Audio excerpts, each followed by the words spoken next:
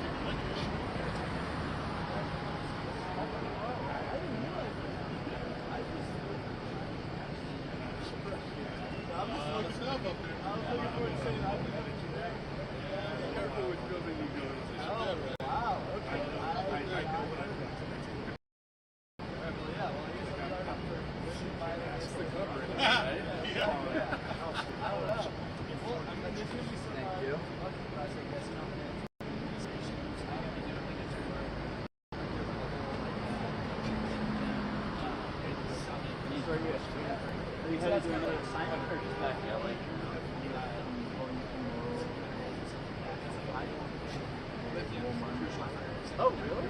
For video or for photo? Really? Yeah. So you get to do sports too. I've never done I've never done a sport where I can sing the sport. Like I've done, you know, NHL draft, NFL, like everything, but I've never actually like seen a game. Like,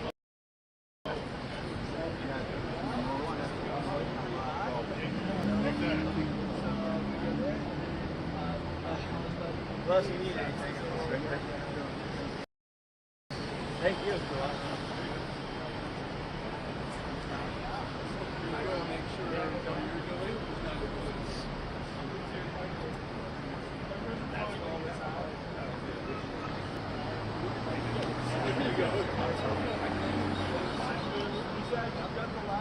Good morning.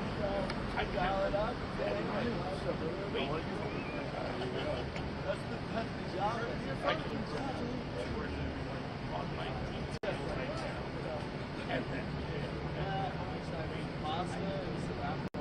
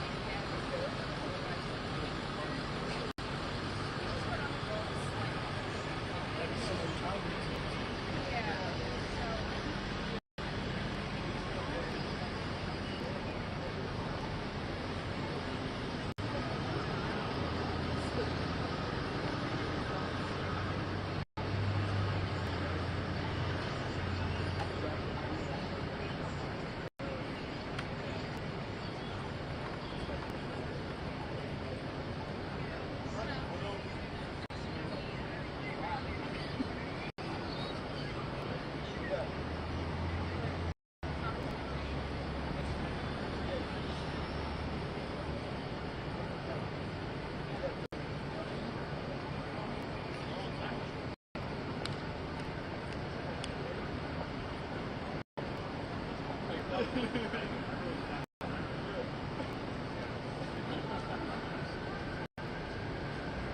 movies, I think you should do more.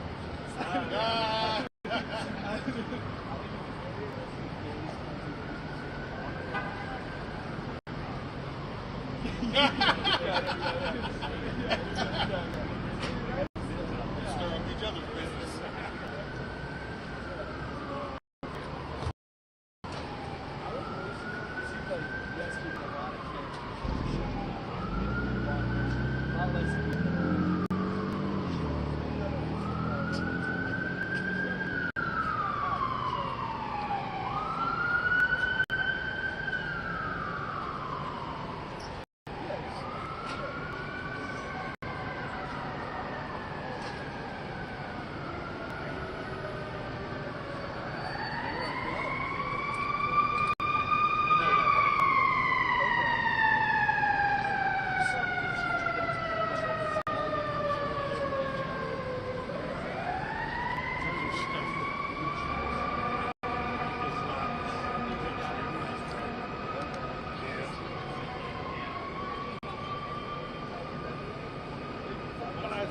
Well, they know now. They will work first.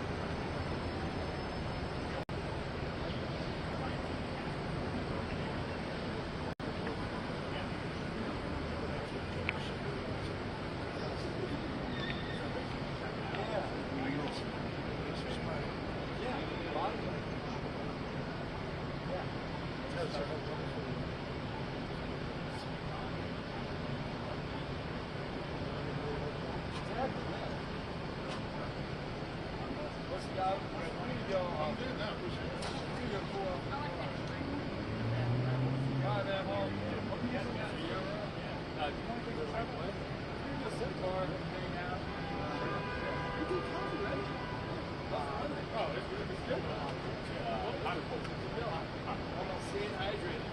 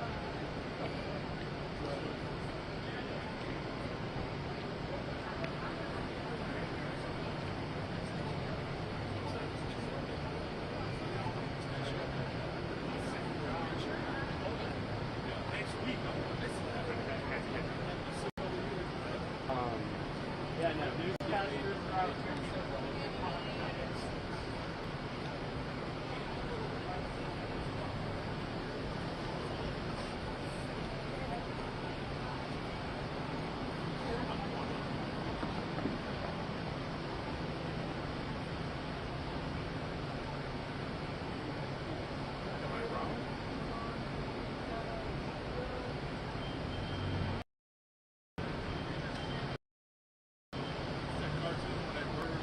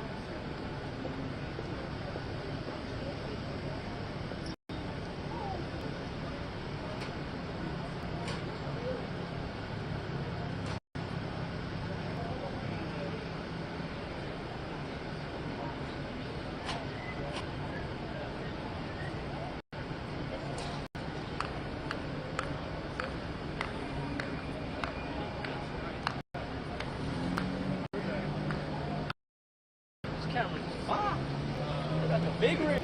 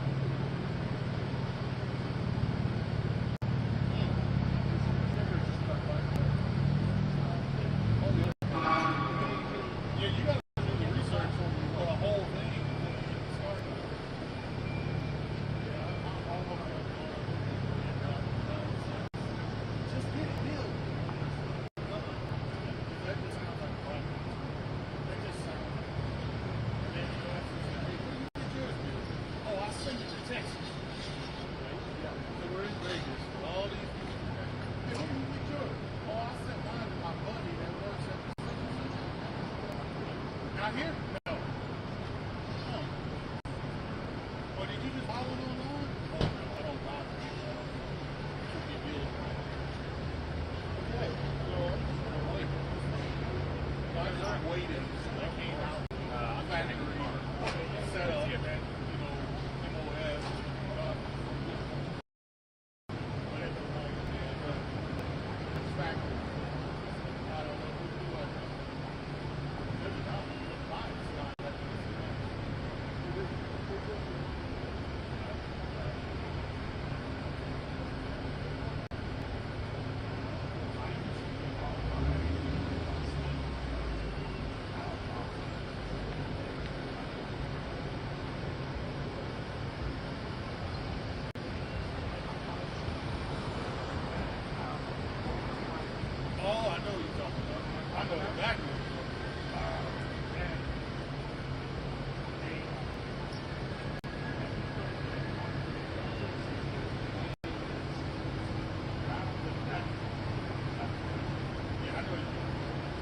I've been in there when I first moved out of school.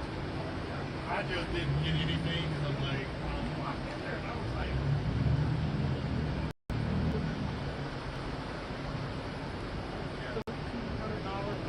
yeah, it's like, is someone just going to steal it? Because it's like, I might not see this again. Yeah, it looks a little shitty.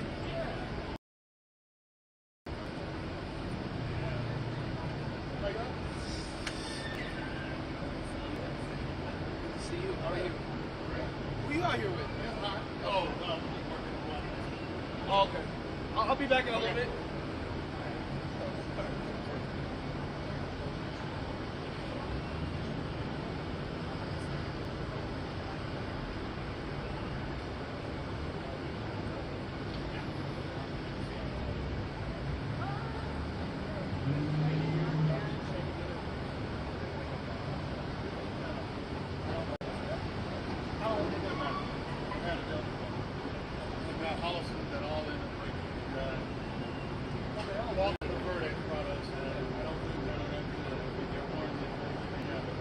after a while, you just get tired of sending emails. You just get tired of sending emails.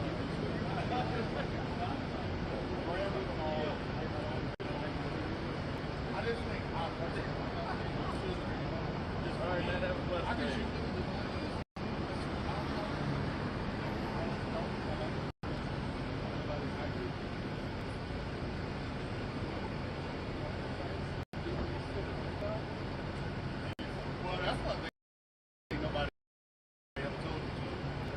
about a year to 2 years that nobody took. You have to. This is you have to. You get the red dot and it's like, where is this thing? How do you shoot? You know, it's like, where is it? Yeah. That's because you're not bringing it out.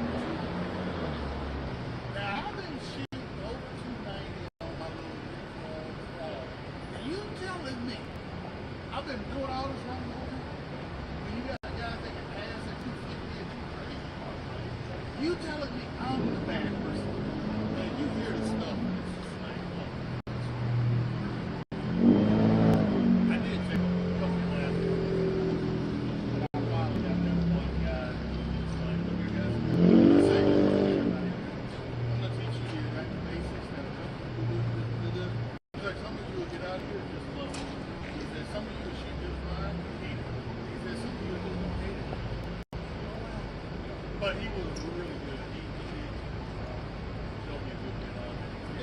exactly how we see it.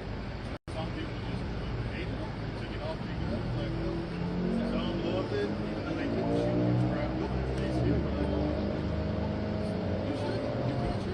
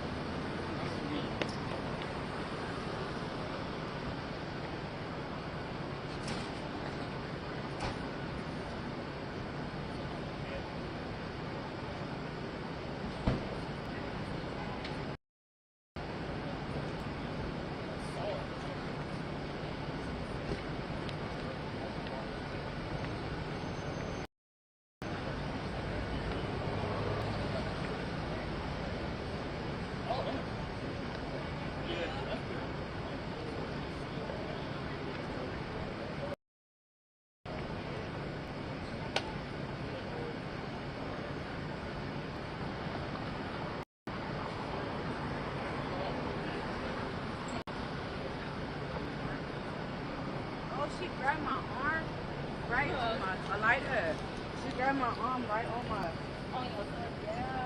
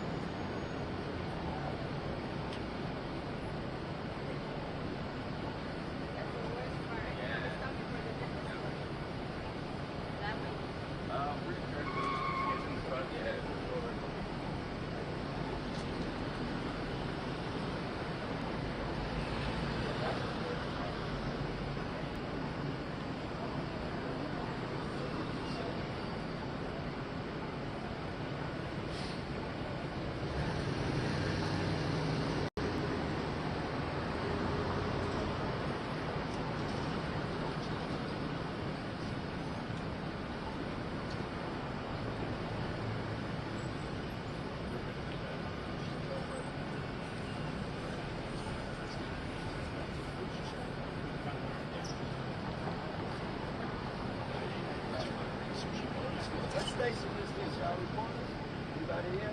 You guys camera?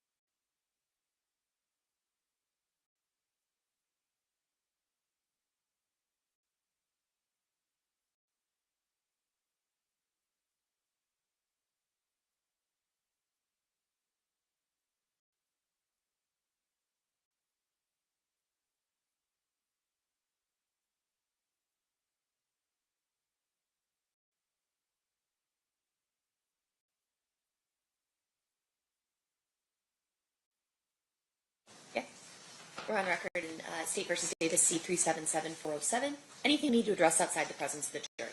Not from the state. No, Your Honor. Okay, bring the jury in. Stand for the jury.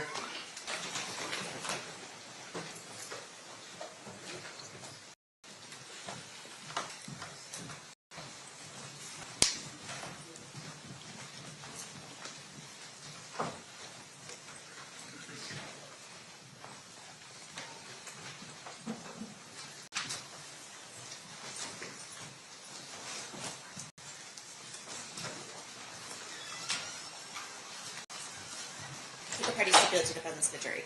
Yes, Your Honor. You may be seated. All right, welcome back, ladies and gentlemen. I hope you had a restful evening. We are still in the state's case in chief. So at this time, I'm going to turn to Mr. DiGiacomo. Who's your next witness that we're going to be calling? We're going to finish that recording and then call a witness. Okay, sounds good. You may proceed.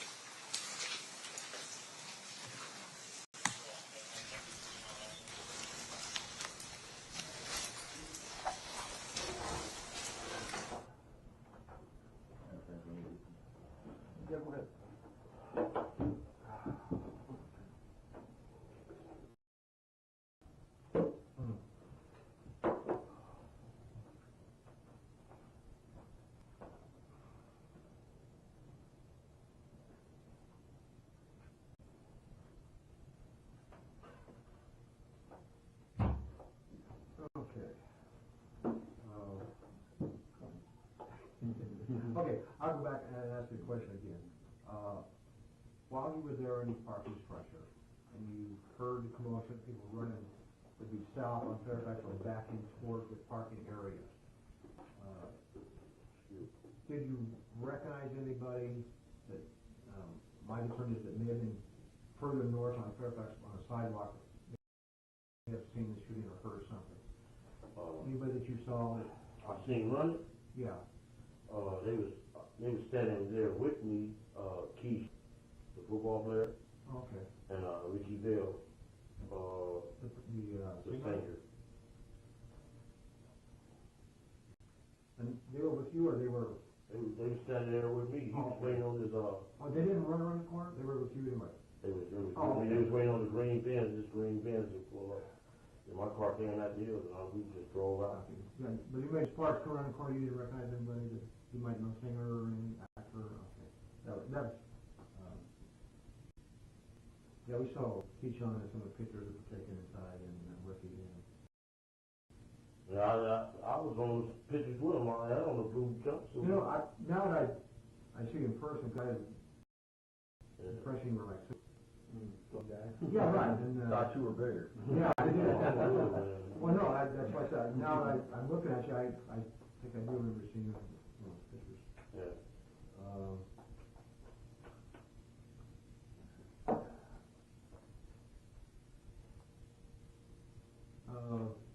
I don't know if we want to answer tonight, and I'll put out, did you see anybody that would be stereotyped, considered a gangbanger, dressed down, anything like that in the party?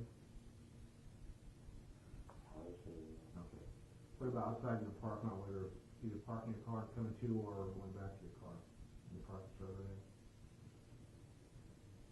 Okay. Not yet.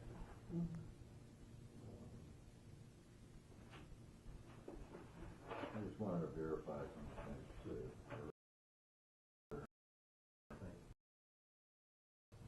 Okay. In the parking structure, you see some, You know, from there from Fairfax. from Fairfax.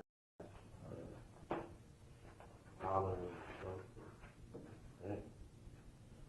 So, and you, from there, are you in your car this time, or are you outside? I'm outside. Are you near your car? No, they was pulling up cars.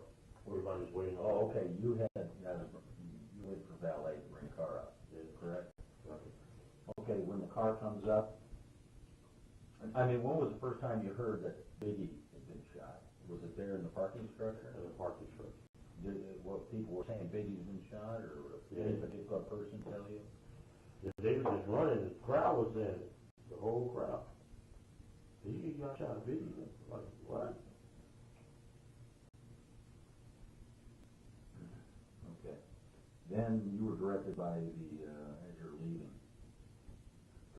by a police officer, turn right as you're coming out onto Fairfax.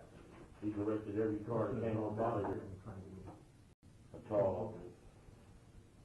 Okay. You left, you're going down, what, did you go all the way through Wilshire Boulevard? No. I made a right. Made a right time, turn Yeah. on. Okay, so you're, northbound Fairfax to, you made a right turn, so it would be, eastbound then, or westbound? Eastbound. Eastbound. Oh, okay, that's right. Eastbound. Eastbound Wilshire. Okay. Then, did you go all the way down Wilshire, or what, was there another turn that you made? On the red. Did you make that left or right? Right. Right on La Brea? Then where did you go? To the 10. Then, And then went to the road. yeah, To the 10. 10, then we went to 10 freeway? Yeah.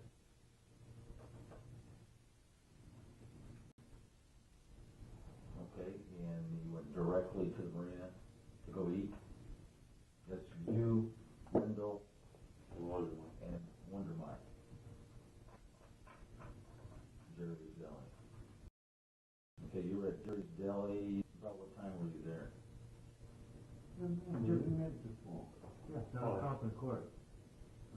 About, What time did I get there? Yeah. Oh. It was, oh, I was on the, Oh, I'm sorry. I just outside Slater in, August Jones, that's attorney. Well, you and I were speaking with Right. defense attorneys, I think, Mr. Fall, you were there. Probably so. Fred and I were talking about homicide investigation. Yeah. I think you were there. Yeah, I think so. Rags, Ragsdale. Yeah. I was just searching my mind. And, your son, went to elementary school with my son when you lived in Phillips Ranch. Oh, yeah? Yeah. How? I remember seeing you there. That's true, yeah. that's true. You no longer live in Phillips Ranch. Yeah. That was years ago, that Yeah, was yeah. 91 or That's 2. quite something right. like that. I still have a house there, though. Oh, you do? Yeah. You rented out? Or? Yeah, I didn't sell it. I have family members living. Okay, just want, about what time do you think you got to, let's leave the parking structure approximately, you recall? well. Oh. Okay, you said you arrived at the party about 11 or 11:30. You were inside the party for about an hour. And then, About an hour, yeah. okay, so that would either make it 12 or 12:30. And when you left the party, so, and okay, driving time from there to Jerry's Deli, figure right around what, 1? Just about 1 o'clock. About 1 o'clock, would you say? Yeah. 1 a.m., okay. I say about 1:30. Okay, between 1 a.m. and 1:30? Yeah, about 1:30. 1:30. Okay, and how long were you at Jerry's Deli? An hour. Okay.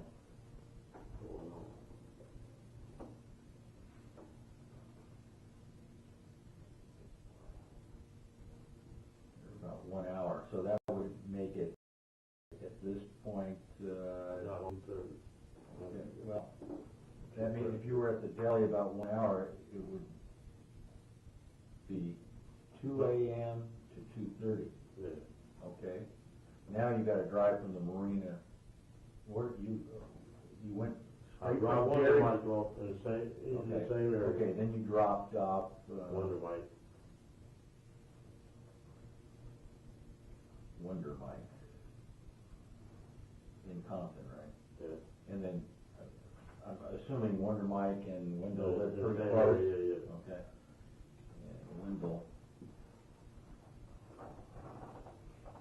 in Compton. About what time, would you estimate that to be? left Jerry's desk? I got home about 2:30. Okay. 2:30. 02:30, arrived approximately 2:30. Yeah, all these I wasn't watching the watch though. Yeah. No. all the times that I. Yeah. Okay. And when you got home, was there anybody up, like your mom or brother or sister or girlfriend or her mom? Her mom came open the door for me. Okay. So Paula's mom opened the door. Yeah. Was she up already, or was she? You had to knock on the door. Had to ring the door.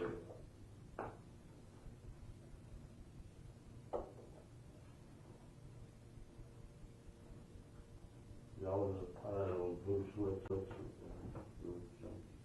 Okay. So And then, Blue and with the white, you know, the Michael Jordan jumpsuit we got out of that blue one.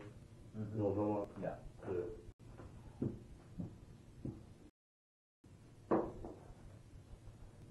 Okay. When she opened the door, did you talk with her? I mean, did you tell her anything about the events that happened, like the Big E being shot or anything? She's 73 years old, you know. No, so Yeah, you know. so Went into rap music, huh? No, she was the only one up at that time. Yeah. Okay. Would you go head straight to your bedroom and go to bed? Yeah. Did you talk with anybody between upon entering the house? Did you speak to anybody, either in person or on the phone at all When I talked to Paula, I told her that Vicky got it. Okay. You and Paula slept in the same room together? Yeah. Okay. So you told Paula? Say Vicky got killed. I don't know whether he.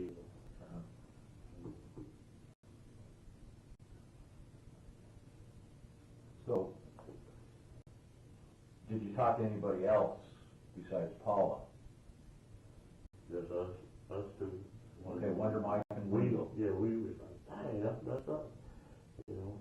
Okay, from the time you were at was about ready to leave the party to the time you arrived home, the only people you talked to were Wonder Mike, Wendell, Paula's mom. You may not have said anything to Paula's mom. Okay, and then you talked to Paula. Was there anybody else that you talked to?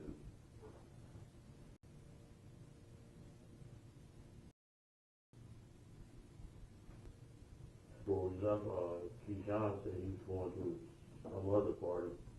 I'm going home. Okay, which party was that?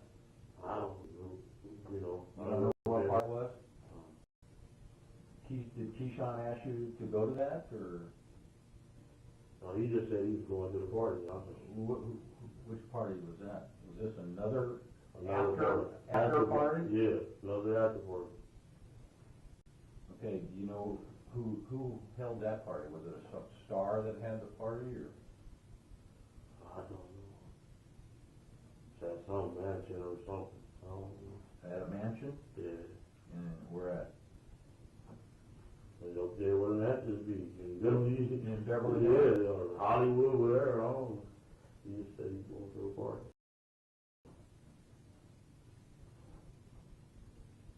Okay, and you had no idea where that party was? No. No, I don't need to rush, but you know, I do have another appointment downtown at 6. Okay. If we want to talk to Keith in the future, I'll call you. Sure. And also, Yes, sir. I have a key sister-in-law, her name is Nina David. He said that police have been going to her house, knocking at her door, looking for her, and she has nothing to do with this thing. She expressed Yes. She expressed concern about, you know, work getting around that she's wanted for. So if I told her I'm going to Where does check she with live? you. Let me ask you a question. She lives in Norwalk. No, So I said Yeah, I was going to check with you guys. If you guys want to talk, Came over there. not. Cribbles over there? Yeah, he's been over windows. Yeah. So Oh, no. Norwalk? Yeah, it's in Norwalk. Long Beach or I Norwalk. think that's Norwalk. Have you talked to Detective Cooper? You know. Yeah, I talked to him on the phone. He said, man, we know you ain't did it, but we think you can clear up the air or something. I said, man, I can't get you know it. When was that? When did you speak with Detective Cooper? That was the day that you and him were over our house. Pardon me? The day? You and him, you remember y'all? Oh, yeah. Yeah. Oh, you talked to him? I called him that day. Okay, that's right.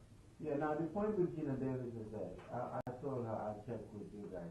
If Detective Cooper goes there looking for her, she's not going to talk to Detective Cooper. I want Cooper to know that. If someone wants to talk to her, just call me. Okay. I'll make her available. Okay. But if someone goes there without, Right. being clear, she's not going to talk to her anymore. Okay. So we have Okay. 50 people working on this case, and I. Yeah, but I was just on the parking garage, man. Yeah. I didn't see nothing or nothing. All I just heard Okay. ears. Chris, real quick, and we'll get it. Okay, this is north down up here. This is the museum right here. Right, and this is the parking structure. This is Fairfax going north. This is the street. You said you were going south on Fairfax, then you pulled into the parking lot. You forgot that? Legal term, yeah. Yeah, right. Yeah. Give me a ticket, but I'm going to take it right now. He said that he's not a traffic cop. I'm ready to do it, right? Yeah. Okay, you turned in here, Yeah. and you said, was it valet park? Yeah, it was Okay, you the pulled out valet that- pulled up here and the man was waiting right here with the valet. Okay, so you got out here, then you went up to There. the park. There's a lot of people there. Right, Top of pass, went on in there. okay. Now, when you came out the same way? Same way. Okay, down this door? It was the stairs with the rails. Right. We were standing right here. Okay, when you came up, was, Big E down here already? Yeah, Big E was in front. They was getting in their car. Okay, they were parked here in front? Yeah. Okay. Both of them was suburban. Right, okay, both suburbs. And you know which one Big E got into? He got in the front one, and the boy got in the back one. Then the Prima and them was behind them too. Who was? Go on. Jermaine the Prima, the little guy, you know Damien? his little crew, yeah, they Right, was. Damien, okay, yeah. In a different car, right? Yeah. I know some of them dudes there, I was hollering at them, whoop, whoop, and they left out. Me and Keyshawn was standing over here by the cars here, waiting on the man to come. Everybody ran in here. I didn't even hear no shots. I just see the crowd running. I was like, man. Okay, had you received your car yet? No. Okay, so you were still going around. Yeah. Did you see them leave the area? Biggie and his entourage? You see pull out and... Not really. I just seen a lot of cars just leaving. Okay, so you saw them there and you just continued over Over there. Okay, and then approximately how long do you think it was when you saw them take off, that you saw these people come cattle rustling back in there? Between the 5 and 10 minutes. It was quick.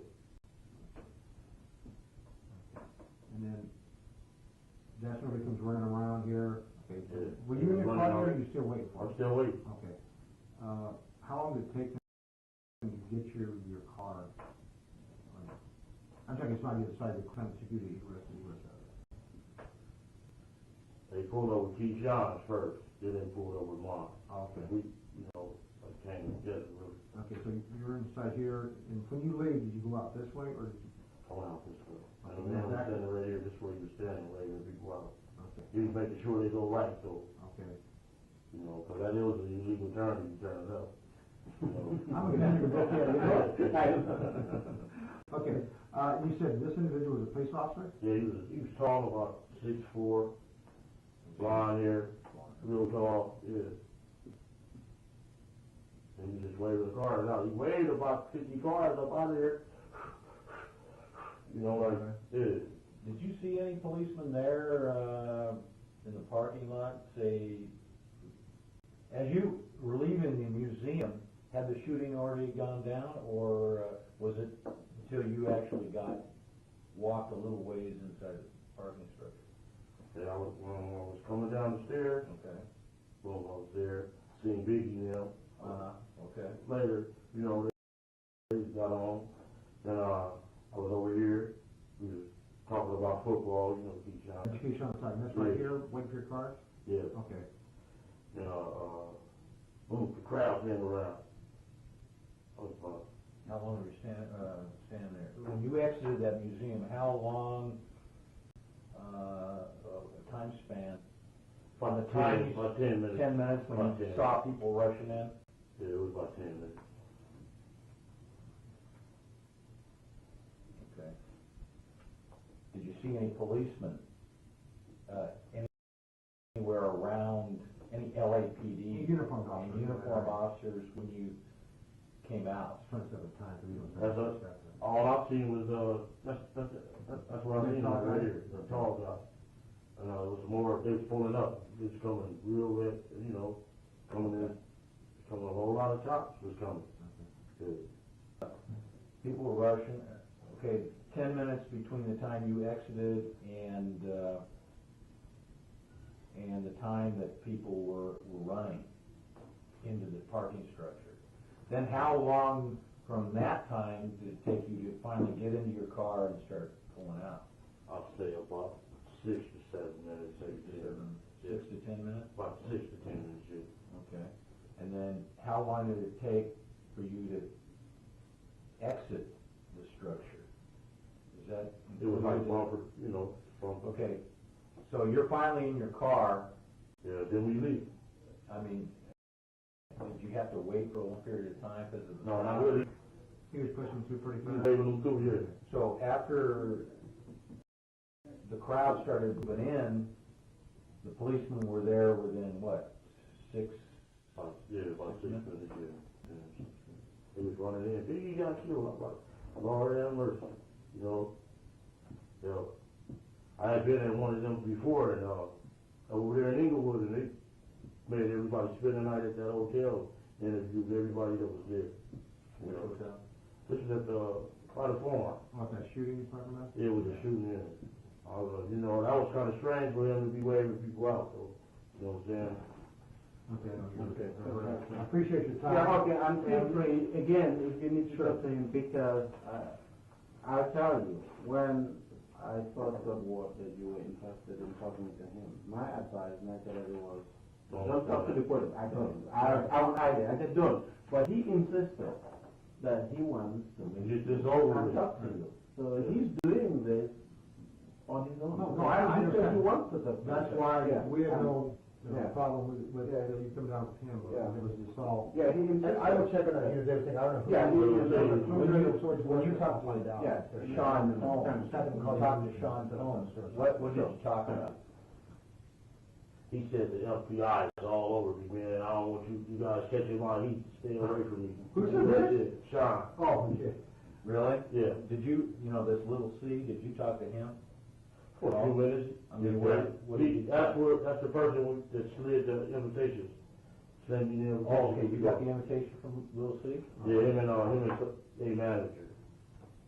Manager? Him and a manager. He got So he a lot of braids. You see him? Oh, yeah. And with a stocking cap. Right. Yeah. said, Combs said FBI is all over me? Yes. That was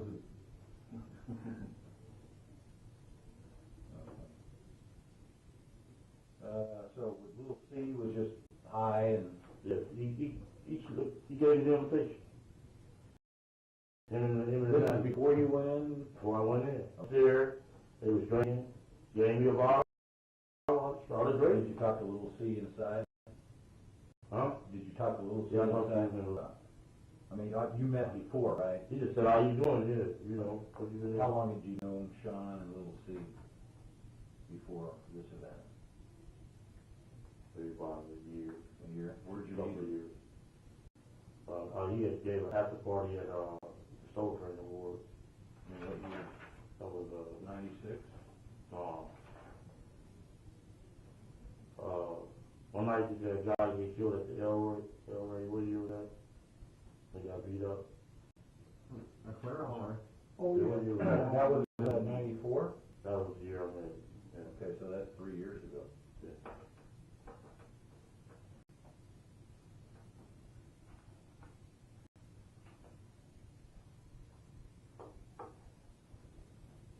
You make the phone call? No, yeah, okay, I'll make a phone call on my Okay. behalf. Okay.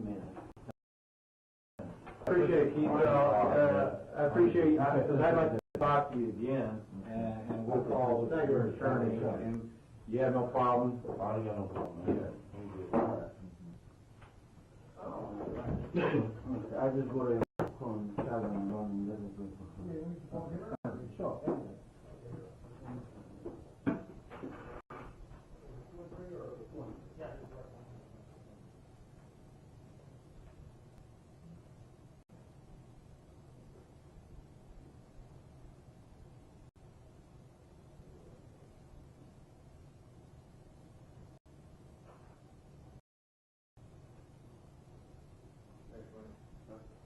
Good, thank you, appreciate it.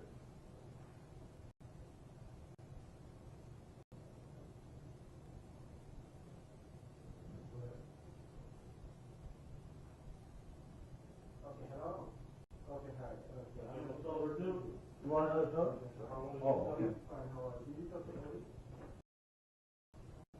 Okay. You know, I'm in the definite state. So I have no time whatsoever. Friday, today, we're back as well. Which one? But, I told you, advantage of medical is the only defendant we have. Otherwise, you just get everyone else. Otherwise, you just in the world. But I'll talk to you later. Yes, I'm at the police department. Yeah, I'll get that.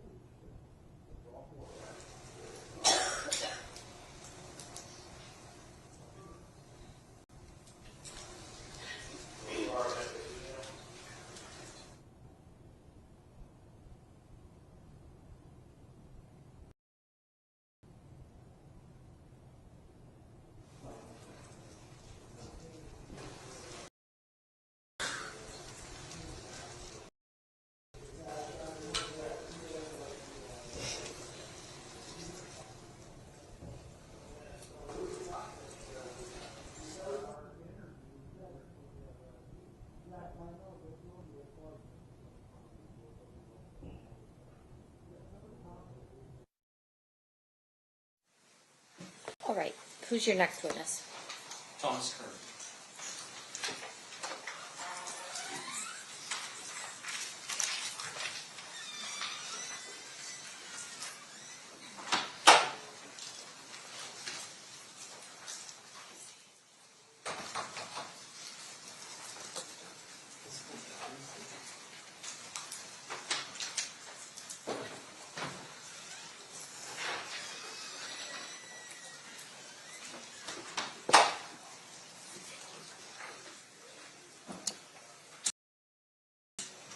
You do solemnly swear the testimony you're about to give in this the whole truth and nothing but the truth, so help you God? You may be seated. May I please have you state and spell your first and last name for the record? First name is Thomas, Thomas. Last name is Kern, Kern.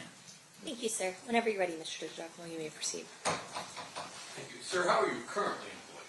I work for Customs and Border Protection at the Chicago Laboratory as a lead fingerprint examiner. I'm going to take you back 30 years ago. Okay. 30 years ago, what were you doing for a living? I had just started here as a crime scene analyst. I was in my first year. What does a crime scene analyst for the Las Vegas Metropolitan Police Department do? Basically, it's response to like crime scenes to recover evidence that was potentially left hidden, things like burglaries. We look for fingerprint evidence, maybe sometimes broken glass, those sort of things, and we would collect that from the scene and bring it back to the lab for potential use later. Did you have a field training officer on September 7th or September 13th, I guess it is, of 1996? I did. And who was that? David Lemaster. That's Lemaster. Do crime scene analysts respond to the coroner's office for autopsies to document the body and collect any evidence that the doctor pulls out during the course of an autopsy? Yes. And were you present at the autopsy with Dave Lemaster for the autopsy of Tupac Shakur? I was. May I approach, Judge? You may. I'm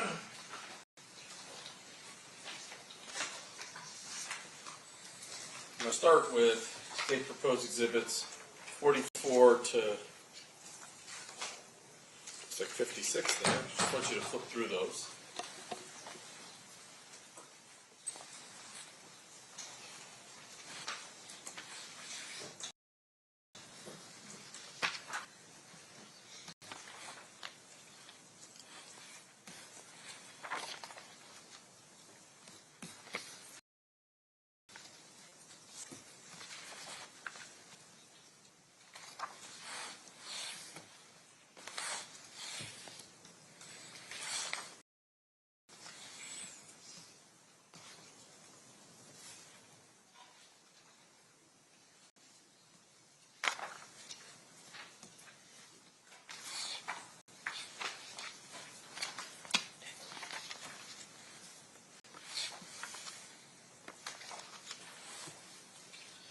So, I can't remember what my first number was. 44 through 54, are those all depictions of Mr. Shakur, well, his body bag, as well as Mr. Shakur during the course of the autopsy, documenting both tattoos and injuries to Mr. Shakur? Yes, sir. And then 55 and 56, it is two sides, I'll say, of what looks like a bullet and a fragment that was removed from his body at time of autopsy. Is that correct? That's correct. All right. Now I'm going to show you what's been marked as State's Proposed Exhibit number 128.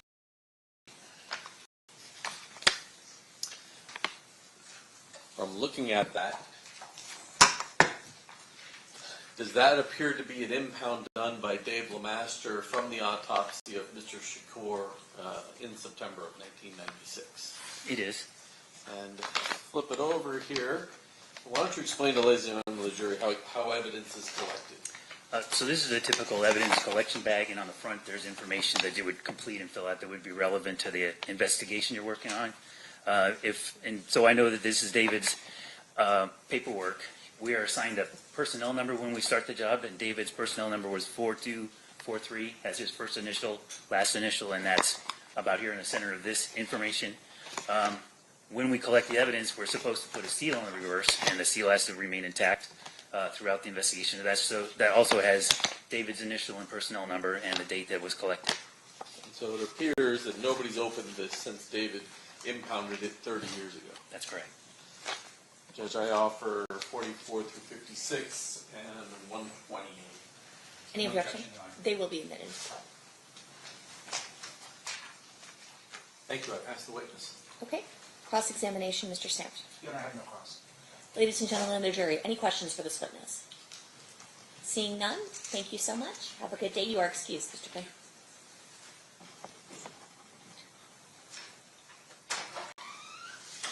State, who's your next witness? Dr. Lisa Gavin. Okay. Lisa Gavin.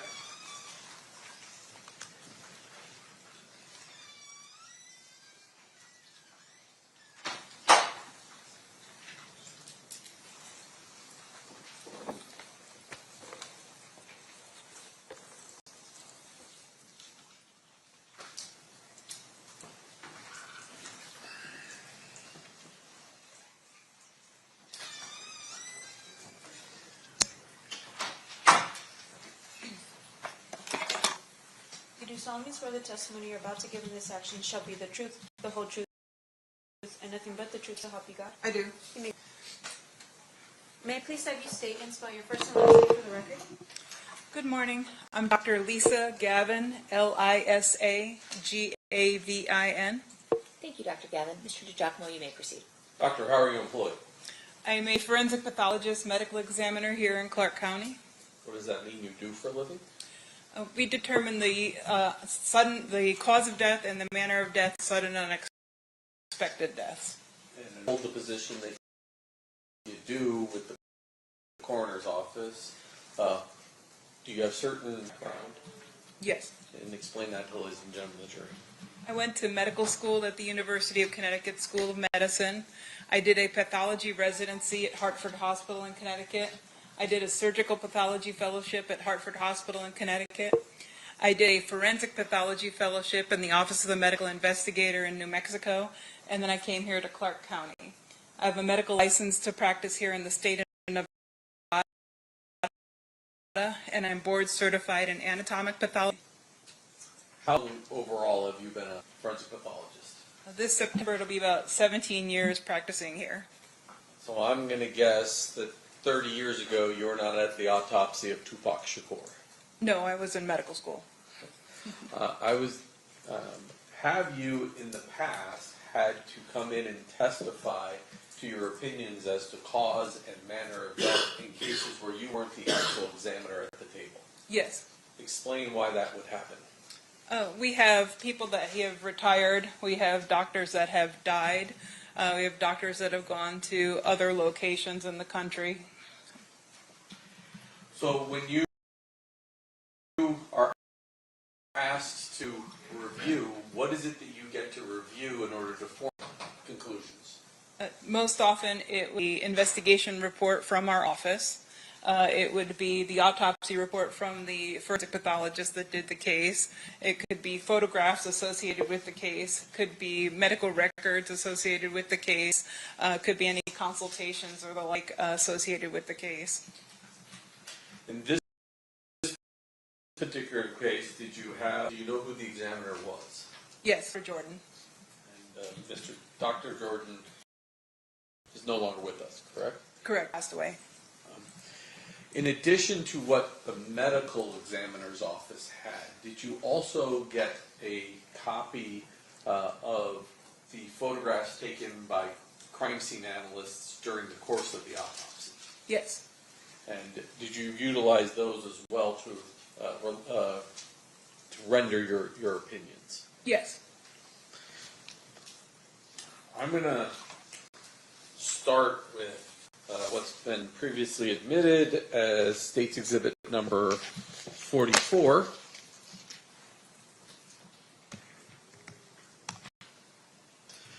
Now, as long as you don't click that mouse, there should be a nice little arrow that comes up. You can point to it. What are we looking at in State's Exhibit 44? In the background and the way that we sealed the body bag to preserve the body as evidence is we put this little blue tag through the eyelets of the zippers as they come together to demonstrate that the body was received, placed into that sealed body bag, and then received in the office with that seal intact at that time. Similarly, attached onto that area what will become the toe tag, the identifying marker for that particular body, that particular individual. And if I zoom in on that,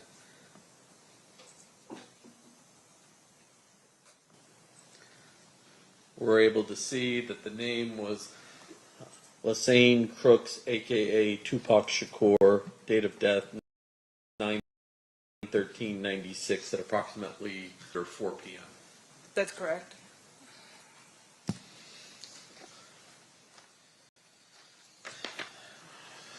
$45. What are we looking at, Doctor? This is just opening up of the body bag, and then one of the first photos that was taken at the time that the body bag was opened, demonstrating the decedent and the condition that he was received in and the body bag. And from reviewing the medical records that were part of the coroner's office file, did it appear that Mr. Shakur had survived his wounds for some period of time? Yes. What we see on these photographs are evidence of medical intervention. That's correct.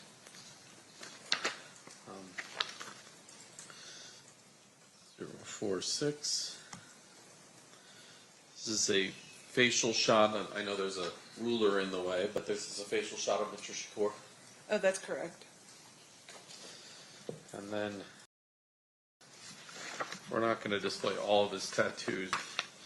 There were photographs taken, this is 47, to identify his various tattoos. Correct. So you can see on his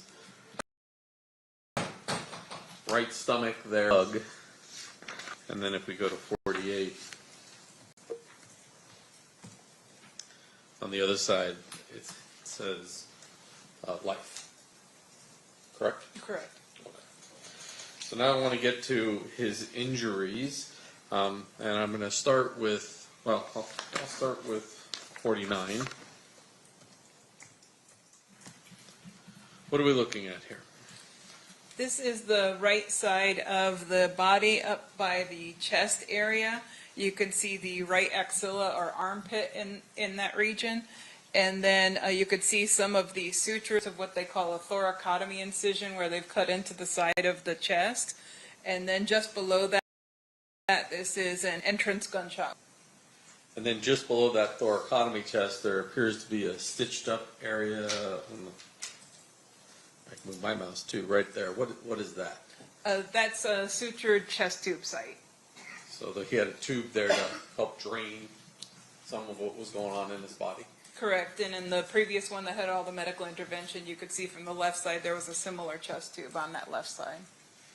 From your review, were you able to determine sort of the path of this particular bullet? Yes. And what was that? It entered here in the right lateral aspect of the chest, just below the axilla, the armpit, and then went across the right chest space, went across the right lung, and then ended up coming to rest in what we call the sternal notch. The sternal notch is a location just between where your collarbones kind of meet up towards the center of your chest. So just beneath that, the projectile was recovered. The nature of that type of wound, what did it physically do to him, his ability to breathe and those types of things? So the injury to the lung would have collapsed the lung and also caused the lung to bleed. And so it was documented within the medical records that he had about 2 liters of blood in his chest cavity when they put in the chest tube to try to save him. And similarly, they ended up removing that lung to try to save him and kind of clamp off the bleeding. And then it already had multiple episodes of not becoming responsive, so he wasn't able to breathe. He was bleeding out in that area from that injury. Additionally, I guess I should have asked this when I was back on some of the prior pictures. We're going to see a lot of pictures, or we have seen some pictures of Mr. Shakur while he's alive. We're going to see some video of him alive. He certainly looks a lot skinnier in those pictures than he does in these pictures. Is there a reason why he's so bloated in these photographs? After they've been on the life support system, not being able to circulate the fluid in the body that they're trying to give you, and so it kind of seeps into the tissues, and it makes your tissues look kind of bloated and literally bloated. I'm going to move on to his next wound, exhibit number 51. What are we looking at here?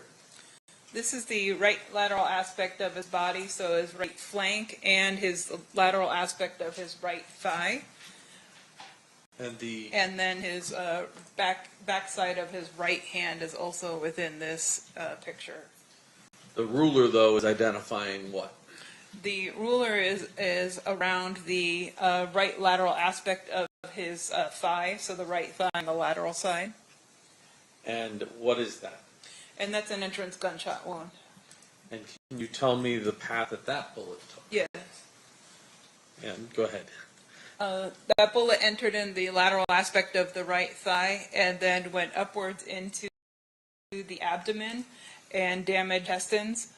They ended up operating there and removed a portion of his intestines, and then during that surgery they recovered another projectile. State's exhibit number 52, and you can see it in 51, but now the ruler is on, oops, try that again. Now the ruler is on that lower mark.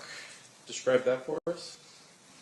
This is like the lateral aspect of his body, or his right flank, and this wound does not penetrate into the body, but it kind of causes this deeper abrasion in this area.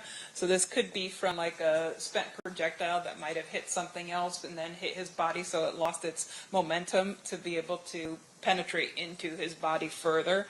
So it kind of hit this area and created this wound on the side of his body. Evidence within the medical records that Mr. Shakur had received bullet wounds sometime prior to the injuries that caused his death. He had some scars in other areas of his body that were suggestive of that. State's Exhibit number 53.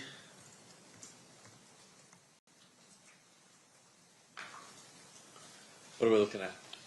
This is the back of his right hand, and on the ring finger he has an entrance gunshot wound. This path goes through the hand and goes through that finger and then fractures that bone right by the ring finger area. 54-054. What are we looking at? The exit aspect of that wound that we saw the entrance to on the back of the hand, and it kind of exits out the underside and partly in the webbing between those. Now you mentioned that during the surgery, UMC would have recovered one bullet, and at autopsy, another bullet was recovered? That's correct. So, as it relates to the autopsy, showing you State's Exhibit number 55. What are we looking at here? This is the projectile that was recovered during the autopsy. This was the one underneath the sternal notch to which I referred earlier. And just so the jury understands these when they get to the back room, that's the same bullet, it's just taken from the opposite side. Yes, we take multiple angles of those projectiles, photos of multiple angles. Your Honor, just for the record, what exhibit number is this one? Mr. DiGiacomo? 56. Okay. Now, Doctor, in addition to not only the photographs, were there other records, Mr. Shakur, within the coroner's office records? We have both some medical records and some photographs, as well as the autopsy report, the investigation report, and the toxicology report as well. Did you also have an affidavit from Mr. Shakur's mother indicating that's her son and he's dead? Yes. And were there also post-mortem fingerprints taken to confirm that information? Yes. After reviewing all of those records, do you have an opinion as to the cause of death of Mr. Shakur? Yes. And what is that? He died of gunshot wounds of chest and abdomen. And do you have an opinion as to the manner of death? Yes. And what is that? Homicide. When a medical examiner uses the term homicide, what does that mean? The simplest form is death at the hands of another. Thank you. The witness. Cross-examination, Mr. Sant. Yes, Your Honor, thank you.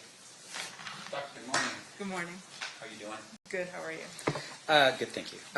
Just a couple questions. Your testimony here today revolves really around your review of the record that was laid out 30 years ago. Yes, that's correct. And so, fair to say, of course, that keeping records would be very important in your line of work. Yes. In the event that in the future, something that you do while you're on vacation somewhere in the Bahamas could be testified to by another doctor. That's correct. Now, with regards to the record you saw here, and is it Dr. Jordan, was there anything missing in your review of those records in terms of record keeping or anything like that? No, but we only took a few photos at the time of autopsy. At that time, they used Polaroids, or they used film and cameras. And so we had few photos of the body itself. And so consequently, the crime scene analyst photos were helpful for being able to come to determination in addition to the reports. Right. So the way we're able to explain it to the jury today is that you reviewed the record as well as were taken at the time of the autopsy. That's correct. Okay. And once again, going back again to my original question, though, is that was there anything at all in review of Dr. Jordan's records or record keeping that would have indicated to you something that should have been done differently with regard to Dr. Jordan's work? No, nothing that I could see in my review. Okay, and fair enough to say, though, that you're not really there to critique his work as much as it is to relay what you read in the record to a jury like the people that we have here today. That's fair. And once again, a critical review of someone's record is a little bit different compared to just reading what was done and then relaying that to a jury. Yes. Okay. What is the difference? I think the scrutiny that you can utilize in those kind of details may be something that becomes relevant for a particular case. Right. So, for instance, if there was some issue, some dispute over whether or not he was given adequate medical treatment, that would be something for another day, for another topic, and another type of review, right? That would be for somebody that actually does treatment of bodies. I'm a forensic pathologist, so I'm a medical examiner, so I review people after they've died. So that would be treatment related to whomever does that type of treatment. Now, would you have been able to do this type of review if Dr. Jordan had not kept an adequate efforts? It depends on what you have available for review. Say, for instance, there's no record at all. He doesn't do a record, he does some work, but you don't have anything other than maybe the pictures in this case. Would that be enough of a review for you?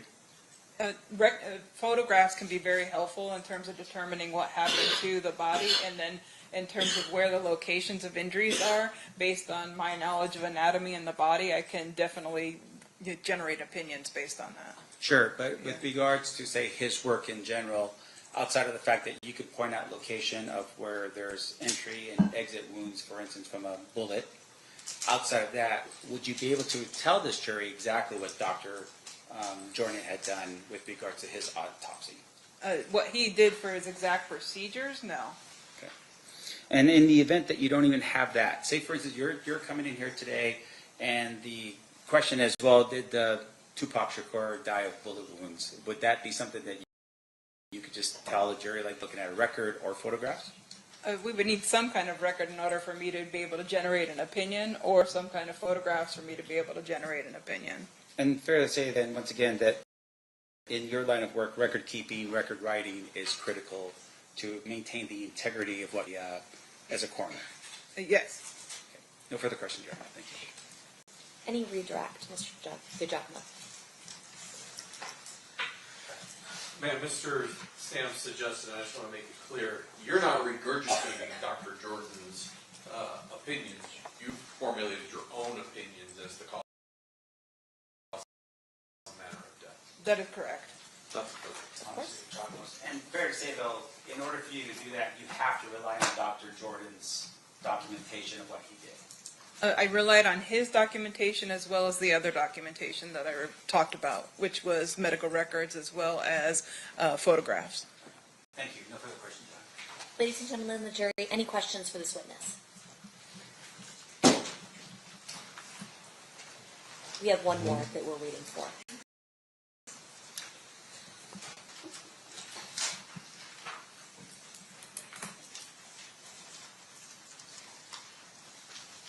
I have the parties approaching.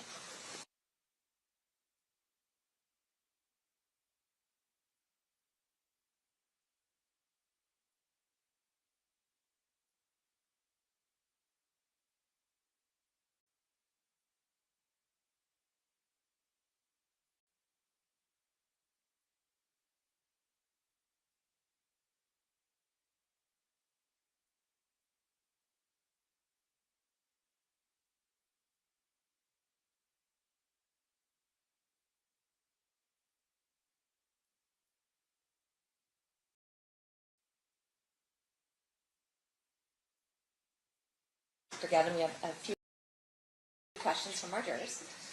The head that you or Dr. Jordan observed or noted? No, there were not. And then were all the bullets found of the same caliber? I don't know what the caliber of the other bullet was, the one recovered at surgery. Okay, state any follow-up based on those questions. Do you even know what the caliber of the bullet was that was covered at autopsy? No, I don't know this caliber. Is that something that is not in your realm of determining? That's correct. Thank you. Mr. Sam? Doctor, I'm assuming you're probably going to say I don't know, but are you aware that if any Metropolitan Police officer or expert came forward to take a look at those fragments that we're looking at now, or any other fragments that were recovered from the body? No, I don't know. You don't know that? I don't know whether or not somebody did that. All right, thank you. No further questions. Okay, thank you for being with us, Dr. Gavin. You are excused. Thank you. You're welcome.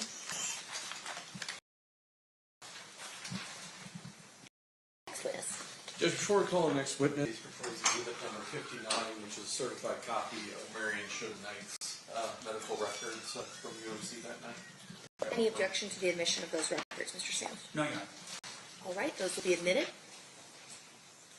I apologize, I don't know his name, but he is the custodian of records for MGM surveillance. Okay.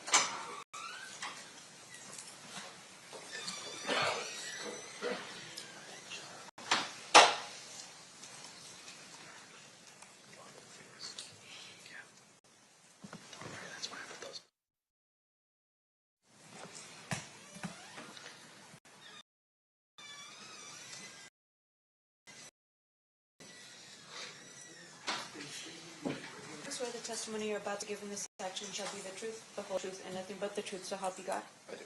You may be seated. May I please have you state and spell your first and last name for the record? Michael Ingram, Michael Ingram. Thank you, Mr. Ingram. Mr. Giacomo, whenever you're ready. Sir, how are you employed? I'm investigator for MGM Resorts. What area at MGM Resorts do you have a certain job responsibility? I have responsibility over surveillance and security surveillance and investigations. Were you requested to come here to authenticate some video that was collected well back in 1996 from the MGM? Yes, I was.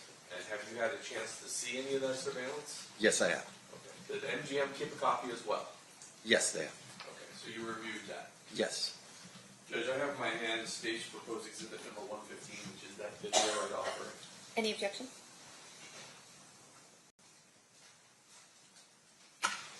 No objection, Your Honor. Okay, that'll be admitted. So I have three different camera views, three different files, I'll call it, that we're going to talk about. But back in 1996, can you just show the system we're looking at, like, what medium was it originally recorded on? At that time, it was recorded on VHS. And did MGM reuse tapes every so often? Yes. And so when you reuse tape, did you lose quality each time you kind of reuse over and over again? Yes, the quality deteriorated. Like today, that's digital. Some of these views that we're going to watch, it's going to be pretty hard to facially identify anybody. Is that correct? That's correct. So I want to start with, actually,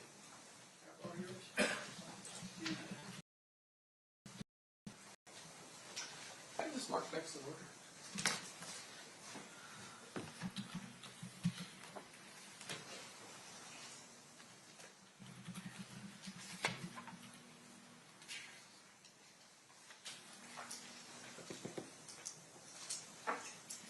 I need to switch it over. I know, I just remember the top or the bottom. There's two blues. Oh, this one? Yes, this one's over. It doesn't work that way. I'm going to show you the stage proposed exhibit number 144. You recognize what that is? Yes, that's the MGM grant. Is that currently the way the MGM Grand looks?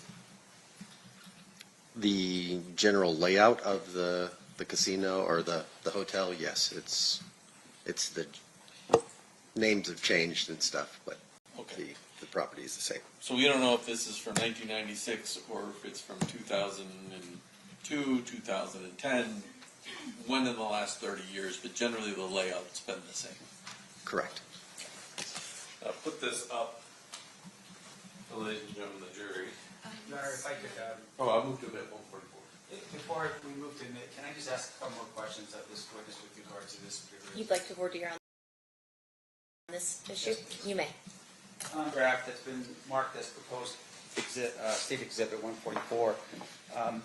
Can you tell me if you can read the locations that are on that particular map? I can read most of them. There's one that's a little fuzzy to me. Sure. And in terms of your review of the surveillance video from the MGM, fair to say that what we're about to see would indicate where the camera location was, including the name of the area that would correlate with what you have out there on the map? As a general rule, yes. Okay, thank you. Well, I have no further questions. Any objection then to No the objection. admission of it? No. It'll be admitted. State, you may proceed. Thank you. There's two areas of this I want to talk to you about before you show the video.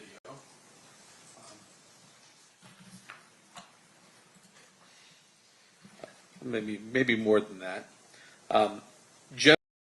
Generally speaking, events like the Tyson-Selden fight, where would that have occurred at? The MGM Grand Garden, which is located at the top of the screen. Up here. Okay. We have an elevator view that we're going to see. Where is that located on this? There's, in the middle of the screen, there's 3 small boxes.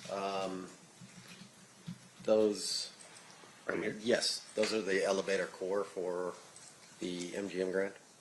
And then if there's a camera that's going to say food court, that's kind of walking, that's looking down a long hallway. Which hallway are we looking at? The white box following that basically to the Grand Garden Arena.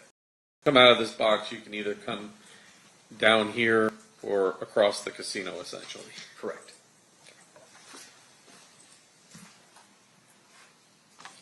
So now I'm going to start with, if we can go back to me.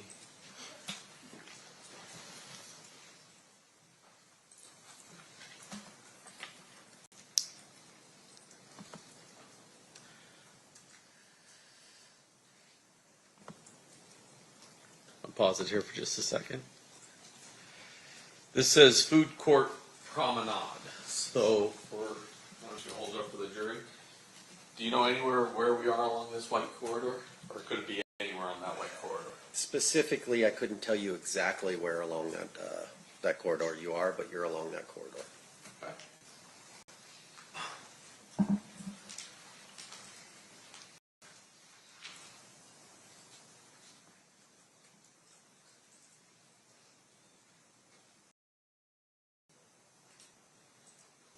And I'm going to stop it. Oh, maybe a little further. This person right here, we're going to see in some of our other videos, wearing a Dan Marino Miami Dolphins jersey. You probably know that, but for ladies and gentlemen of the jury, that's the person that we're trying to follow. Is that accurate? Or do you know? I do not know. Okay.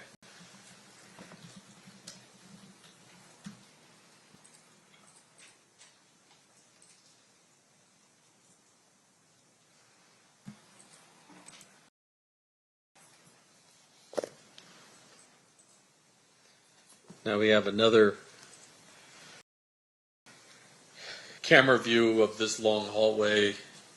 From this, can you tell where in that hallway it is? Or once again, we're just somewhere on that white hallway? Somewhere along that white hallway.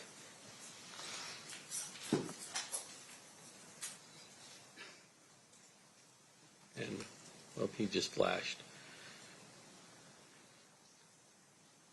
That. So let me stop it here. On these VHS tapes, cameras would flash between different hallways. That technology was in effect during that time frame. Called multiplex back in those days? Correct. So sometimes we jump from camera view to camera view, trying to capture what we're trying to capture. Correct.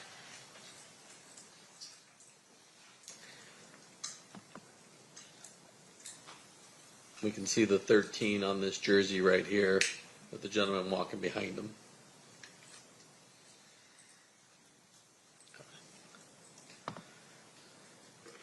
Now I'm going to take you to 115B.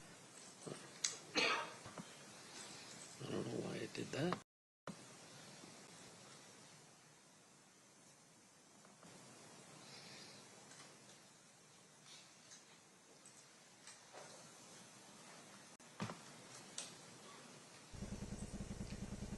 All right, we're going to use a different program so we don't watch it sideways.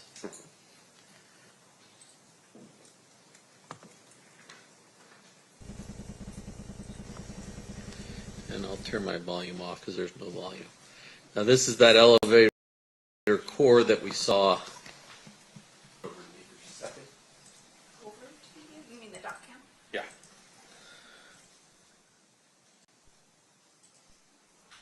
So as opposed to those other views that were somewhere in here, now we're down in the middle of these four, and there's a tree in the middle of these four. Correct. Is that tree still there?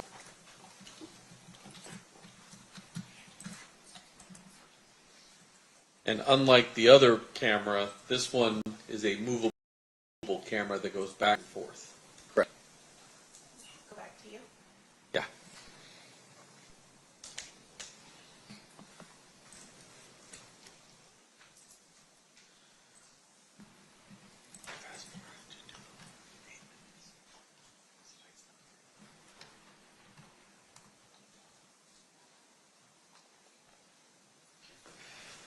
So this one starts at 2043 or so, and I'm going to jump forward to about 2047. This is just people walking through that elevator area, correct? Correct.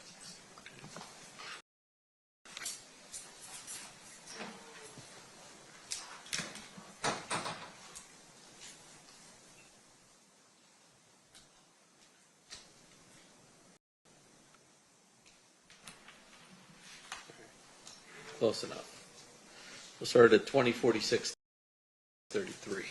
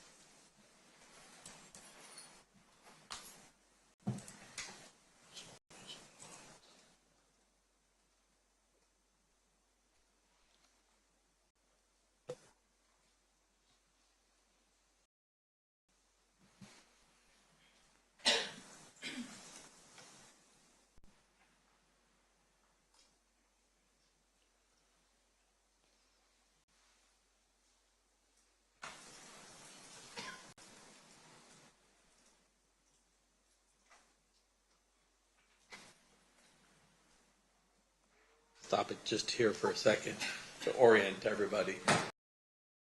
So the camera, is it being operated manually by a cameraman so he can stop it on something that he's looking at?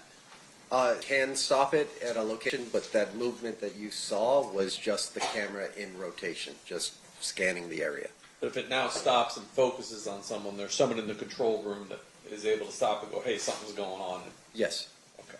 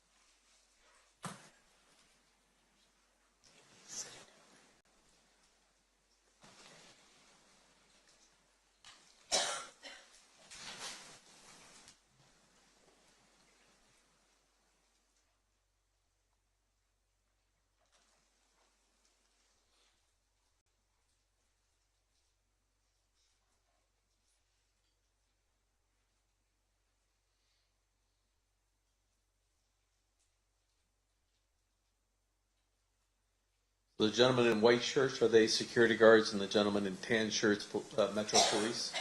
Yes, sir.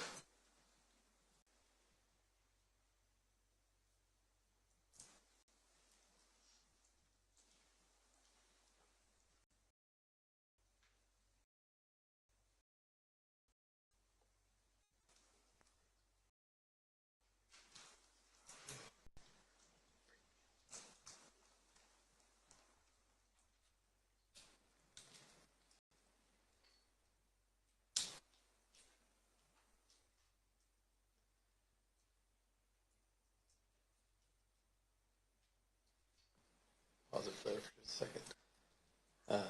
Once again, it appears that the victim of the beating was wearing that 13 merino shirt. Yes, sir.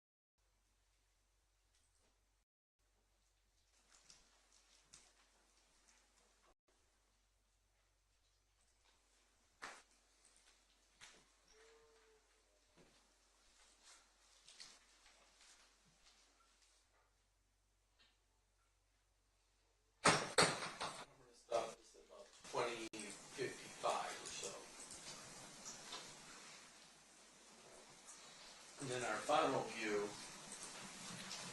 this may seem somewhat obvious, but I'm going to give you this when you watch the cameras.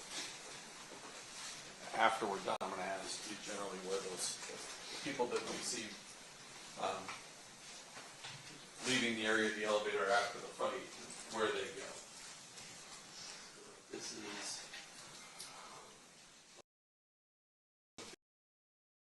15C. Casino floor outside the elevators?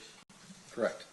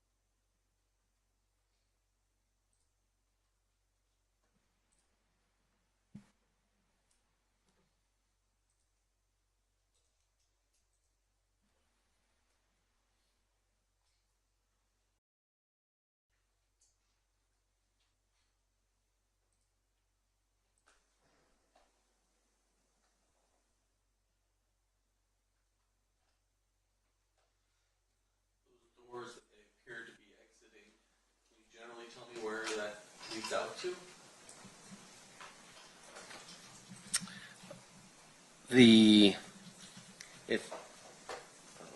The lion entrance? Right. Is that anywhere near the ballet? That's the. I'm sorry, I was confused. Out to the hotel registration area and then out to the porte cochere. And do you know whether or not back in '96 there was a ballet there or not? Yeah, no, I don't know if there was an exact ballet or what it was called.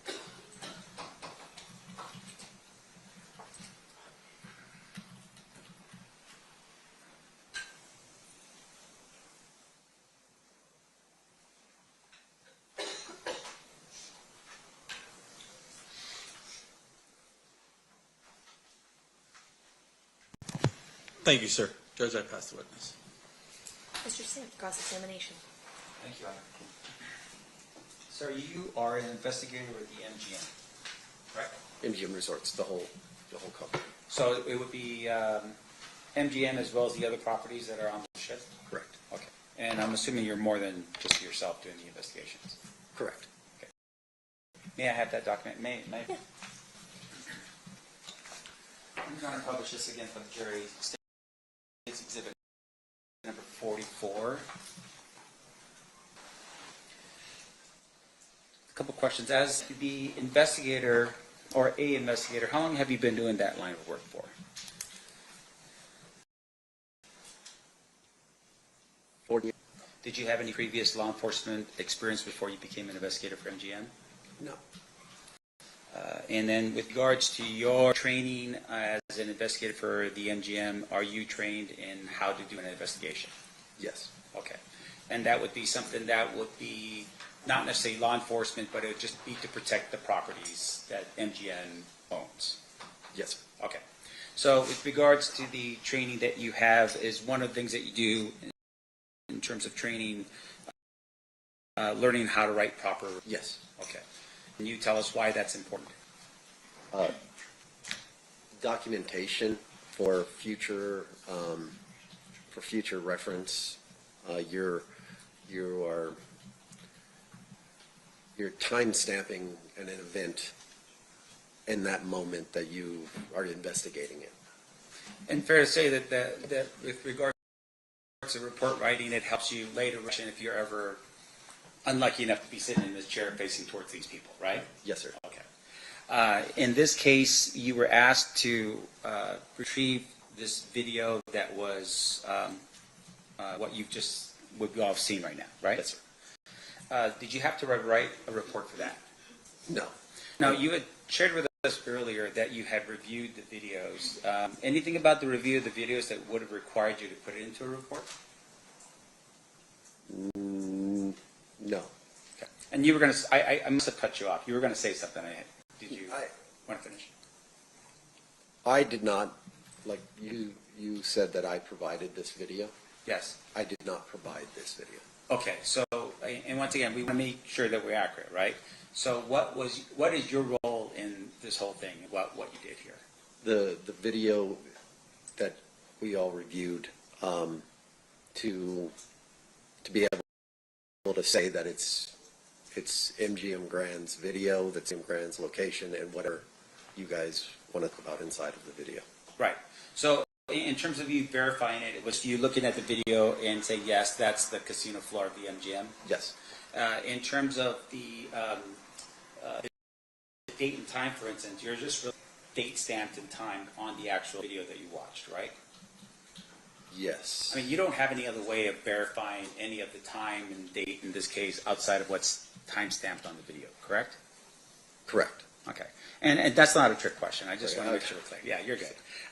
But in terms of the case itself, was there an internal number that was assigned by the MGM property specifically as to this event in 2000 or 1996?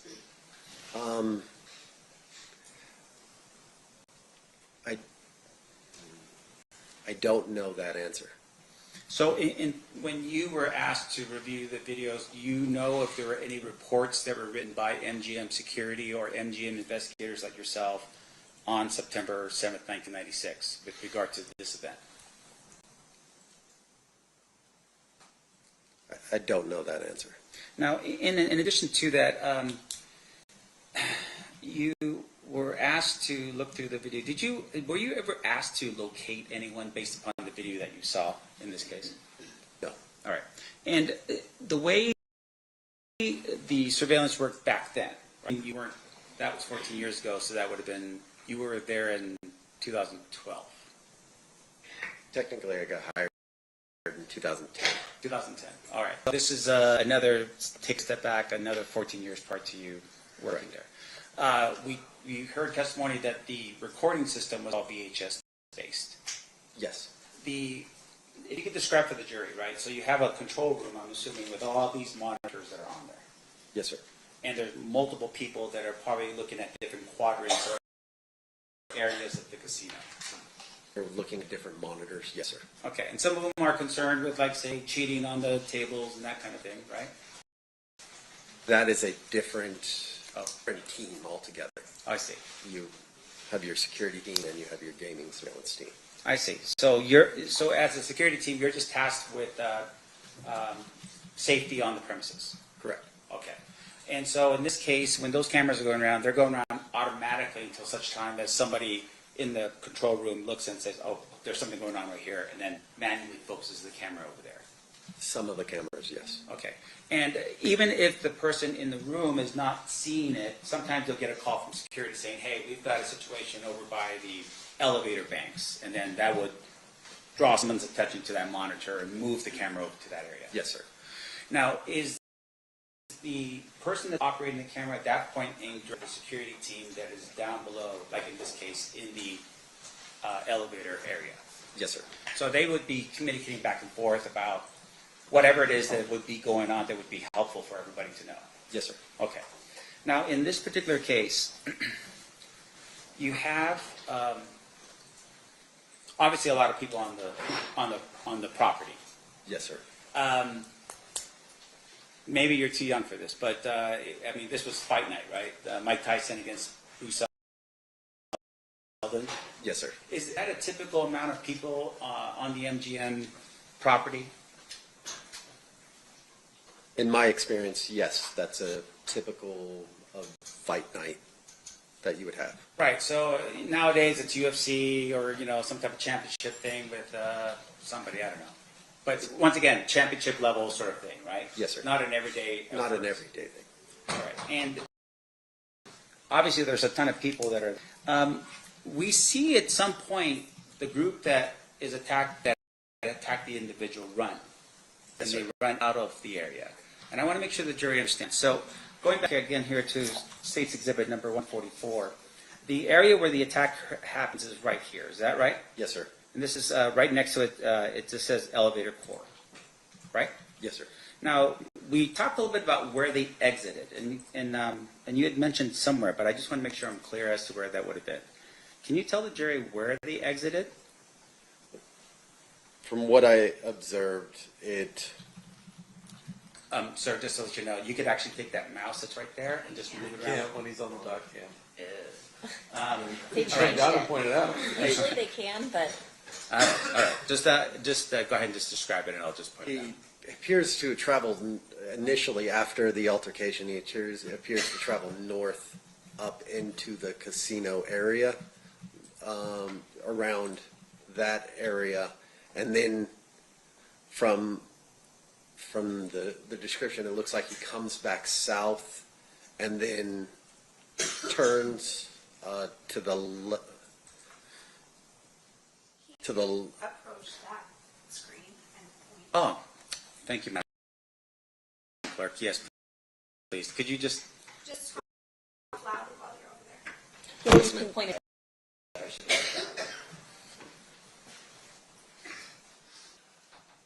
The altercation occurs in the elevator core. It appears that he travels up through this location on the casino floor, and then turns here and then comes back down. And it appears that he goes.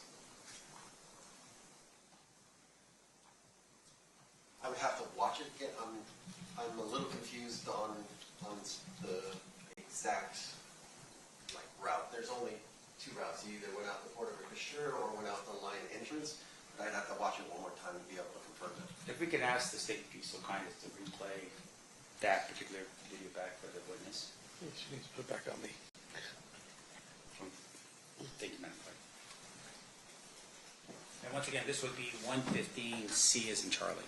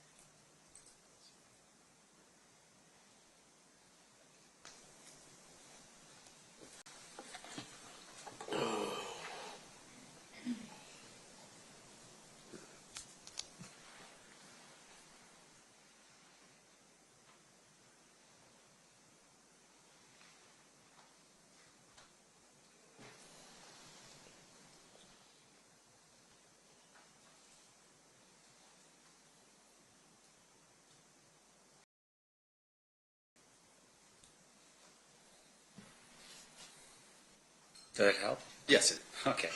Let's show this to the jury then. Put this back up if you want to go. Yes, sir. Keep Anna away from me for a second. Showing you again State's Exhibit 44. Can you explain to the jury the path that was taken? Initially, it starts in the elevator core. They exit the elevator core. They enter the casino floor. They come down. They pass the cage. They pass the Emerald City, and then they're out the line entrance. All right, and for the record, the line entrance is on the corner of Las Vegas Boulevard and Tropicana? Correct. Thank you. Now, with regards to how we're able to determine this, obviously it's, we're looking at this particular map here, and there's names of certain parts on here in terms of seeing where the camera locations were.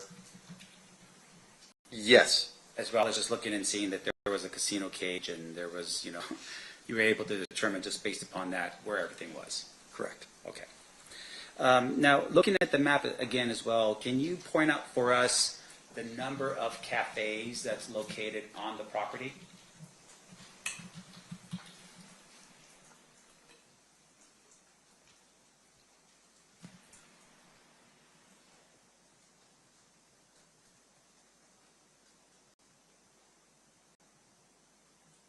Would reading the actual thing help you?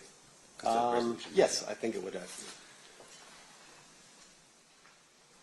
You want the number of cafes, sir? Yeah, just tell me how many cafes are on the map. 1, 2,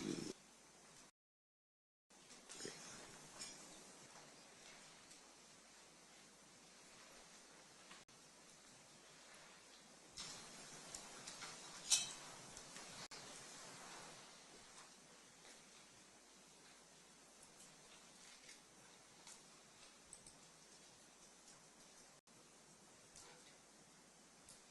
Three?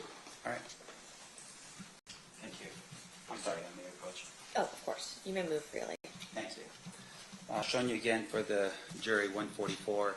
If you can just get up and point to the map in terms of where the cafes are on property in 1996 for us, please.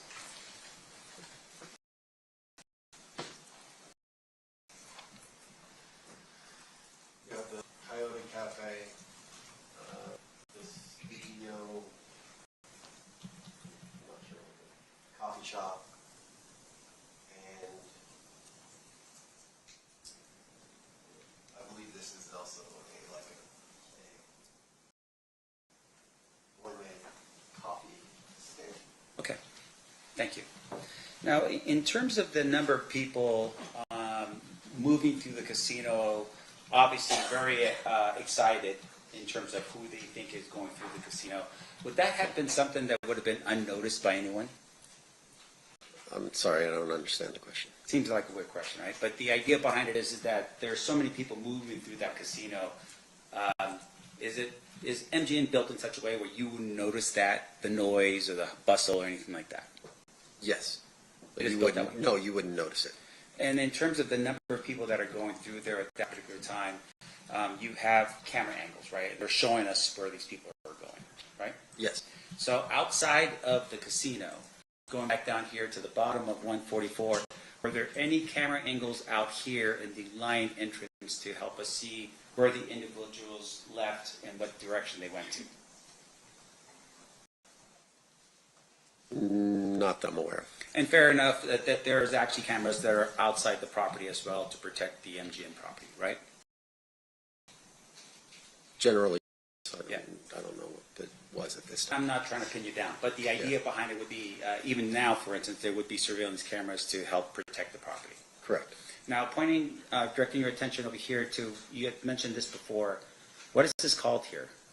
The Porta Cashier? Okay, what is that?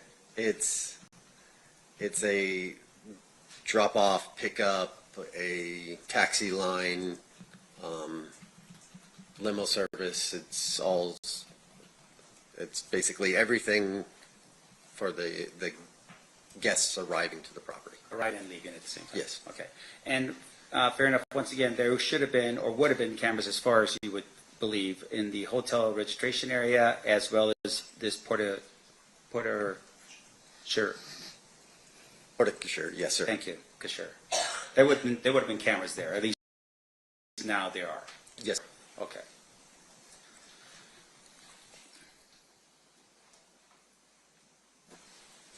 Now, do you know what MGM's policy is with regards to events that occur on property where police officers request video surveillance to be captured? Yes, I know the policy. Okay, what is the policy?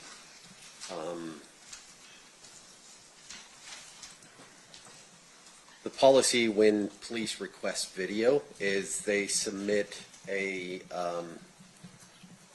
what we call an admin subpoena with the date, time, and kind of information that they're requesting, and then a member of security surveillance or gaming surveillance will put that video onto a portable drive of some sort and provide it to the police. Right. And with regards to that video surveillance, is it the entire property? No. Okay. What typically is requested of the police officers, and what's typically protected or is saved by MGM?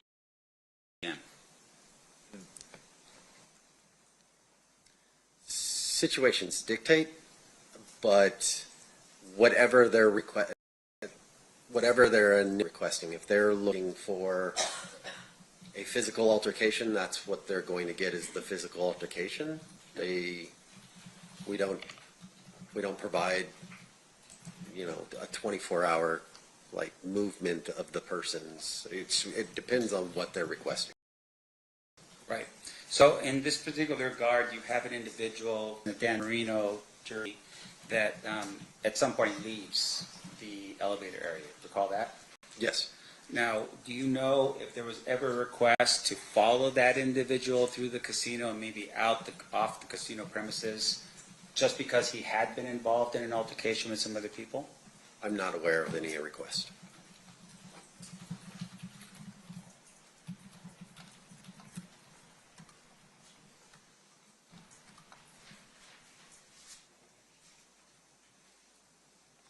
You don't have no further questions. Thank you, sir. Appreciate it. Okay. Redirect, Mr. Duffman.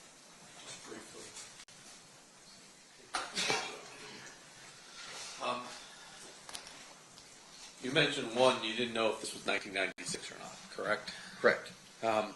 You also said you weren't sure whether or not there was a report written by security. Correct. Let me show you.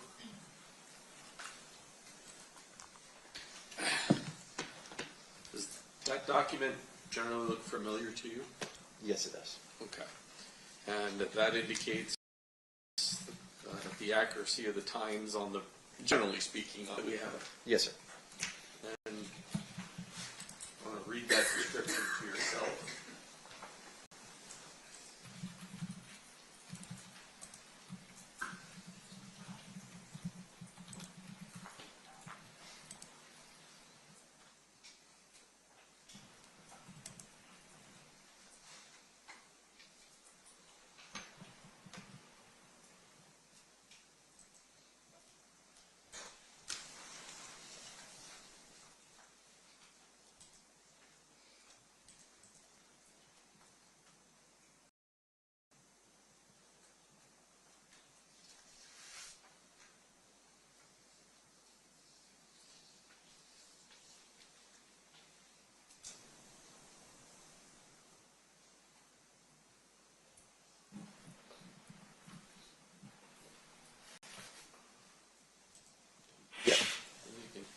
There's more, but yes, sir.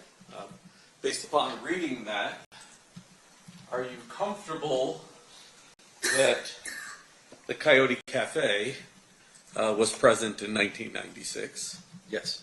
And the report, does it indicate that Orlando Anderson was this person in the 13 was attempting to push past security into this cafe when he was attacked? Yes, sir. Nothing further. Any recross based on that, Mr. Sanders?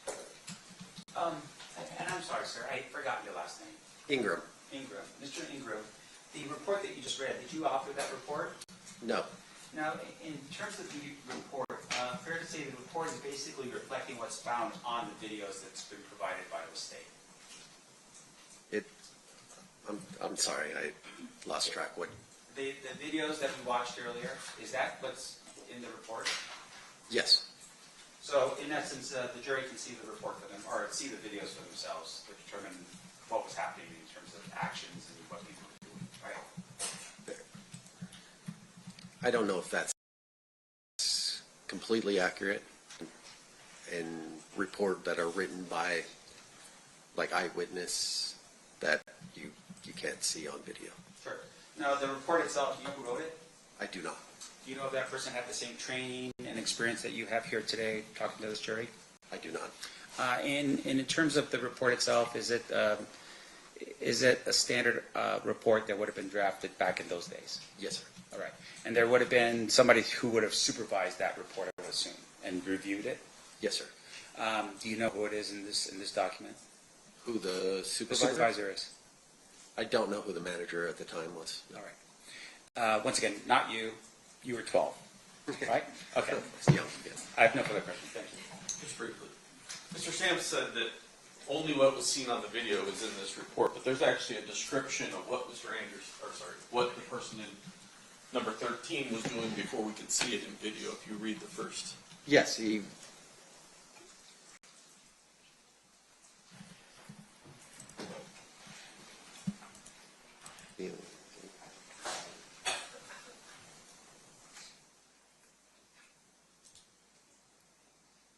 Yes, sir. This is a document that appears to be authored by somebody who was present and confronting Mr. Anderson from security as he was Keffe when he was attacked, and then we see on video kind of the remnants of that attack, but not the beginning of it, correct? Your Honor, I'm sorry. I'm just going to object to that question. Well, he opened the door with that question by Leading? saying... What's your response on leading? Oh, as bleeding? Oh, okay. Read the first 4 lines of the report. I'll rephrase my... Okay, so it's sustained. You may rephrase. Read the beginning of the report. On Sunday, August 7th, 1996, at approximately 8:50 p.m., this officer was in the elevator core when I noticed a BMA wearing a sports jersey force his way past the officers. Your Honor, this legal point, I'm going to object as this is hearsay, and there's no exception to this particular statement being brought in. Okay, your response on that one? 2 things. 1, he opened the door by claiming this report is that. 2, it's a report generated at the time by the person who witnessed it, and it is a record of the MGM from MGM in 1996, all of which would qualify for admissibility. Your Honor, may we approach? Sure.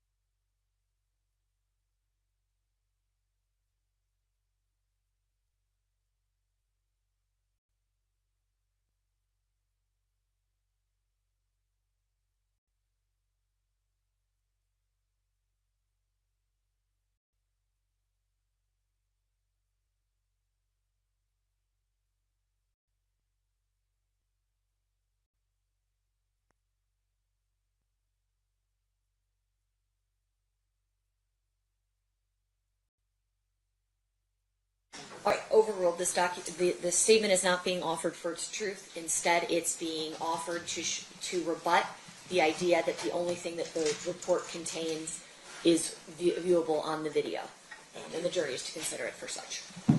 If you could just, I guess, start over. Start at the beginning there and stop at the point you get to this person in New Jersey getting attacked.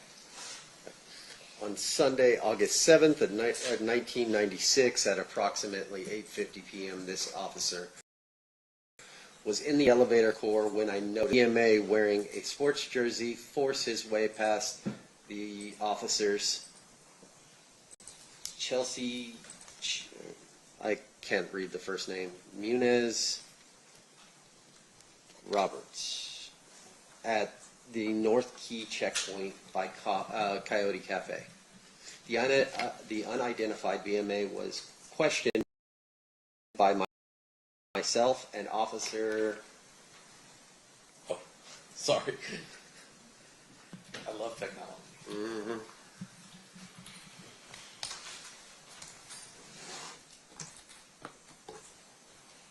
Your Honor, maybe approach again while Mr. Giacomo is working on technology. With Mr. Claw? Okay. Yes.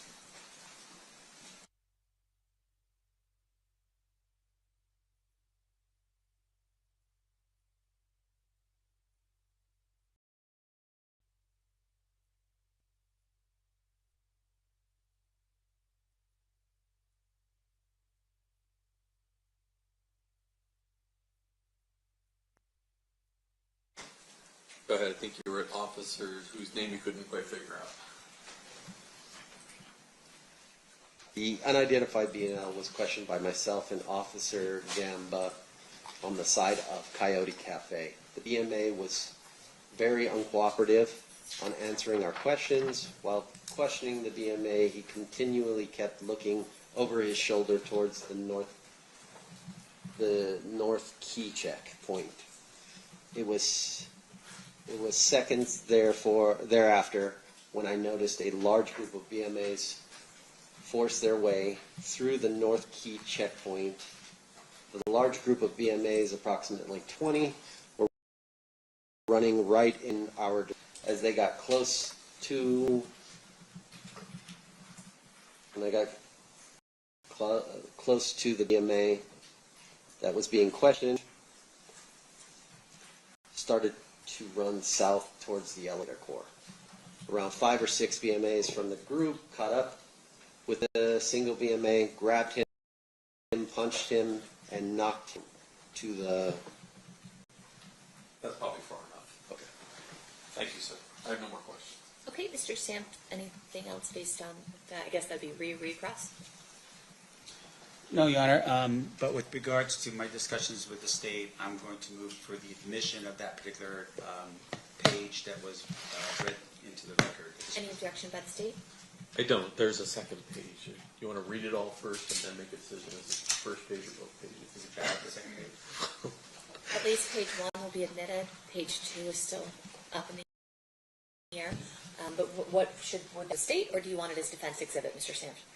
This will be defense exhibit B, Your Honor. Okay, so that'll be admitted as defense exhibit B.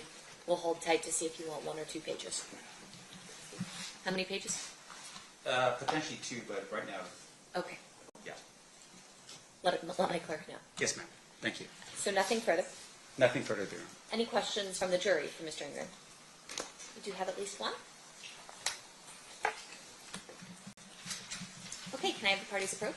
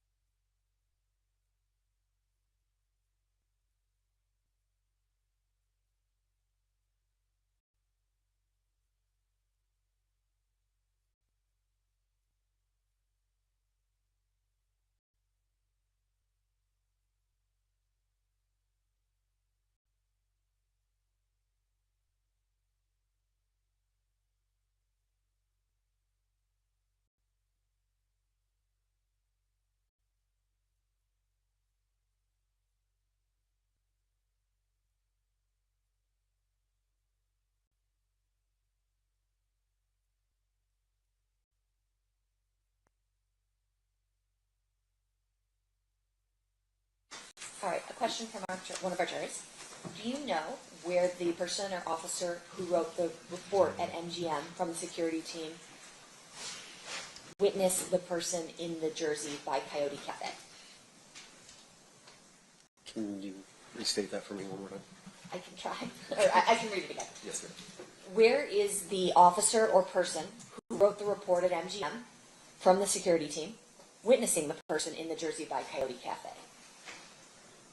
Oh, on the map, it's located, the entrance, the specific entrance, whether it's, You think maybe you should stand up and do it on the big ones? Yes, so you can understand that.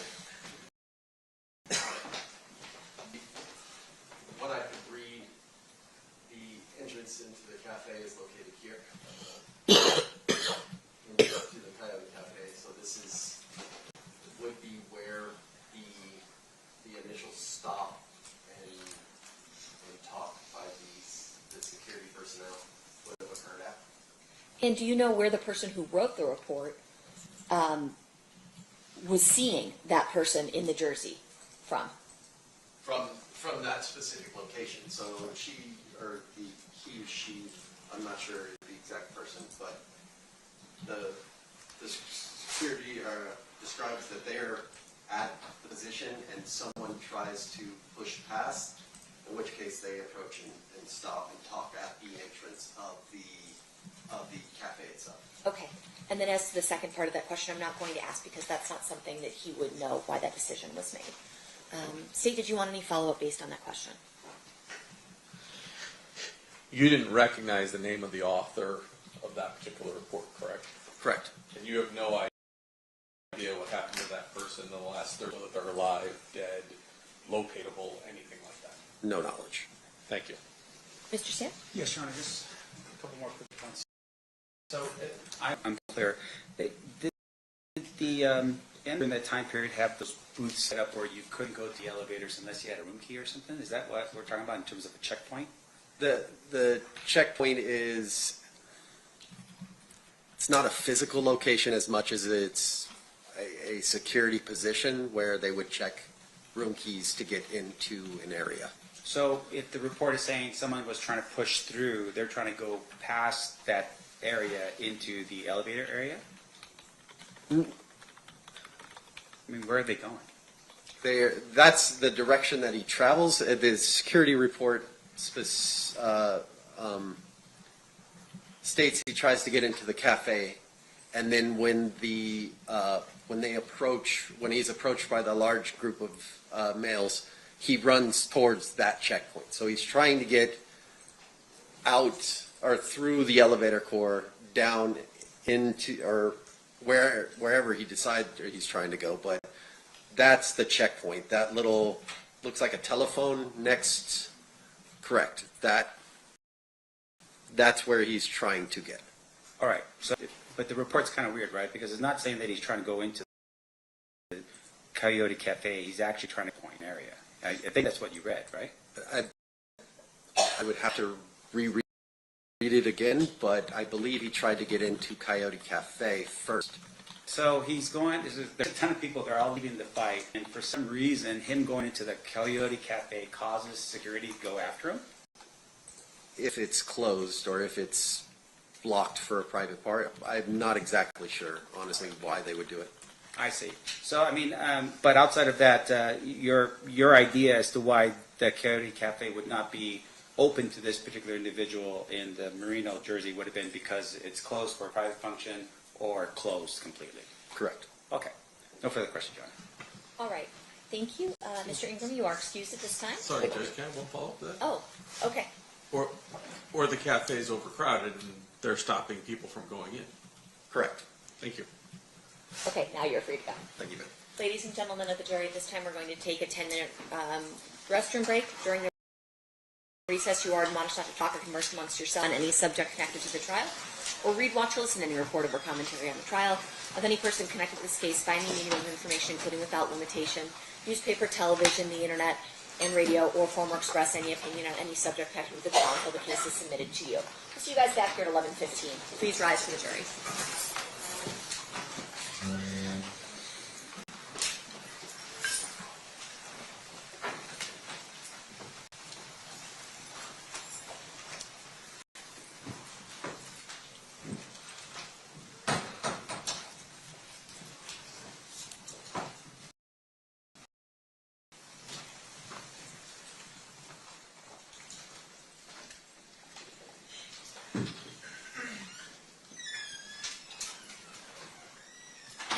outside of the room, anything we need to address outside the presence.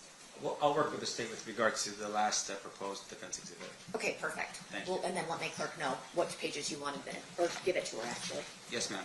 You're gonna have to print that out, I guess. We'll be in recess.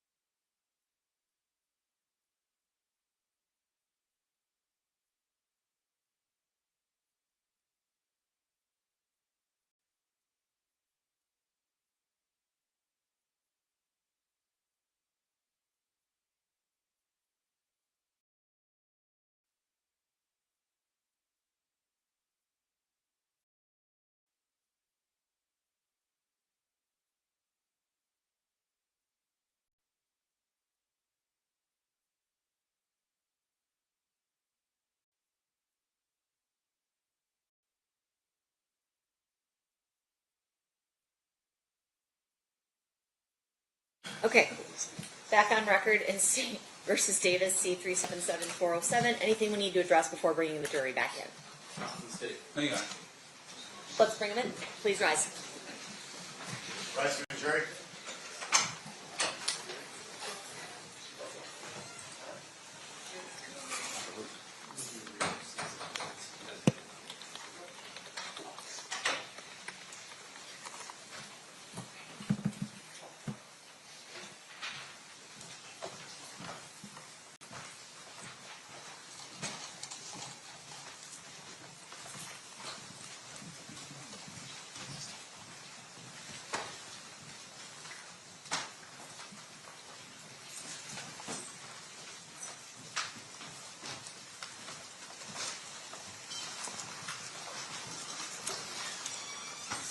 Do the parties stipulate to the presence of the jury?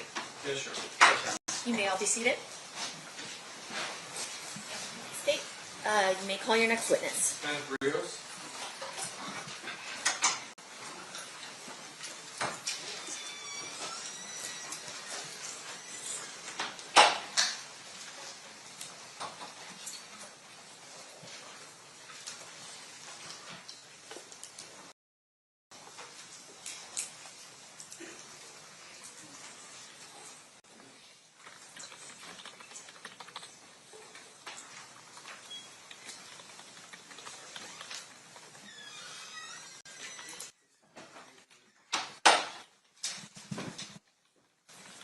Good morning, sir.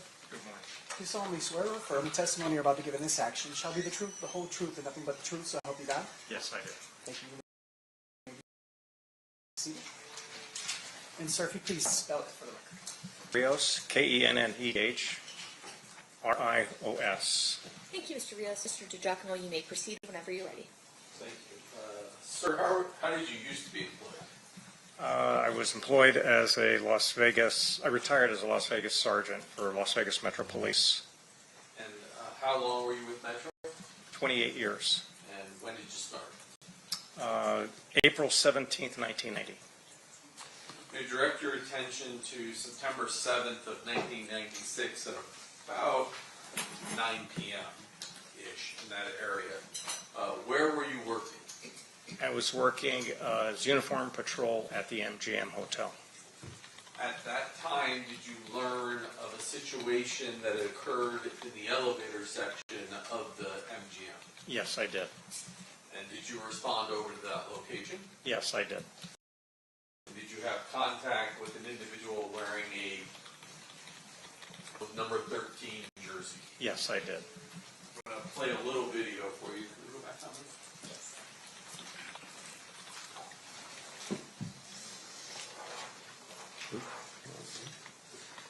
And this is 115B. And, I got to play it with the other program.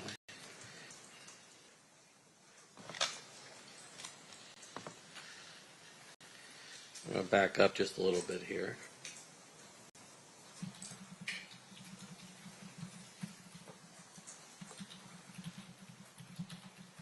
When you come in.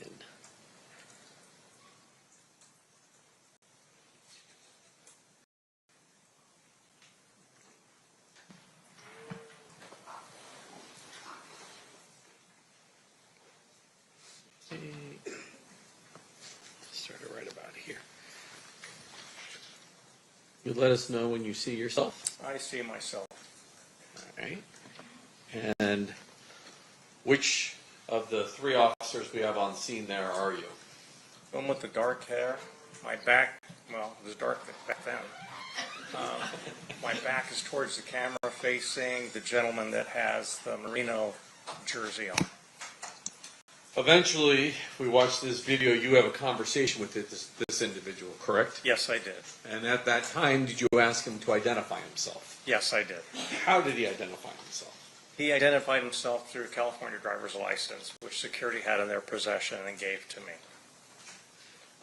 Back then, this is just a fight call and he's the victim, correct?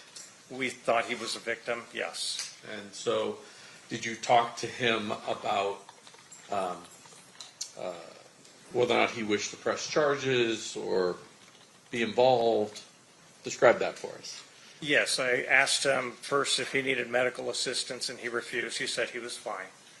I then asked him what happened, and he told me basically that a couple of guys that he didn't know jumped him.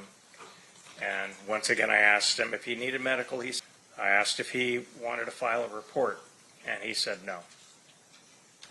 At that point, was he released and free to go on his way? Yes, he was. Later on that evening, did you learn about a shooting involving Tupac Shakur? Yes, I did. And then were you asked to then draft a report as to what your interaction was? Yes, I was. At that time, what name did you remember for Mr. Anderson? It was Orlando. I remember his first name.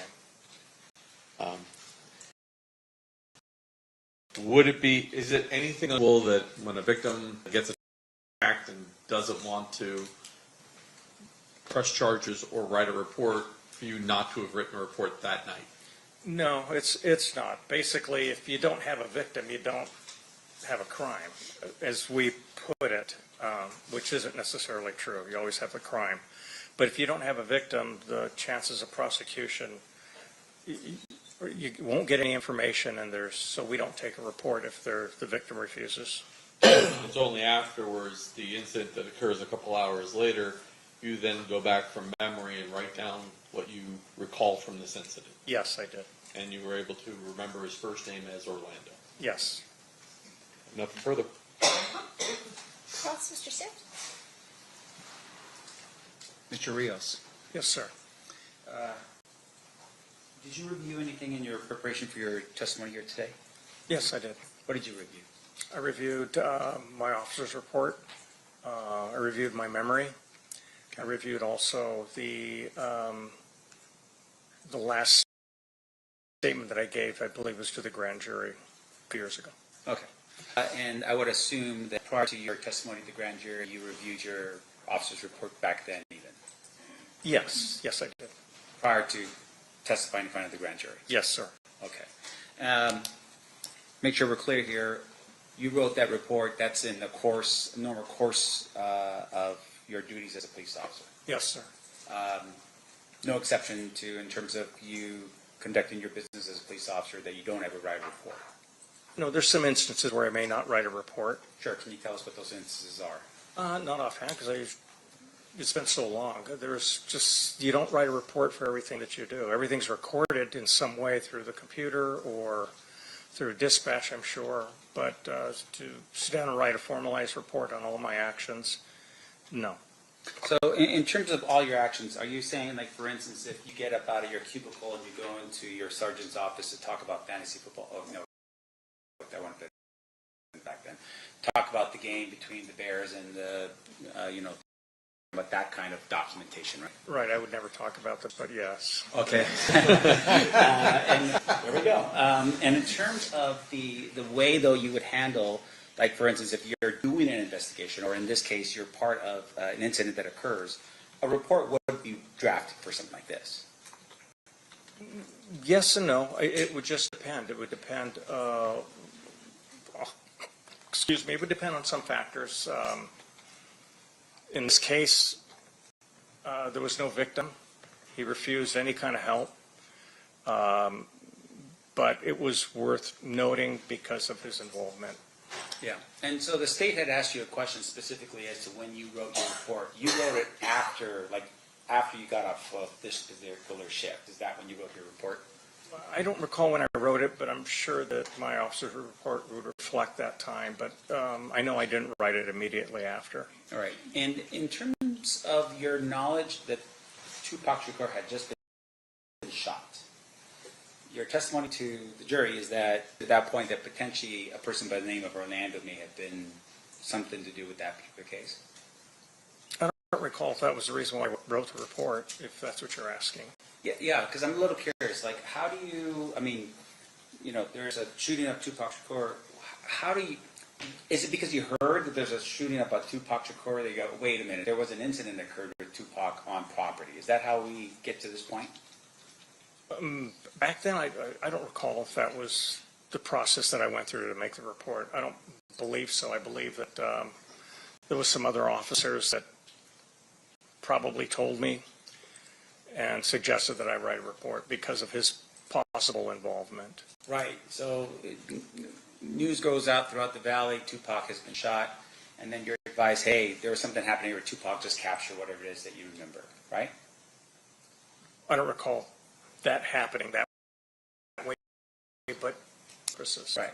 Now, in terms of your report and you writing it, you're still, I mean, you're still on property when you hear that this incident had occurred with Tupac Shakur.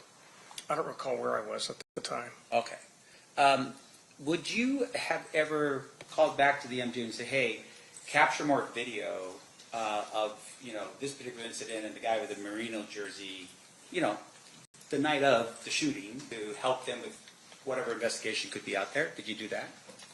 Not that I recall, no. Do you know of anyone else among the 3 officers that were there or any other officers would have done something like that? I have no idea. Okay.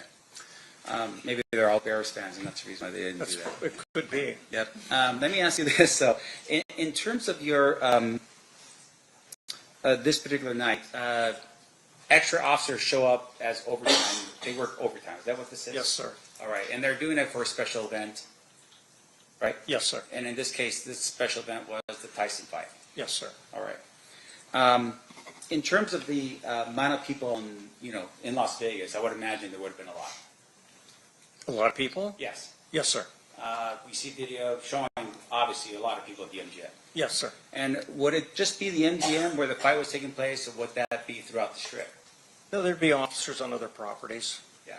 And once again, these officers are on there because of the anticipated flow of people in Las Vegas for this special event. Yes, sir.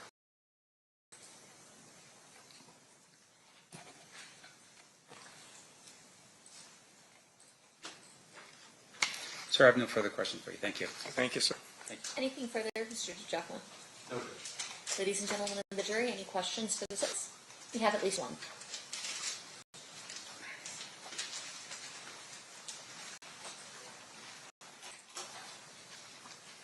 Can I have the parties?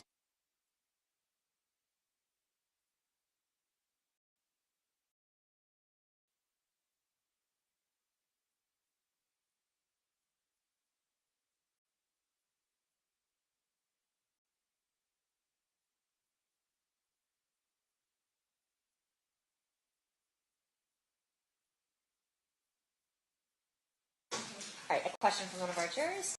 After an incident like that, is it customary to not follow the people who did the assault? Is it common for everyone to stay with who you thought was the victim?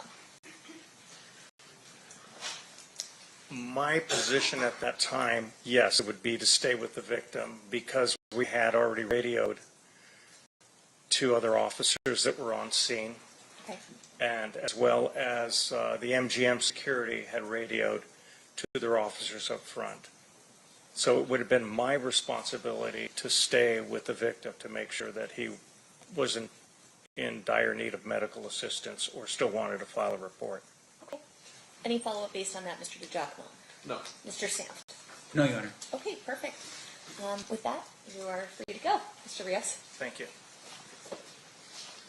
All right. State, who's your next witness? William Hedemeyer? William Hedemeyer. William.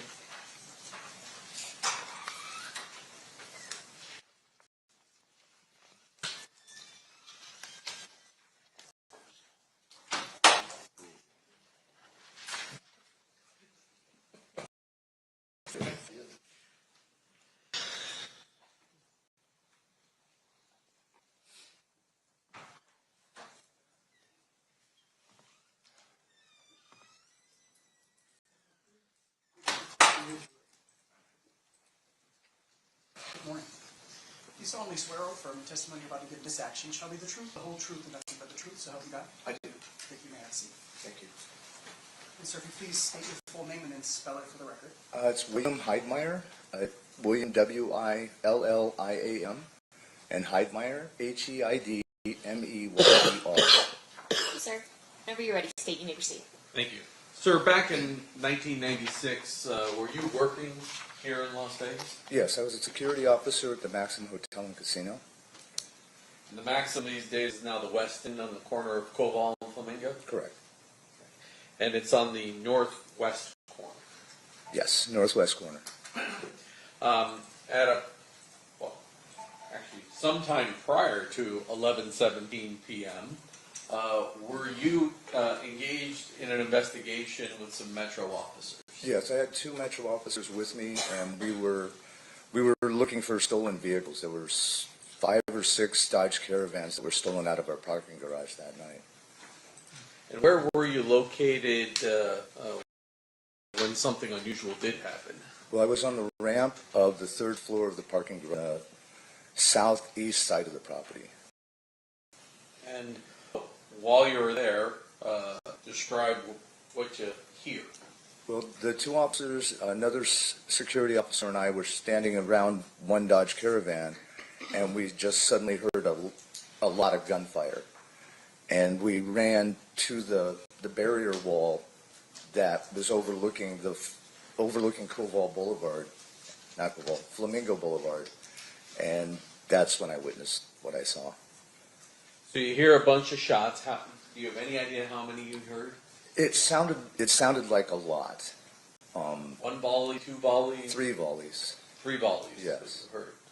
And when you say a lot, I mean, to some people, can you put any sort of number on it? I had 3 to 4, maybe even 5 each volley.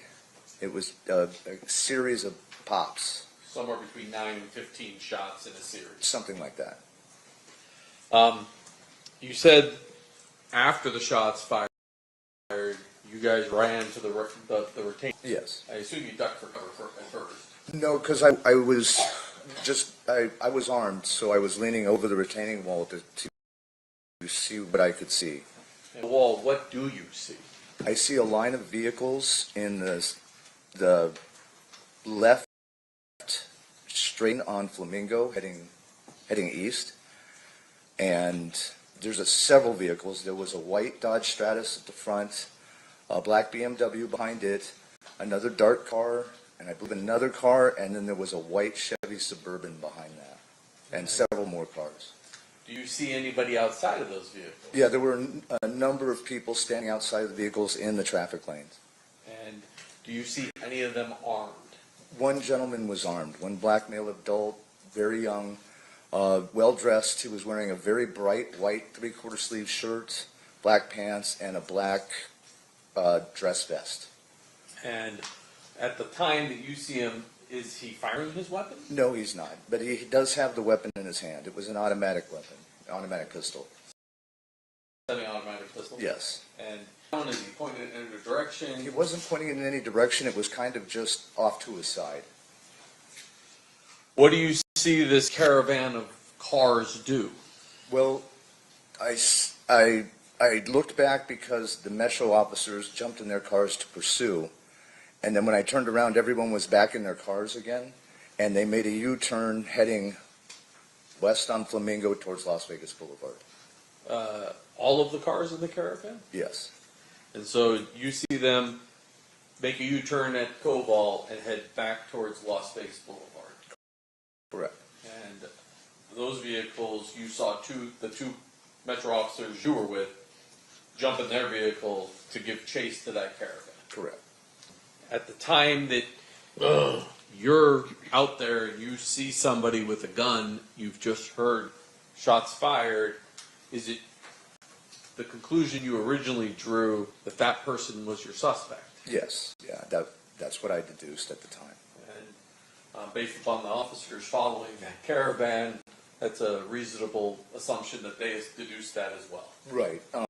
They asked me what direction they were going. They rolled down their windows and were asking me what direction everybody went, and so I pointed to make a right and head towards Las Vegas Boulevard. And those officers then went after the caravan. Correct. Objection as speculation. What's your response? Well, he watched them do it. He didn't testify. Did he testify that? Did you watch Lay the some more officers? foundation. Did you watch the officers go after that caravan? Yes. Okay. Thank you, sir. I pass the witness. Okay. Any questions, Mr. Stamp? Yes, Your Honor. Mr. Heidmeyer, show you what's been marked and admitted as State's Exhibit number 1? 1? No. Yes. One, you want 2? I need both. Thank you. Closer name, more modern. You were right. All right. I'll show you State's Exhibit number 1 here. You recognize this photograph? Yes. Okay. This is Las Vegas. All right, and I'm just more concerned right now about the actual streets. Just show us. Actually, you know what? If you could step down out of the witness chair and just go to that screen, I'm going to have you point out for the jury where everything's at. Okay. Okay. All right. Can you point and show us where the Maxim Hotel is? The Maxim Hotel, this is Cobalt and that's Flamingo, would be right about here. Let me help you out. Yeah, right about here. Okay, and just for the record, it looks like you're pointing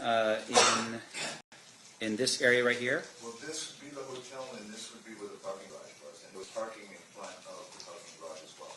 All right, and just for the record, I'm pointing to the north part of, this would be Flamingo that I'm pointing at, is that correct? Correct. And that's on the north side of Flamingo, in between, what's the main streets that are in between where the property sits? It sits on Cobalt and Flamingo. The entrance to the parking garage was over here. All right, and so that area is where the Maxim Hotel was located. Right, but adjacent to the parking garage. Right. Once again, for my edification, is where exactly, if you could just point that out for us. Right here. All right, so that would be on the north side of the property? Yes. So would that be behind hotel is? No, it's beside the hotel. Beside the hotel, okay. And that's where you were located with the 2 police officers? Correct. Now, you were investigating at that particular time stolen vehicles out of that garage.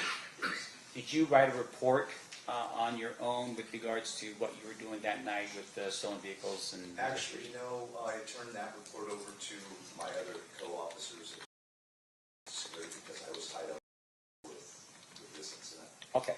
I'm going to zoom in a little bit. Going back again. That's hopefully more helpful.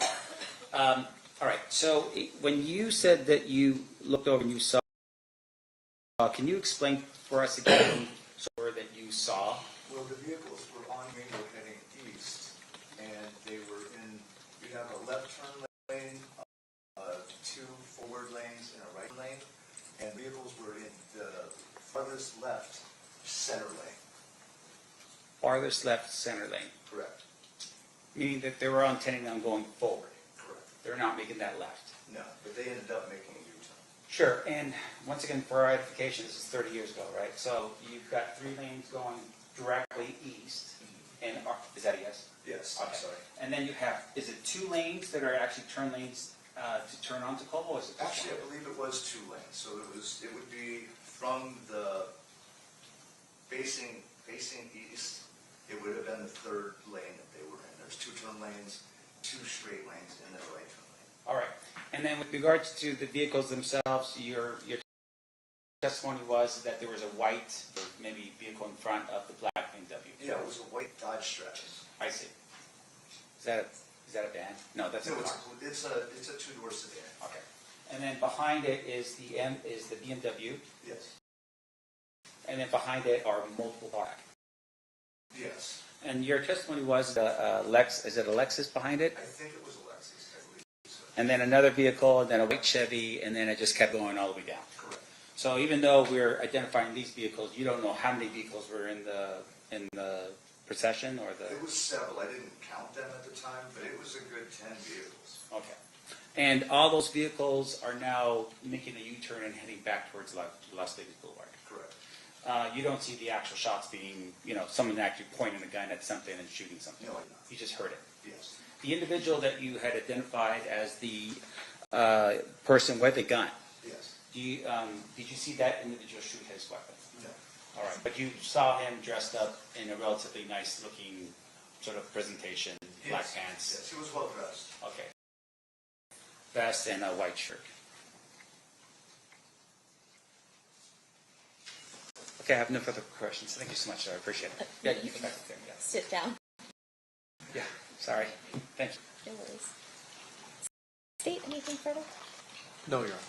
Ladies and gentlemen of the jury, any questions for this witness? Seeing none, thank you so much for being with us, Mr. Heidemeyer. You are free to go. All right, thank you very much. You're welcome. State, you have one more, right? Before Yes, lunch? Judge. Okay, who's that going to be? Dino Kelly.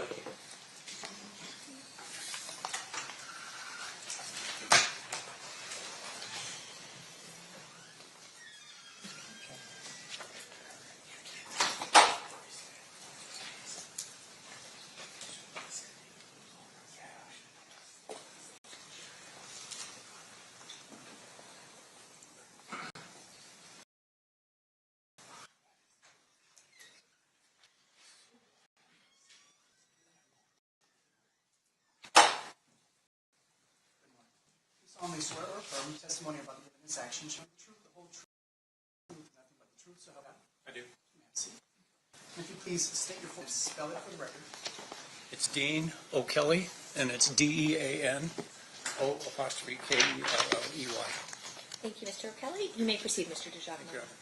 Sir, how are you currently employed? I'm a deputy marshal in district court with Judge Erica Mendoza. Prior to become a deputy marshal, well, I guess you've had multiple hats. At some point, were you a Metro police officer? Yes, I was for 20 plus years. And approximately what year did you start? September of 1991. And when did you retire as a Metro officer? July 12th of 2012. And after July 12th of 2012, did you do something else with Metro? I did for about almost 8.5 years. I was a cold case homicide investigator. Now, well, let me ask you this. When did you first go to homicide? In 2003, on July. So on September 7th of 1996, what was your assignment? I was a detective in the unit on one of the enforcement teams. What does that mean you did for Metro? What's an enforcement team? So the enforcement teams are dressed in greens, and we usually have 5 or 6 detectives, and we would patrol known gang areas and come in contact with gatherings that involved gang members. And then after enforcement, I did 2 years of investigation where I investigated gang-related crimes. Before I get to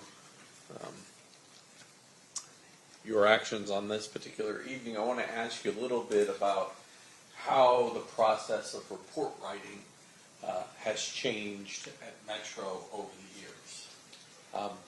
You have handled your own cases since the early 2000s, but you also were a cold case investigator, which I assume that means you also have experience with years and years and years before you ever even became a police officer. Certainly. Was there a particular way that cases were documented up until the early to mid 2000s?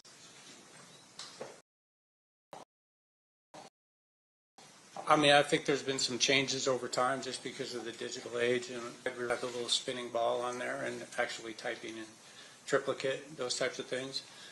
Keeping our notes, handwritten in our notebook, and then it kind of changed over time. Everything went in. We started keeping things on a computer. And so when we're talking 96, there was multiple reports written by officers as they did things because there wasn't a computerized systems. That's correct. Modern day, is there something called a main case report or a main officer's report related to homicides? Yes, there is. Explain that to ladies and gentlemen. So what we normally do, and it kind of depends on the detective themselves. I mean, you probably worked with people that have Post-its all over their desk, and it's a total wreck, and you have no idea what you're looking at, but they know where everything is, and they know how it's organized. We had detectives that were like that. Me personally, I would keep everything on what's called a case management form. So from the very beginning, from the very start of when we got a call, and we're keeping notes in a notebook, all that information go into a case management form. So I wouldn't be initially concerned with an officer's report being started at any point because I was using that management form each and every time we did something investigatively. If we took a phone call from, a witness, then I would document that on that form. And at some point, especially if you had somebody that was in custody, you would transfer all that information over into an organized office, which would then have the title at the top. It would have the date and time and location of when the incident occurred, who's involved, who are the suspects, who are the victims, who are the witnesses, and it would be in a chronological order in an investigation. But initially, everything's kept just basically in the management form. Eventually, you want to get to the point where you put together all that information into an officer's report, and there will come a point in time where the individual detective would make the decision that the officer's report's final, right? You would get it signed off. It would be signed off by your sergeant. It would go into the case file, and then from that point, you would just basically be filing addendums as new information came in. You might write that information down on that management form and then do an additional officer's report. That's definitely something that I saw when I went to cold case. Some of the cases that were, 20 years old, every single step that detective did was a completely separate officer's report. So you'd get 15 officers' report in the case file. It definitely made a lot more sense to finally get to one point where we had just one officer's report covering the case. And in your experience, is it unusual for an officer's report to be the very last thing that's generated by the detective assigned to the particular case? No, that's not unusual at all. I want to direct your attention back to September of 1997, and I'm going to put up really two aerials for you first of all, but I'm going to start with State's Exhibit number 1. Can we go back to me?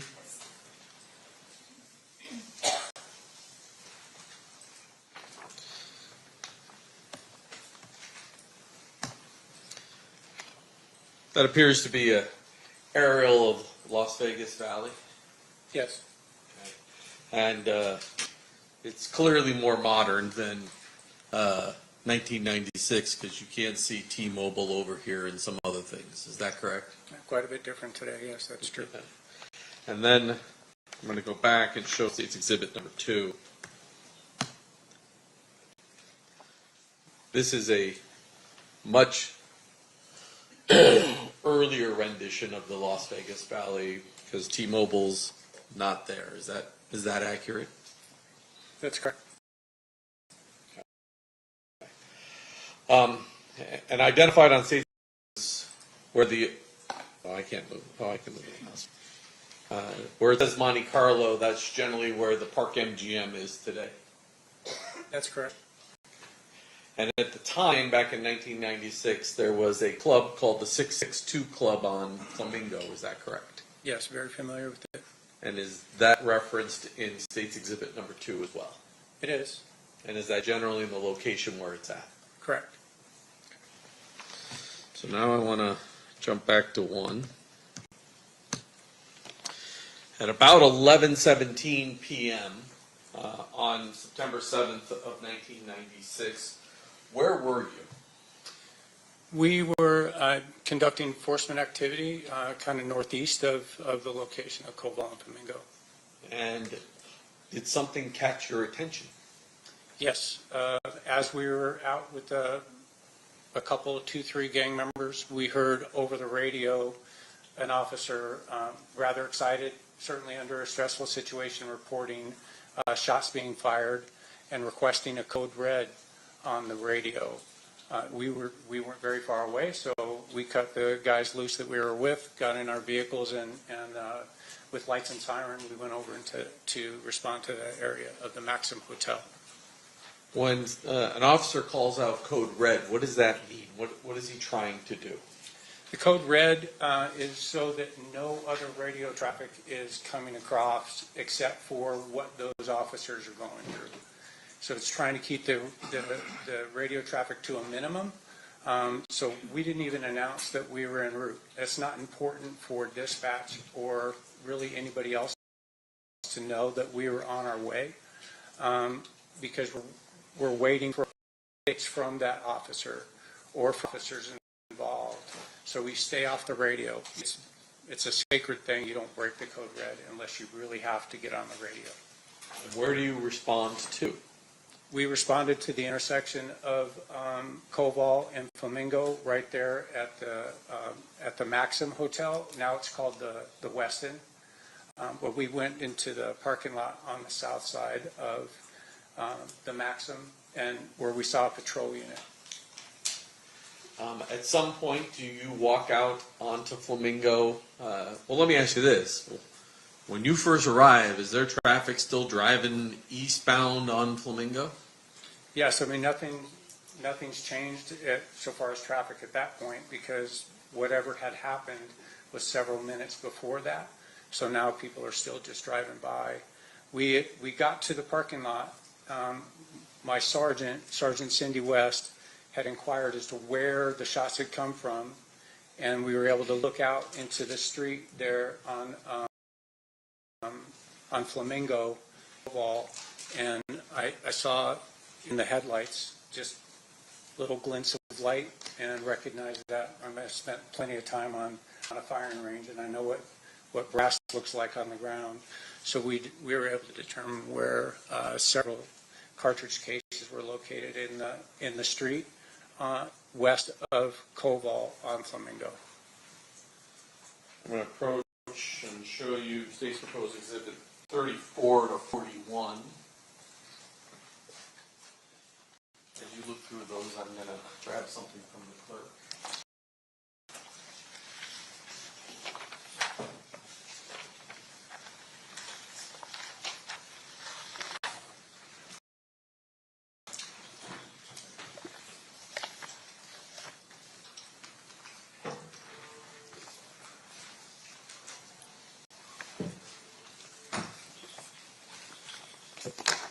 Do you recognize those? I do.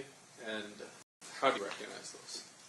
When we spotted the cartridge cases in the street, at the time my enforcement vehicle was in a Chevy van, and we had a whole bunch of cones.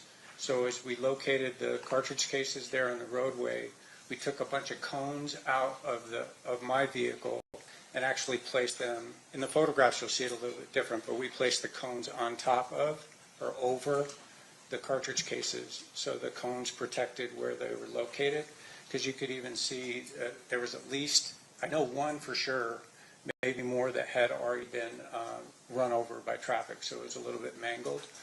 So we protected the crime scene, and we also popped a couple of the north side of the number 3 travel lane where the cartridge cases are located. And this State's Exhibits 34 through 41 fairly and accurately represent that situation. Yes, it is. Move to admit. No objection, Your Honor. So admit it. So I'm going to put up 34. And can you just describe for us? So you can see the cartridge cases are kind of straddling the 2 lanes. Stop you for a second, Mr. O'Kell. Yes. There's a mouse sitting right there. Don't click it. Just it'll freeze up the whole system, but you can use it as a pointer. Exactly. These 2 cones that we set up here were more or less to protect where the cartridge cases were located. These other cones are covering the actual cartridge cases in the roadway. The one that's closest to us in this picture is a bullet fragment. It was the furthest away from Koval. And then the other cones are all spent cartridge cases, Winchester, Smith & Wesson 40 caliber cartridge cases. Do you know a person by the name of Dan Ford? Yes, I do. How do you know Dan? Dan Ford is a senior crime scene analyst that I worked with quite a bit. We started on the department right around the same time and ran into him several times on cases that I work gang unit investigation. We also utilized him on the RICO task force that I was on for a couple of years, and then he responded countless homicide investigations during my career. Eventually, does Mr. Ford leave the crime scene that was at Harmon and Las Vegas Boulevard and come, and is he the person that takes these pictures and winds up collecting these items? Yes, he is. Fortunately, Dan was already dispatched to the area of the Maxim for the patrol units that had called out on the radio the shots that were fired. They were taking a report for damaged vehicles that were there, and Dan had already been dispatched to that. So he wasn't far away when the shots rang out, and he was requested to come to that scene. Sitting there in front of you is state's proposed exhibit 129. Looking at state's proposed exhibit number 129, do you recognize what that item is? Yes, I do. I've seen and reviewed the handwritten evidence inventory that was authored by Dan Ford. Writing, it's also his initials and P number that are on a package for the Wintridge cases. And then there's a red seal on the back of here. That would have been placed on by Mr. Ford, correct? The red seal is not, so it's, oh, it is marked up here at the top for his P number. This doesn't look, I don't know, oh, that he wrote the date on that. So 97 of 96. So he initialed in the top corner and then put the date down in the bottom corner, yes. And all these blue seals are the times that the forensic lab has opened this package in order to look at these items and potentially do some testing. That's correct. But I do remember from the evidence inventory that that Dan had indicated that these cartridge cases were checked for fingerprints at the time with negative result. So I'm going to have, well, I guess I'll move to admit 129, Judge. No objection. Okay, so admitted. I'm going to have you cut this not along a seal if there's a place left to do it. I think if we cut right along there, we can pull those items out. Yeah, down here at the bottom I can.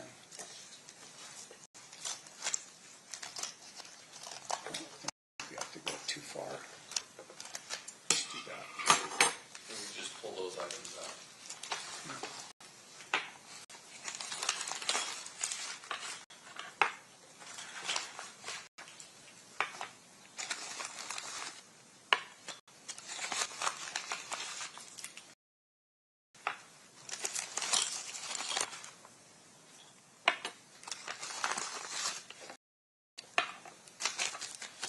These, well, they will eventually be marked 129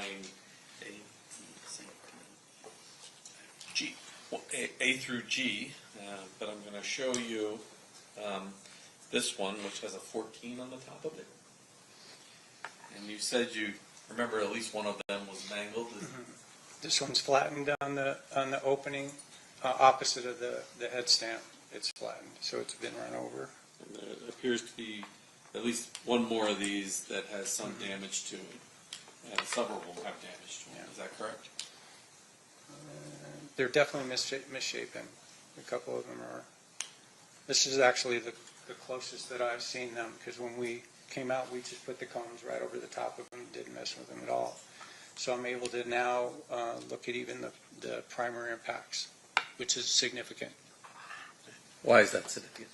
Because a Glock pistol has a rectangular opening for the firing pin. It's vertically oriented on the front of the bolt face for a Glock pistol, and you can tell by looking at the primary impact that that's roughly the shape of the impact on the primer. So that suggests to you that the weapon was a Glock 40. That's correct. Now, Detective, yes, it's Mr. O'Kelly now. Detective retired. I don't know. Deputy Marshal. Yeah, Deputy Marshal. There you go. While you're at the scene, are you getting updates on the radio as to potential suspect vehicles that you should be looking for?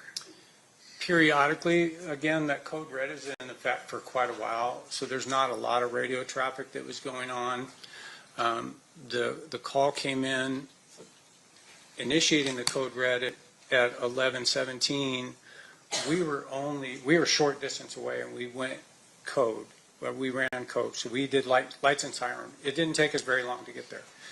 I know that Sergeant West waited until there was a complete lull in the radio traffic and announced that we were en route and arrived at the same time. And I believe that was at 11:26. We had been there before that. So we were there before 11:20. We were already there at the scene. So at about a little bit past 11:30, we got an update on the rough description of a light-colored Cadillac. I know at some point on the CAD report it said late 90s. It had to be late 80s, right? This is 96. And there was also some indication that it was in good condition, which would say that it was an older vehicle than late 90s, right? So we were looking for a light-colored, possibly white Cadillac with two black male occupants. And there was a report that it was northbound on Audrey, which now Audrey Lane is the Link, right? It's the Link Lane. So it's on the west side of the Maxim going north. There was some report that possibly that's where the suspect vehicle had gone. So initial reports is light color Cadillac, last seen northbound on Audrey. Right, with two black males at that point. Do you wind up getting updates throughout the evening as to the vehicle you're looking for? We did. I say it was about an hour or so, about 12:45 maybe, right around that time, that we got an update that we were looking for that same white Cadillac in good condition, but potentially occupied now by four black males, and was southbound on Koval. That later made a little bit more sense to us, especially that we were out on the eastbound lanes of Koval, right just short of the intersection, and the Cadillac had to have been to the south of the BMW, and it made more sense that they would have made a turn. So that definitely clicked when we were told they were southbound on Koval. There come a point in time when you do what's known as an ATL or attempt to locate that particular vehicle? Yes. Thankfully, because Dan Ford was not too far away, we were able to get relieved from our protection of the crime scene where the cartridge cases were located. And it was, I think we cleared exactly an hour after the initial code red was called. And that was the first thing that we did was we went south on Koval, we checked areas that we frequented in the gang unit looking for potentially really any light-colored Cadillac. I mean, you know the lights that we have in town, the street lights that they use for low, so it's not too much light in town. Those can kind of throw you off on color, so we were looking for any light-colored Cadillac. We'll put back up State's Exhibit 1.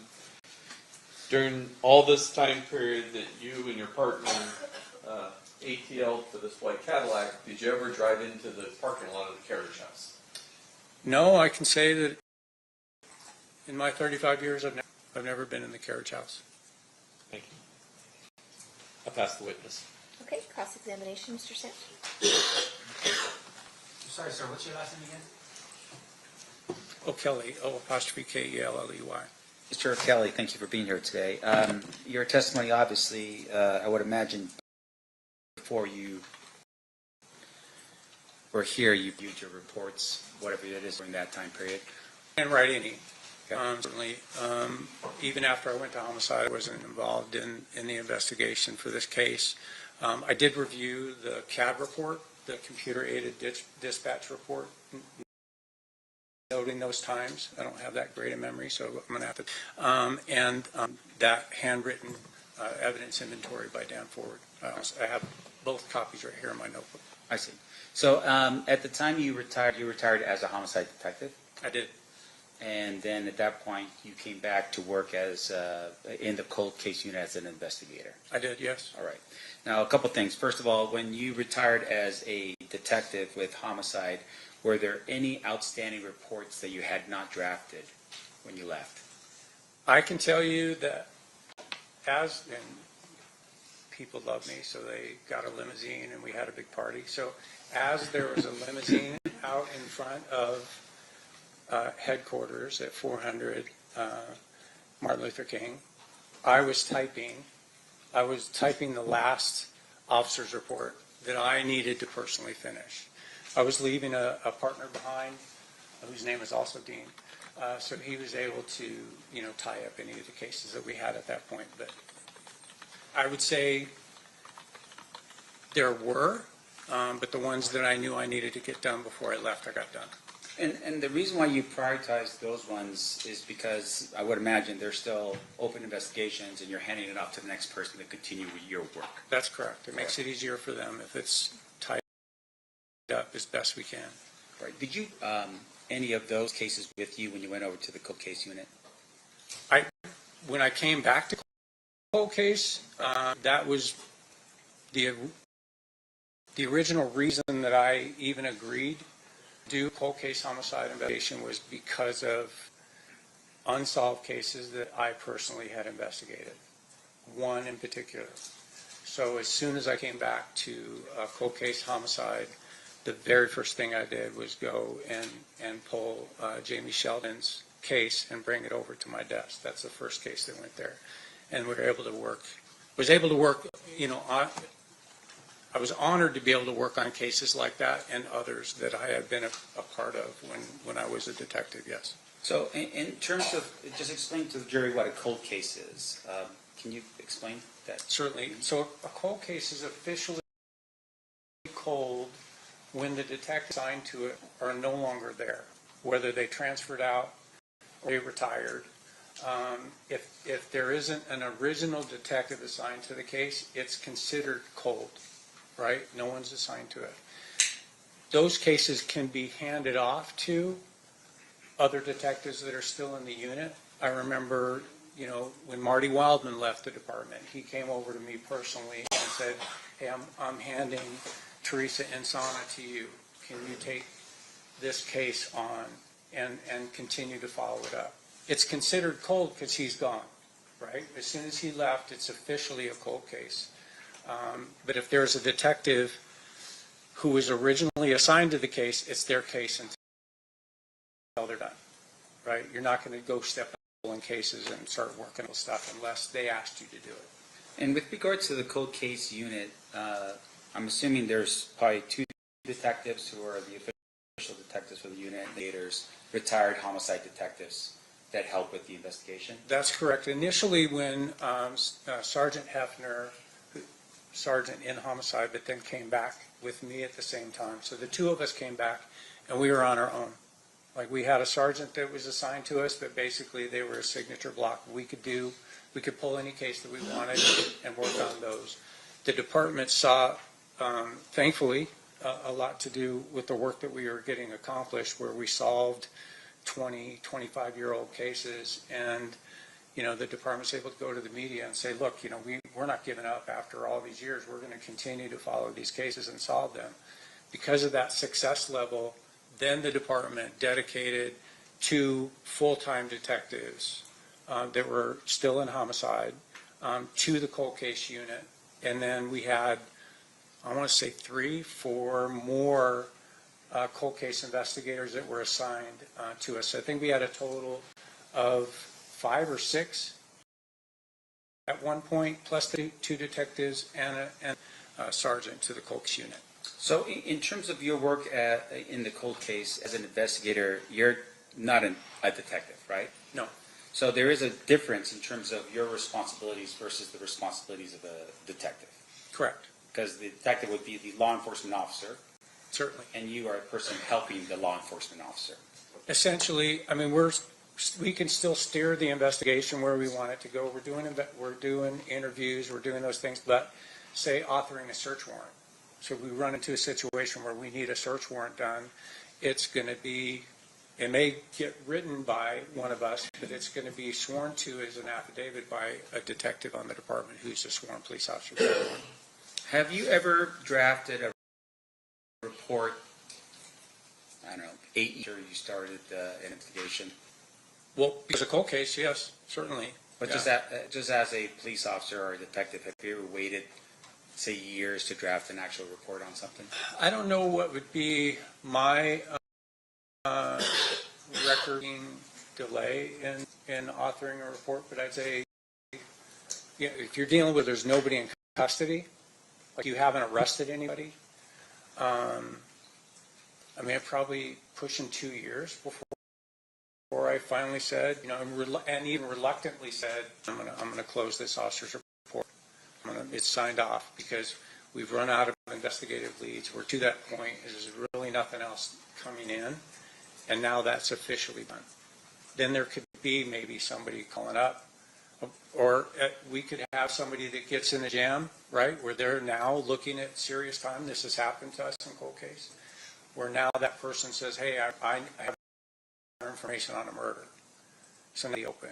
Now the case is back up and running, and there would be a new officer's report started at that point in time to complete that investigation. I know where the gun is. I know who did the shooting, and now we've got a solved case after 15, 20 years. Now, have you ever delayed writing an officer's report after going to the grand jury and presenting evidence on that same case? Yeah, I would say that I've gone to grand jury before officer's reports are done. I would say that I've gone to grand jury before I've started an officer's report. Again, because for me personally, and for a lot of the guys I work with, I'm not completely OCD, but I mean, certainly there's things that I need to get done, or I'm not going to be able to sleep, that kind of thing. You may feel that way. But I always get the case management form started and maintained up to date. It's going to be up to date. If you make a phone call to me, I'm going to document a date, time, phone call, right? That may not go into the ultimate officer's report because it's superfluous information, didn't mean anything, but I'm going to keep that record in the CMF. I might not even start the officer's report for months, and grand jury may have already happened. Now, I feel now some pressure to get that done, right? Because if I'm going to grand jury, more than likely we have somebody in custody, and I want the district attorney's office to have the benefit of a completed officer's report, although it's not necessary. Right. And so if you had submitted it to the grand jury or done your grand jury, you're telling us at some point you could delay finalizing your officer's report. Yes. Okay. Now, would you delay that officer's report until after you retire? Well, because I still have a partner that hasn't retired, I can have confidence in doing that. You know, we definitely did have that happen. I recall specifically a double murder that was not, the officer's report wasn't done when I left, because I knew Dean was going to be, Detective Wright was going to be continuing on with it. Right, so you knew that the other detective would still be the detective handling the case through because you are now retired. No question. But what if you didn't have that detective there, that you're a partner? Would you have delayed after you retired to draft your officer's report? I would not. How about? I mean, I wouldn't be able to do it, right? I mean, I just know that I wouldn't be able to do it. That's why when, you know, the limo's out in front of headquarters, I'm typing an officer's report. I literally I got the officer's report done and then went downstairs. And I was done. I was retired. Now, can you explain to us, I'm sorry for interrupting, but can you explain for us a little bit about why reports are so important to you in your line of work as a homicide detective? Reports document everything, right? I mean, you need to document your observations. You need to document evidence. And for us, in homicide and even in the gang unit before that, we did that with officers' reports. Officers' reports don't become evidence, right? Officers' reports are so anybody picking up that case file can walk through the investigation from beginning to the last part of an officer's report is conclusion, right? So it may be a conclusion as to what you believe happened and you don't have somebody in custody. It can be a completed officer's report where the case is unsolved. It's still open, right? But it's at that point when you're doing the conclusion, it's more or less your opinion. You believe based on everything else that precedes it in the officer's report. Okay. And that would, of course, help you later if you ever were called to testify in front of a jury to recall what happened. Oh, absolutely. That's the go-to document for somebody who's preparing for trial is that officer's report. I mean, it can be lengthy. Officer's reports that are 70 pages. And with regard to those reports and being 7 pages long, fair to say that details are super important when you're doing this kind of investigation. They are. And that would be helpful for you to remember details in the future, right, to write a good report. Right. The more extensive and the more detailed your report, the better off you're going to be, the more prepared you're going to be. But in addition to that, you could be documenting things that you observed or that you knew at the time you were doing an investigation that you don't realize were important, right? So I documenting something in a crime scene that seems like it's innocuous, you know, something that's just doesn't seem like it's that important. And then later on, when maybe a suspect's in custody or, you know, the investigation's further, then you find out, oh, that one item that you made a note of now becomes important because the suspect touched it or that was the murder weapon that was cleaned up and stuck over there and nobody realized it.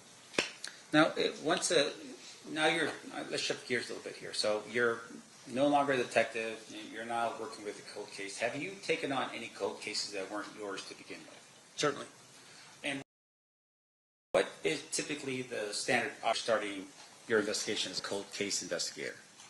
So you're pulling the case file, right? And it can be extensive, depending on the murder. Depending on can be rather extensive. Some of the cases that we were pulling had pouches in them with VHS tapes, right? There were separate boxes that had VHS tapes in them. We probably may even know what a VHS tape. So, and we had cassette tapes, right? Actual physical cassette tapes. So we had to maintain a VHS player in homicide to be able to review those things. So we had some of the archaic methods to review evidence. We would go through the entire case file, and that would give us a starting point. As you might imagine, what we're looking for in cold case, because of the advances in technology, is do we have any trace evidence that wasn't analyzed? Do we have any fingerprints that weren't analyzed? Do we have any DNA that maybe, you know, this precedes DNA? We looked at some cases that were before I was born. Okay, it's my 65th lap around the sun. We were looking at cases on this planet. So you go through the entire thing and you try and make his heads or tails of where the detective took that investigation to that point. Sometimes that could be difficult, especially if you're dealing with one of those Post-it people, right? You're dealing with one of the ones that are writing notes on cocktail napkins and stuff and keeping them in the case file. We'd pull little notes that were like, I have no clue how this relates to the investigation at all. Don't know if they talked to this person, didn't talk to this person. Was this a witness? Was this a secondary victim? You know, we didn't know. So we'd have to try and track those down. And some of the cases were so old that, you know, people that we were dealing with, they were deceased. Did you have any success with what you did on the cold case unit? Oh, certainly, yeah, quite a few. So when you say closed, meaning that you were able to find out basically the information you needed for whatever the case was? Yes, absolutely. All the way through to an arrest and prosecution and conviction, yes. And with regards to the success you had on the cold case, did any of those cases not involve some type of technological thing like either a trace, DNA, or fingerprints? I think I'd say there was none come to my mind that we didn't have something that was redone and reviewed and then came to a conclusion or pointed to a specific person that we were then able to go and interview. We had one where we flew to Toledo and we got a confession on a murder that happened here in Las Vegas because that person was already doing life without there for another murder that he had committed. I don't recall that we had any physical evidence in there that we needed. He confessed to it basically. What do I have to lose on that? So he basically was in custody ready for a murder in another state, and Columbus, confessed and said, hey, I'm confessing to this murder in Nevada. Correct. So it wasn't like you found, We did. I mean, there's, you look at some of these case files, and they're definitely pointing towards a specific person, right? Every indication is that this is who you're dealing with. Right. And that it just didn't, you couldn't get it across the finish line, right? And like Jamie Sheldon, I brought up earlier, I know who did that murder, but it's whether or not there's enough to get across the finish line with that piece of evidence that's going to be where the district attorneys are willing to take that case to trial. And you're waiting for that one more thing, right? So it just stays there waiting for that one more piece of evidence. Some of the cold cases where it's like, hey, we knew who this person was. I remember one specifically where we had a guy where we knew in the gang unit who we were looking for. And then I got to homicide and then looked up case files and saw that that person had never been charged. Like, how did he never get charged? We knew who it was. And we were able to then put enough together to arrest him and get a conviction. The arrest was because of either DNA or fingerprints or something along the lines? On that one, no. We had video surveillance that existed at the time, VHS tape from a 7-Eleven, back when they were recording over them every 7 days, and so it was grainy, and you're like trying to get a clear enough picture. But we were able to, and we had physical evidence at the time that existed at the time connecting him to other cases, and we were able to get a conviction on that particular case with nothing new. Okay, so I just want to make sure I'm clear. So that was video surveillance with some other physical evidence that helped you solve that particular Cartridge cases, yes. Okay. All right. And then in terms of your work, the night of what happened here, now if I could just ask you to switch over to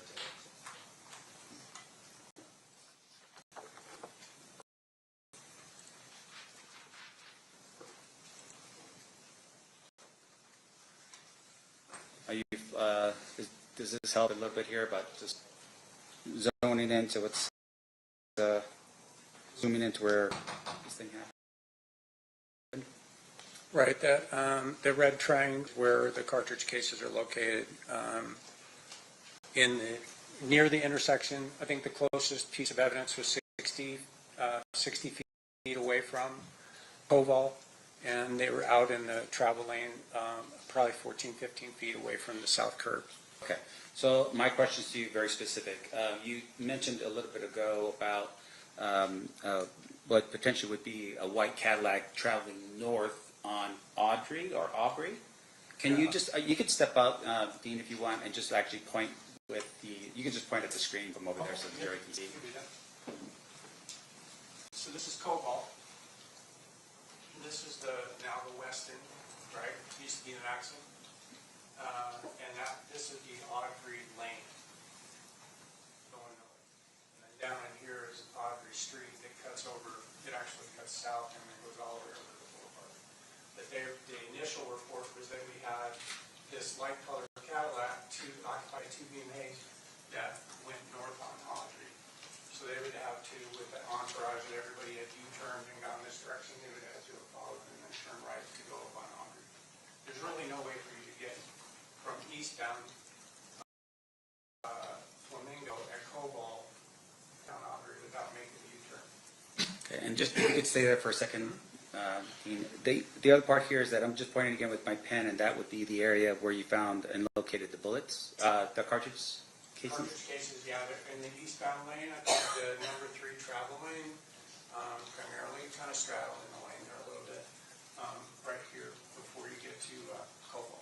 Now, if you can describe for us the street. So on that street right there, and I'm just pointing to the part of Flamingo that's, I guess, west of Koval, and then before or between Aubrey and Koval, this area here. Mm-hmm. Is there a concrete divider that's in that area? There was not a concrete divider, no. And I think now it's like those yellow plastic cones that are every few feet.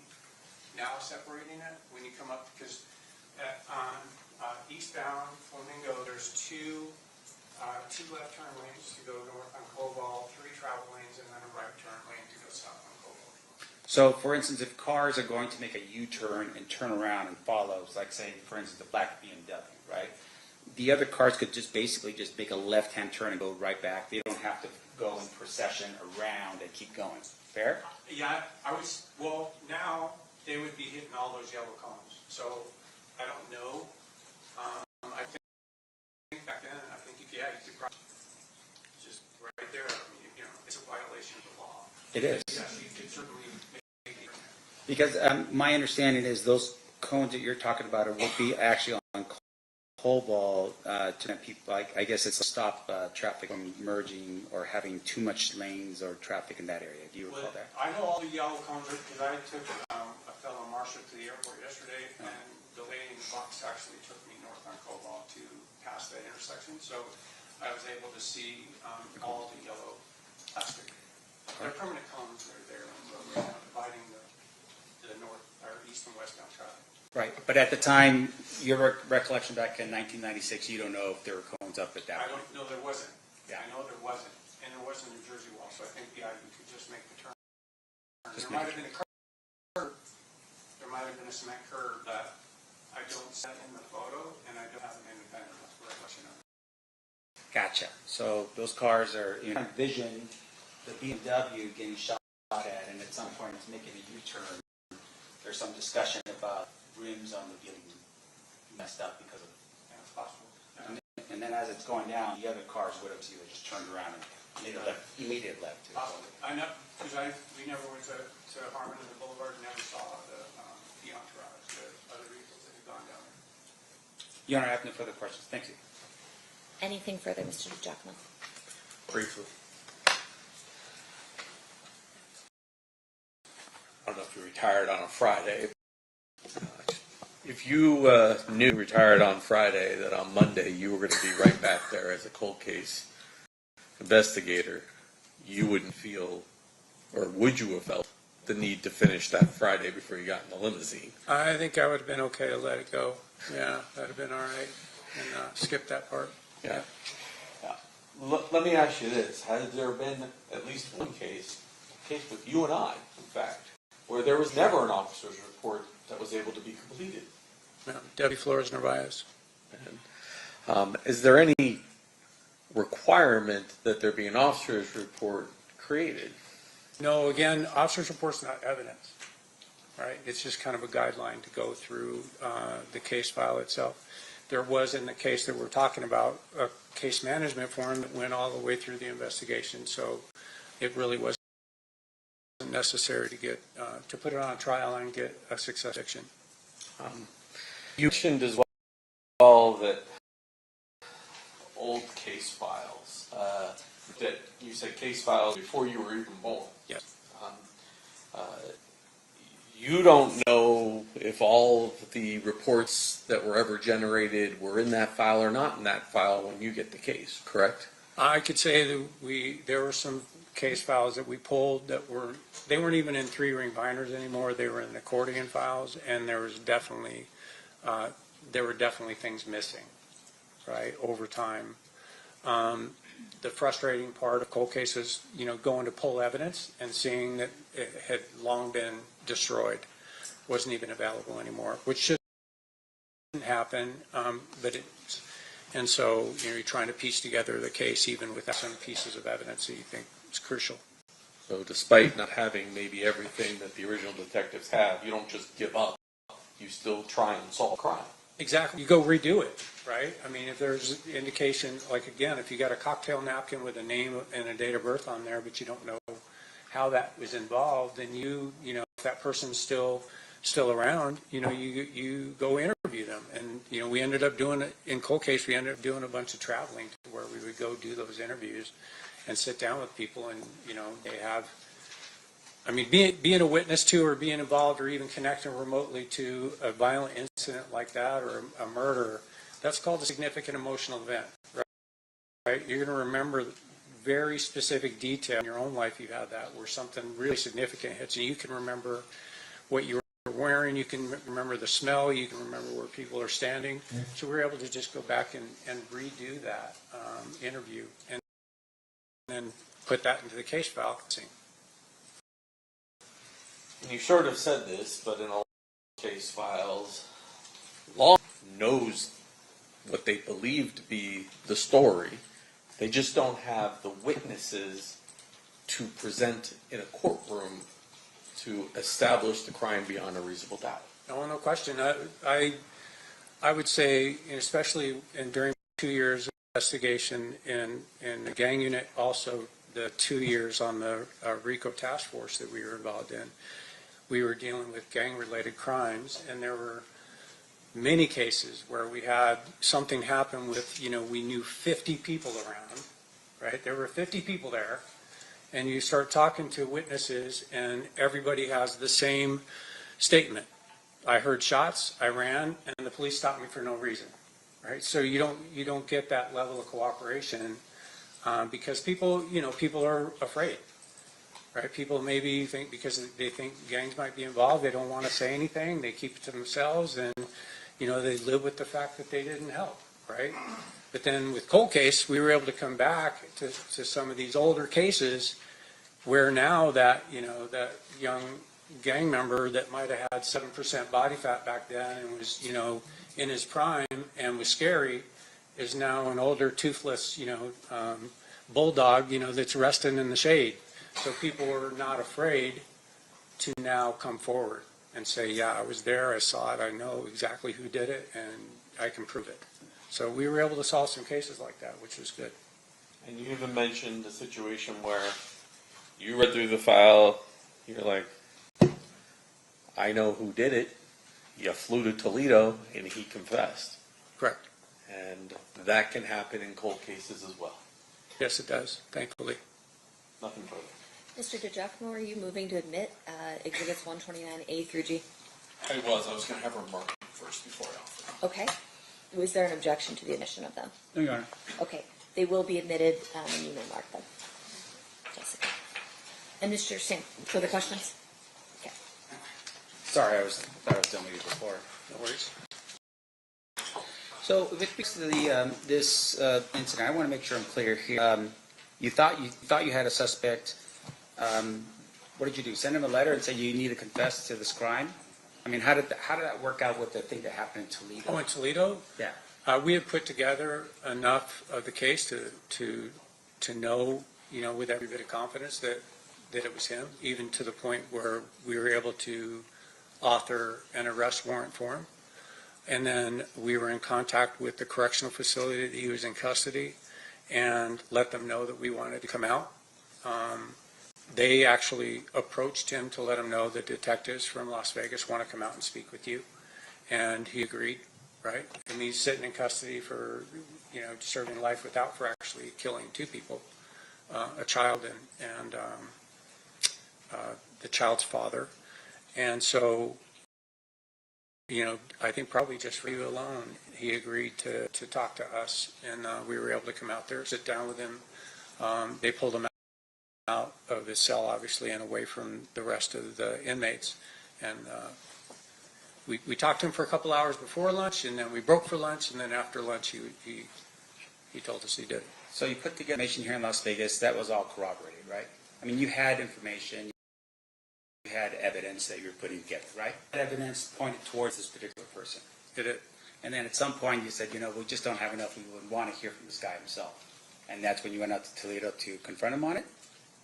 I think that we would have been able to get a conviction without him telling us that he did it, but why not? I mean, if we went there and he said, pound sand, I'm not going to tell you. Like, you flew all the way out here, and now I'm not going to tell you that I did it. I mean, we still would have gone forward, but it certainly, bolsters the case to have him say, yes, I did it, and this is what I did before and after, which is what he was able to do. Right. So in the case you were developing, you had corroborating evidence here in Las Vegas. Yes. And this was just the final, cherry on top to actually hear him say I did it. Agreed. Now, the corroboration was your investigation. I would assume that it had some physical evidence, witnesses, that kind of thing to it. Okay. And literally, you don't necessarily even need his confession. You could have just done it without. Yes. Now, in addition to that, obviously, if you didn't have those things, you suspected somebody, but you don't have DNA, you don't have fingerprints, you don't have an eyewitness, you don't have surveillance video, you don't have anything at all that would tie that person to whatever the crime you believe has occurred, that would mean at that particular point you don't have it, right? I would agree with that. Now, in addition to that, your testimony here is, and I want to make sure I'm clear, you were a gang person before, and those filled interview cards would be helpful if you were looking into a potential crime where someone is accused of the crime. Like, look at those filled interview cards, right? Field interview cards are very valuable. I worked bike patrol for the gang unit, and we filled out probably more FI cards, field interview cards, than a lot of the gang detectives did. That got me voluntold to test for gangs. And so, yeah, field interview cards are very, very valuable piece of information because you're contacting somebody in a non-threatening, non-arrest, non-custodial environment, and they're telling you, they're giving you information that you're able to document. And if you can explain to the jury a little bit what a field interview card is. So that, like, I was talking about that stop that we were on before the code red was called. So we were talking to some gang members that were gathered out in a neighborhood that we were familiar with gang members that we were familiar with. And so each time they're contacted, we would do a field interview card, little small, 3x5 card. This is a rights card, but it's about just like this. It's white, and it has all of their pertinent information, name, date of birth, all height, weight, eye color, all those things, where you're contacting them, and there's a narrative portion on the back. And most of the gang members in that type of environment would say, yeah, hey, I'm 18th Street. I'm like, whatever, for life. I'm 18th Street for life. So you document that. That's 18th Street for life, because that's maintained in what you've heard, the gang file, for a period of time until that person says, no, I'm not. I don't affiliate with them. I'm not doing that anymore. I'm away from it. And then if that stays consistent for a certain amount of time, then that we're in the gang file. And every time that person comes in contact with law enforcement, that a new card is generated because it's a physical thing? A new card is I always did.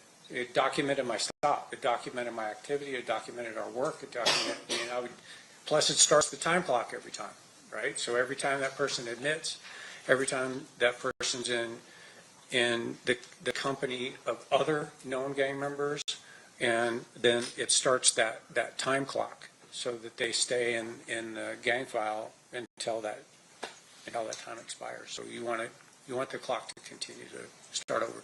Okay, and just one last question. I hate hammering the heck out of this report stuff, but in terms of the example that was given you by the state, they said, well, if you retire and then you go into cold case, you can continue on with the investigation if it's a cold case, right? I would, yeah, okay. Definitely. How about the district attorney's office?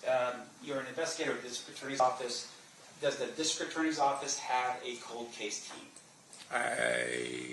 We didn't have anybody assigned to us at the time, because I left in January of 23. At the time, we didn't have anybody in our cold cases specifically, so I couldn't tell you one way or the other. Right. So you are testifying that Metro has a cold case, which if you were a detective with homicide and you want to take a case with you, you'd have done that, right? Certainly. But with regards to taking your case as a homicide detective and now working for the district attorney's office, that's not how that typically works. Right? I wouldn't know how they function with it, because I know, we put a case file together and we submit that case. It gets approved by the DA's office, and that the district attorney may recognize certain things that need to be cleaned up or need to be followed up on that maybe wouldn't come back to the detective in homicide. Because keep in mind, if we're working a big case, we're still catching new cases. You don't catch a big case and then all of a sudden, time out, and I get to do this, work this case. You're still catching new cases. We worked one weekend in 2003 where we had 6 murders in one weekend. So you're up on rotation coming out of the weekend, because all the teams caught a case. And so just for the jury so they understand. Metro is the police department, they do investigations. Correct. Once you're done with the investigation, you develop a suspect, you then submit that request to the DA's office and the district attorney's office for prosecution. Correct. The district attorney's office, on the other hand, do not have investigators that initiate the charge, right?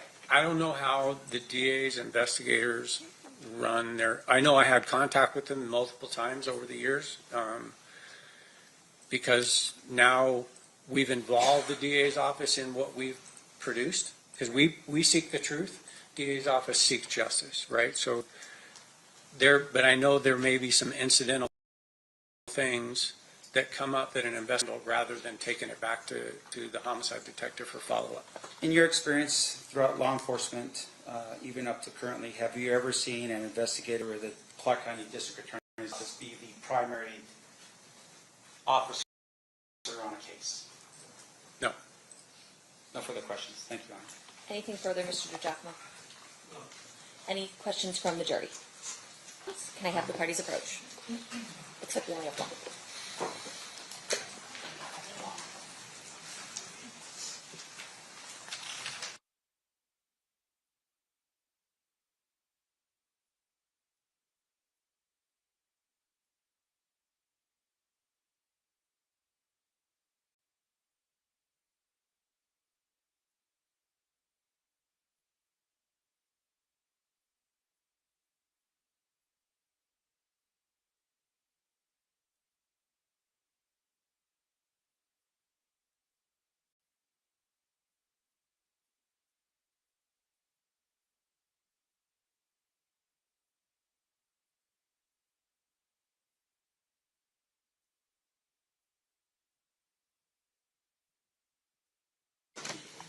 All right.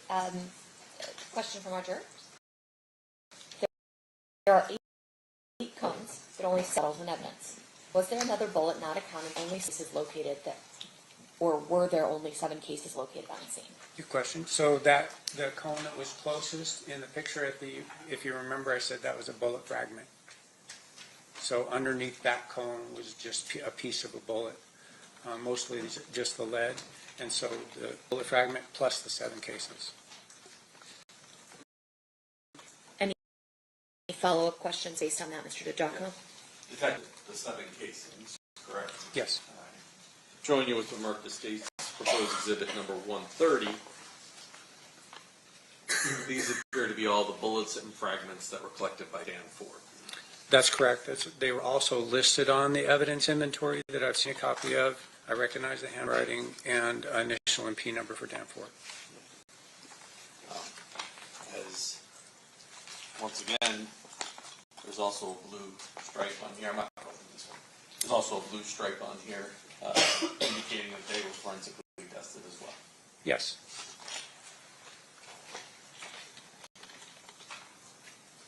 So don't move to admit 130.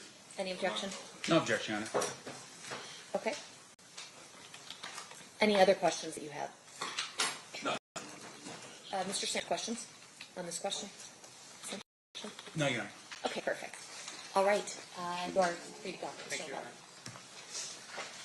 Ladies and gentlemen of the jury, at this time we are going to take our lunch break. During this recess, you are admonished not to talk or converse amongst yourselves or with anyone else on any subject connected to the trial, or read, watch, or listen to any report or commentary on the trial of any person connected to this case by any medium of information, including without limitation, newspaper, television, the internet, and radio, or form or express any opinion with the trial until the case is submitted to you. We'll be in recess until 1:45. Please rise for the jury. So 1:45, guys.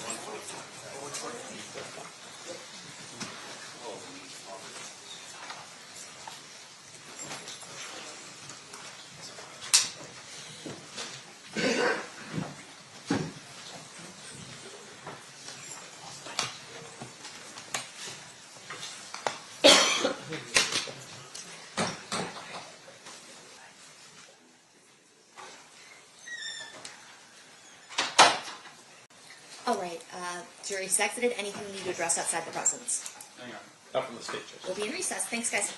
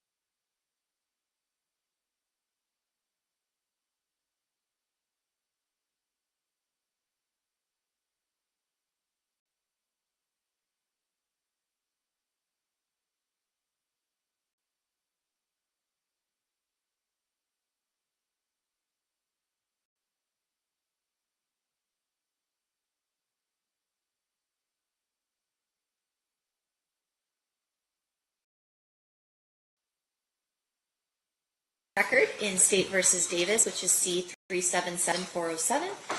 Is there anything we need to address outside the presence before we bring the jury back in? No. Okay, sounds good. Let's bring the jury in. Please rise for the jury, guys.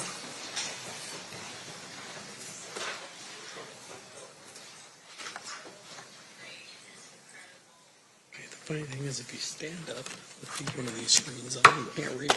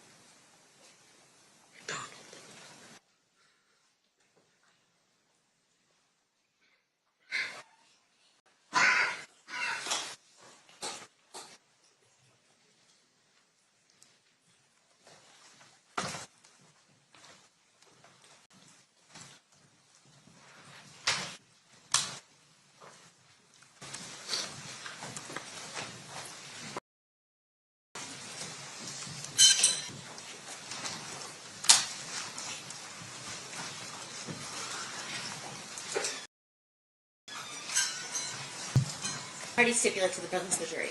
Yes, sir. Yes, Your Honor. You may be seated. All right, welcome back from lunch, ladies and gentlemen. We're still on the state's case in chief. State, who's your next witness? James McDonald.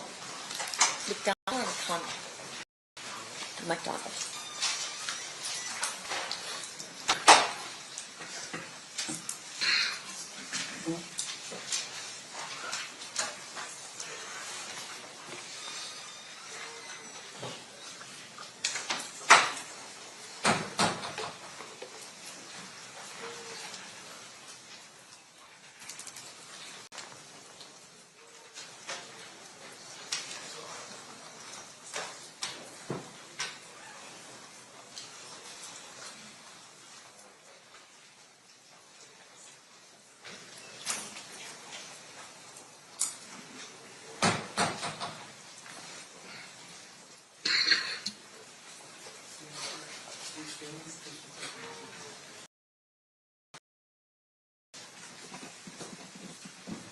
You do solemnly action shall be the truth, the whole truth, and nothing but the truth, so help you God.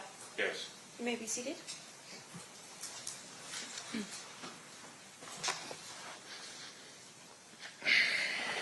May I please have you state and spell your first and last name for the record? James McDonald, JAMES-McDonald. Thank you, Mr. McDonald. Mr. Paul, whenever you're ready. Thank you, Your Honor. Mr. McDonald, it's fair to say that you're here because of a court order. Is that right? Correct. That you didn't volunteer to come or anything like that? Not at all. Okay. But you were instructed by a court that you had to attend? Yes. 96. Were you at Club 662? Yes. What was Club 662? It was a club that Shield bought, and we operated it.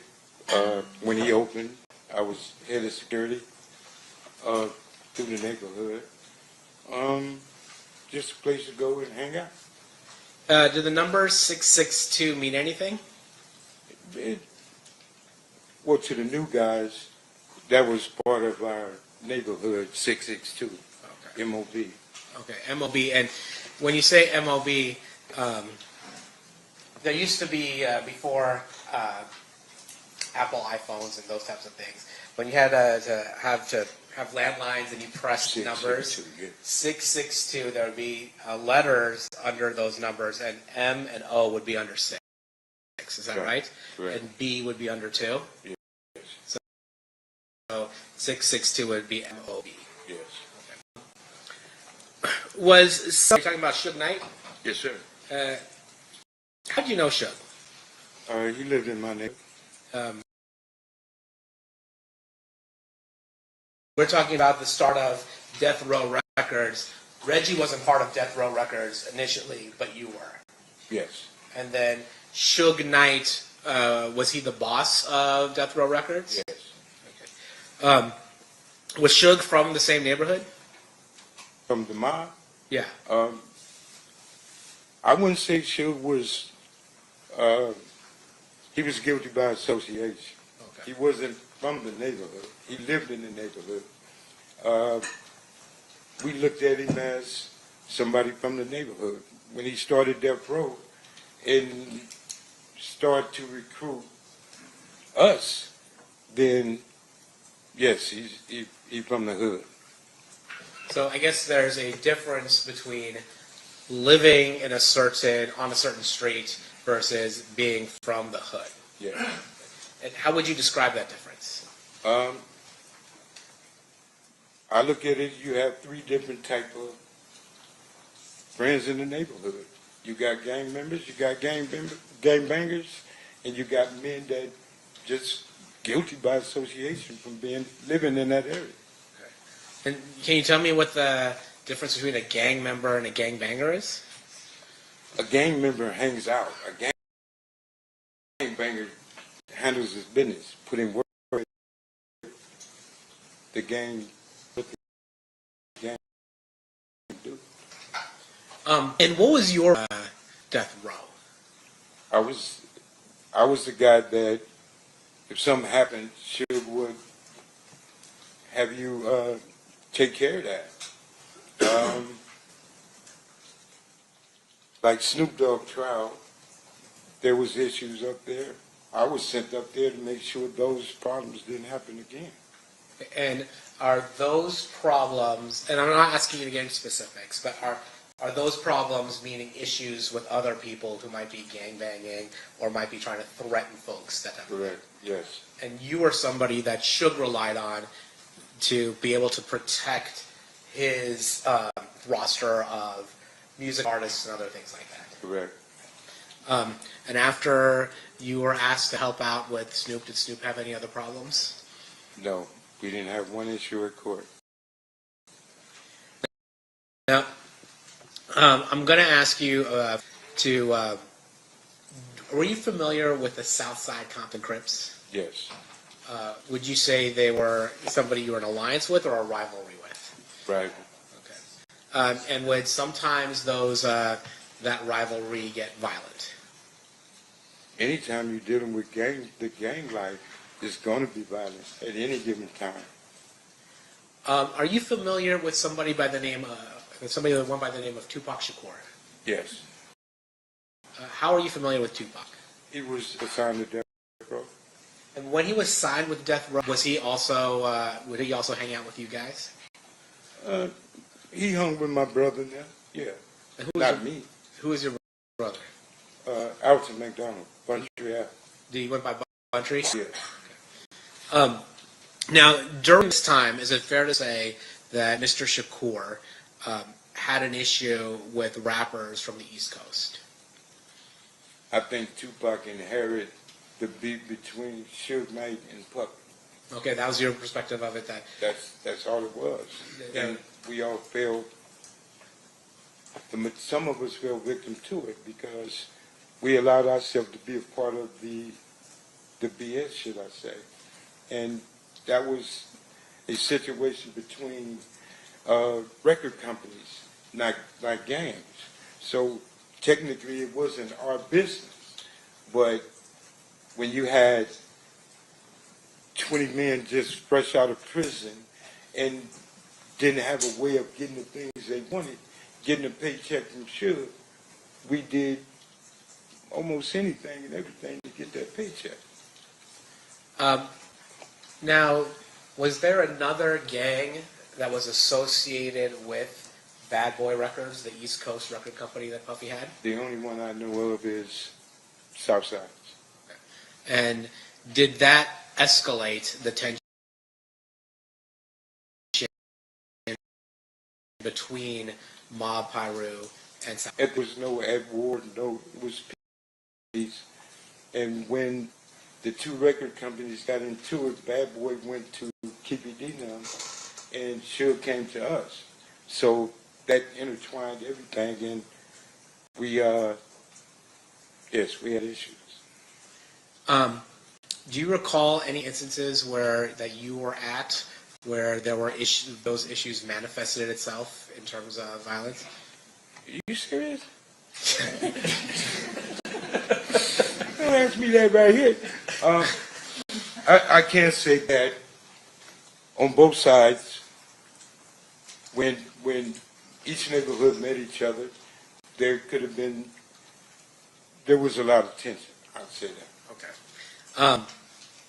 Now I want to talk a little bit about September 7th, 1996.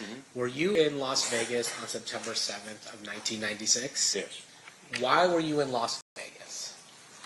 To run the security at 662, we were having issues with individuals that said that they were coming for whatever reason they was coming for, and to come to 662. My job was to not let that happen.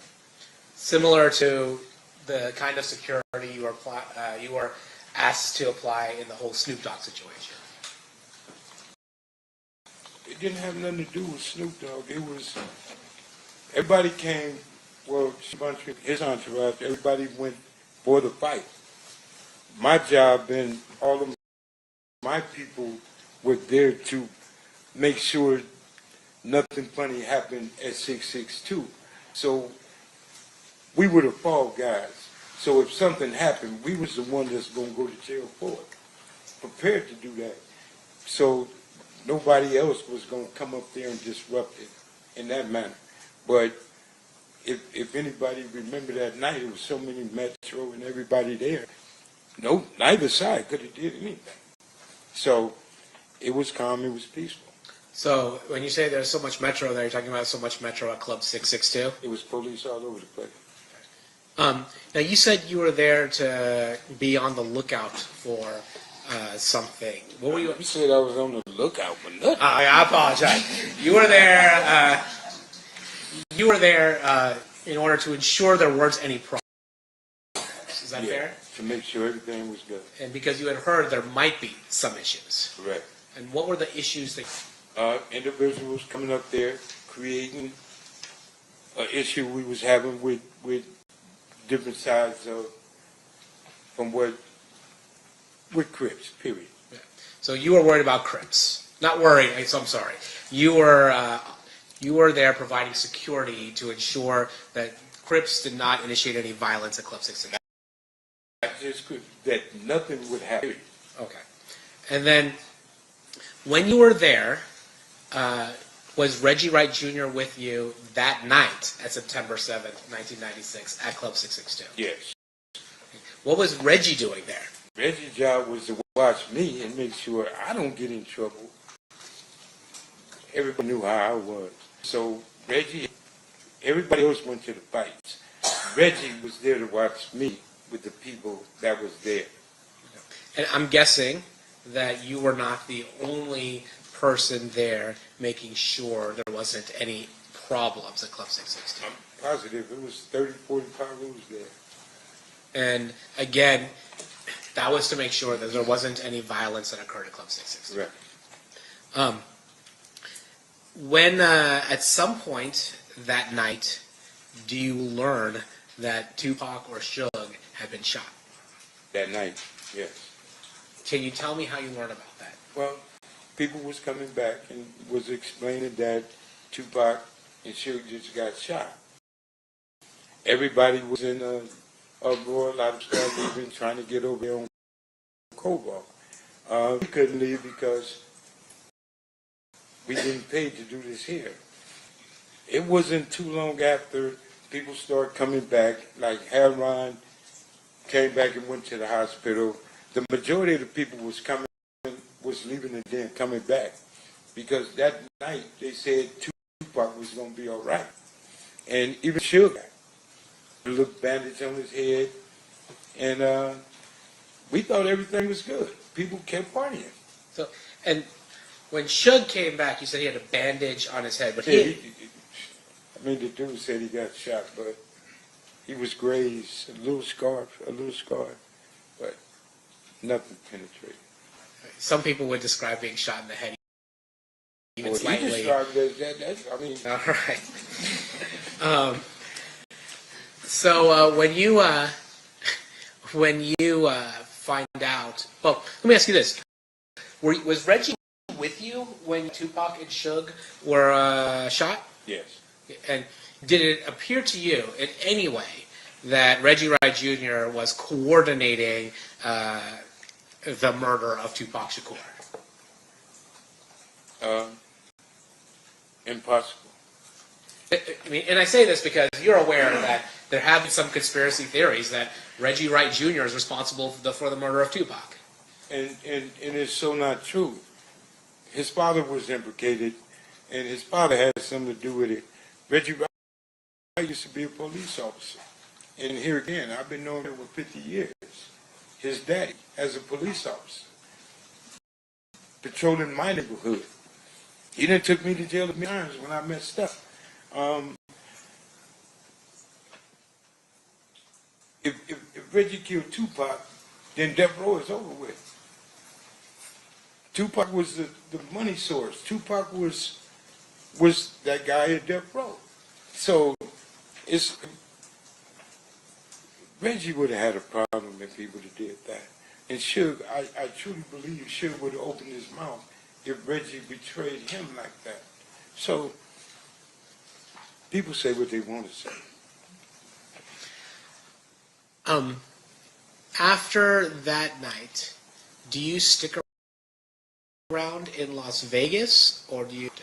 Well, I stayed in Vegas, and we left that morning because we knew we was going to have neighborhood issues, and everybody left and went back to the country. Why were you thinking you might have neighborhood issues? Well, you asking me some.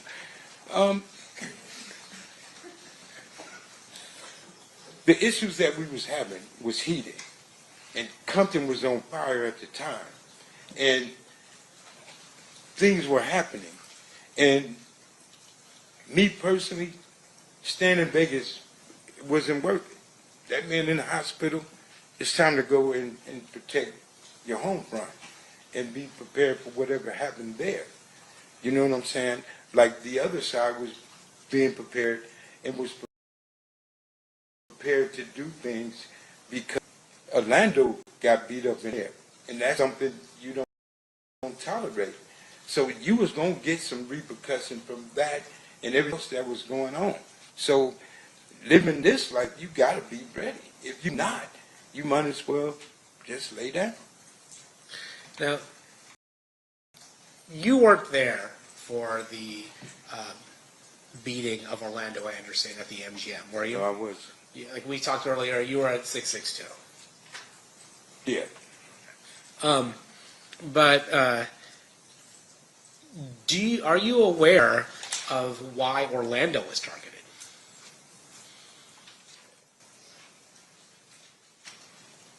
I'm aware of a lot of things. Things that was going on. People ain't talked about it in 30 years. Today ain't one of them. I don't mean to be funny, but here's the thing. A lot of things happened that night. A lot of things happened weeks and weeks after that night. Me or anybody else bringing up the dead is wrong. A lot of people got hurt behind this situation in itself.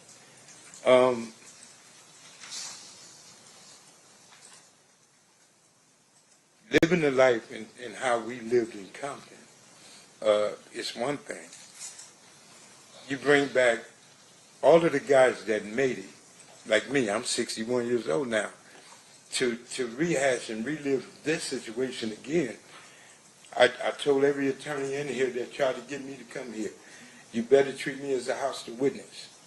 And I think that's where I'm about to go now, because you're asking me questions. I can't. I'm not going to speak on Orlando. Let me ask you something about yourself. There was a rumor that Tupac had knocked you out one time. I'd have killed him. That would have been your response if that happened. Yeah, I'm being honest with you and everybody else. I said it on my podcast show. Him, Suge, and my brother. I'd have shot all three of them if he took. That's how I was living. Why is that? That's what I was back then.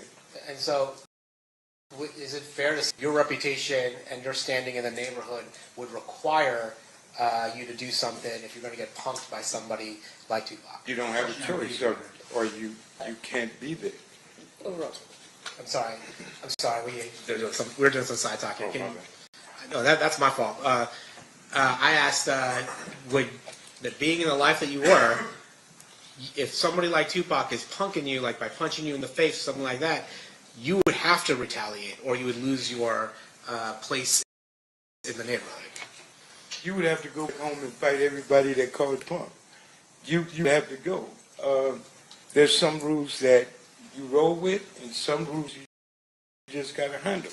Certain things need to be dealt with, adjusted, that life. And when I was living that life, it wasn't no ifs, ands, or buts. It wasn't no, oh, you get a pass. No, I would have shot him, to be honest. So then you had mentioned, I'm not going to ask you to go into any specifics, but you had mentioned that after what happened here in Las Vegas, there were issues between the neighborhoods. How long did that last for? Was it like, all right, one day we're good, everything's done, or did it last for longer than that? No, it was tension in the air for quite a long time, until I guess both sides, and he might agree, just said, let that shit go. Because it really wasn't our beef. This was between Suge Knight and Keffe D. And people put themselves in situations, like myself. I'm guilty as everybody else. Like myself, I put myself in a situation to protect something and somebody that didn't have nothing to do with me. I did it for a paycheck. I did it on some just because. I'm older now, but we did things for the wrong reasons at that time, in them days.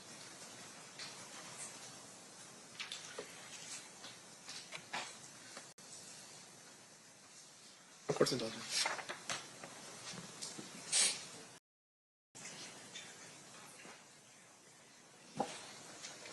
Your Honor, Steve will pass. Okay. Cross-examination, Mr. Stamp. Sir, have you ever met me? Excuse me? Have you ever met me before? No. Have you ever spoken to the district attorneys prior to your testimony here today? Once. And is that what you're referring to as the time that you told them, like, hey, any attorney here is better treat me as hostile because... Yeah, I told them I didn't have nothing to do with it. Now, a couple questions for you, sir. This is more for clarification. So on the night of the murder, you were working as the head of security for 662. Yes. Explain for us a little bit about the club. Was that Suge's club, or was it somebody else? Okay. And when you were there as head of security, were you there? Had you worked there as head of security prior to this particular night? We did an event there once before. Yes, same thing. Okay. And on this particular night, was this an event like some type of fundraiser or something for police officers or anything like that? Do you recall what the event was for? We wouldn't have been there. Okay. No. What was the reason for the event? It was Mike Tyson fight. Tyson was coming back. Tupac was supposed to perform like other people, and we was there for that. Okay. Can you describe for us how big the club is so that we can... 30 years ago, A little bit bigger than this room. So it's relatively, it's not like a two-story, it's No, not, it's you know. small. All right. And in terms of the itself, you were there and you were sharing with us that there were other people that were there. Yes. Law enforcement as well as, I don't know, people from your side of town. Oh, law enforcement was outside. The metro was, why y'all put words in my mouth? Sure. They were outside. Okay. We were on the inside. Wasn't no law enforcement mingling with us? So as far as you know, law enforcement wasn't hired by Reggie Wright to provide additional security? No, this was Metro posted up all over the place. And so they were there specifically just like what, harass or just send a warning or what? No, they were there. Like when you have events in Las Vegas, everybody knows. You're going to see Metro here, every block. Yeah. They was posted up, which they do all the time. But you're telling me that as head of security, you do not know or you don't believe that Reggie Wright hired the Metro officers to come in? I know for a fact he didn't hire the Metro police. Okay. Do you know how many people were on the payroll that night from your security team? Well, y'all paperwork different than we did. Our paperwork was getting cash money. Our paperwork was what they call under the table. We had at least 30, 40 of my homeboys there. Reggie Wright Jr. and his security, his company, the people work for him, didn't have nothing to do with what Suge paid us for working. So that was two different entities. Reggie and Suge. The homies was Reggie Wright hired his company to watch over Suge Knight people. Right. So his security did like the right thing. My security did what they ain't gonna do. You get what I'm saying? I get it. The police gonna walk you out of there. We gonna drag you out of there. So it was a difference, but not on the same paper. Sure. And once again, the intent was to protect 662, right? To protect the club, protect the patrons that were going to go there, that kind of thing. Yeah. Okay. Now, in terms of your knowledge of what happened on that night, fair to say you weren't present when the shots had rung out? No, I wasn't there. Okay. And your testimony is that you had heard from other people initially that, hey, Tupac had been shot. Yes. And you were maybe relieved, thinking like, okay, it's not that big of a deal, he's gonna be okay. That's what came back to 662. People that went to the scene, and everybody said Tupac was talking. So everybody came back to the club saying he's gonna be all right. So people just went back to, me. Right. Now, in terms of the that night, you go back to Compton. You live in Compton. Yes. You still live in Compton? No. At the time you live in Compton, you go back to Compton, and you tell us that there was a lot of tension. Can you describe that for us when you went back in terms of what kind of tension we're talking about? You sure you want me to answer that? Is it going to be graphic? No, I ain't gonna. I got to raise the word in it, but you asking me a question. I don't. And what I explained to them, I don't want to send him to prison. Sure. Even though we don't like each other. Sure. I don't want to send you to prison. So that's why I'm here where I'm at and where I am, because I changed my life. I'm raising my grandkids, teaching them never to be like their papa. And here I am explaining to people what I used to be. And I'm not proud of that. I'm not proud of that at all. And you asking me questions that can hurt him. And like I told them, I'm trying to avoid to answer the questions that they might look at me and say, something is wrong. Well, let me put it this way. Let me help you out with this. Thank you. So these people right here, what they want to know from you is, did you see who shot Tupac? I told you no. Correct. So outside of that, the next question you is, when you went back to Compton, was it like a Southside Crip shoots a pyro blood, shoots Southside Crip? Is that the tension that we're talking about? Do I answer this? That's a straightforward question. It's a yes or no answer. Okay. Did you see that? When I was a part of that, like I was a part of that, Once and again. I was no, because you asking something that's going to just do. And when okay, let me stop. And once again, I want to emphasize. When we got back to Compton, Okay. it was a gang war. People were getting hurt. Okay. People were looking for certain individuals from his neighborhood, Okay. as well they did mine. Okay. But Orlando, him, and certain other people were being assaulted because people wanted to kill them. Sure. Were they the only ones that they wanted to kill? I'm not the only one up in here. No, they weren't the only one. Okay. It's his neighborhood in particular. That's right. But they were the main subjects of a gang war. They was in the middle, such Sure. as me. So you're telling us that people back home somehow had some type of information that said that that guy, as a bunch of other people, were involved in what? Tupac. Okay, but my question to you, Stop. Can you focus on me for a second, sir? Yeah, I will. And I apologize. I just want to make sure that we're clear, okay, for these people. In terms of that information, none of those people were there, right? And what people you be speaking on? The people that was already in the neighborhood, or the people that left Las Vegas that same night Tupac was shot to go home, take arms, and go to somebody else's neighborhood to look for somebody? They had to pay it back. So once again, my question to you is that the information that I'm asking about is the people that back home, you're saying were eyewitnesses to this?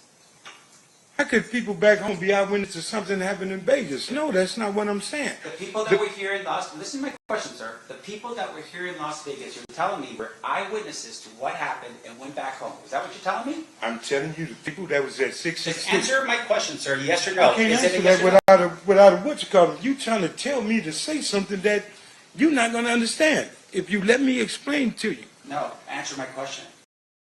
I'm not answering nothing. I don't know what he's talking about. Okay. Okay, for a second. I am focused. Very focused on this. My question to you is this. You didn't know what happened that night because you weren't there. I was at 662. Right. Do you know who that was there? I know everybody that was there. Okay. Like who? Talk to your lawyer, man. This dude is tripping. I'm not going to explain that.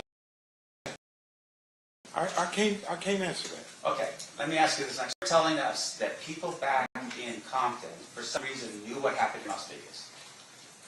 A phone conversation? People found out when people left Las Vegas the same night Tupac was shot, went straight back to Compton. It only takes 3.5 hours to get home. Yes, it wasn't a problem to find out what happened. No problem at all. They got on their phones, they texted people, they let them know what happened here on the night of the shooting? Yeah. They had walkie-talkies, they had all kinds of phones. They had ways to call people to say whatever. But when people left Las Vegas that same night, after they found out and got in their cars and went home because it was a situation, Pac was shot. Okay. Retaliation is a mug. Come on, man. It was for real, for real. All of this was for real. Now, the night of the shooting, did you have a walkie-talkie, a Nextel thing or something like that? No.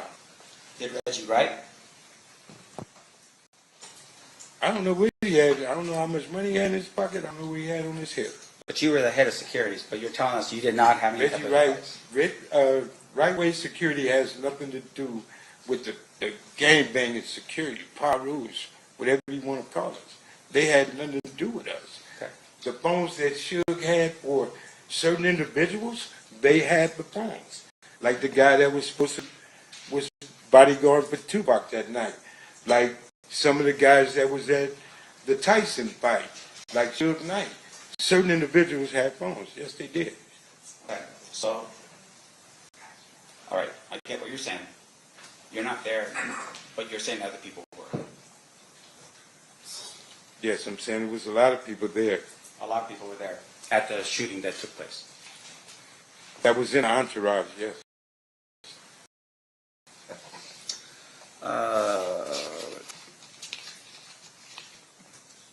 Okay, just one final question. You're here today, and I think the state asked this question under a subpoena. You're ordered to be here today, right?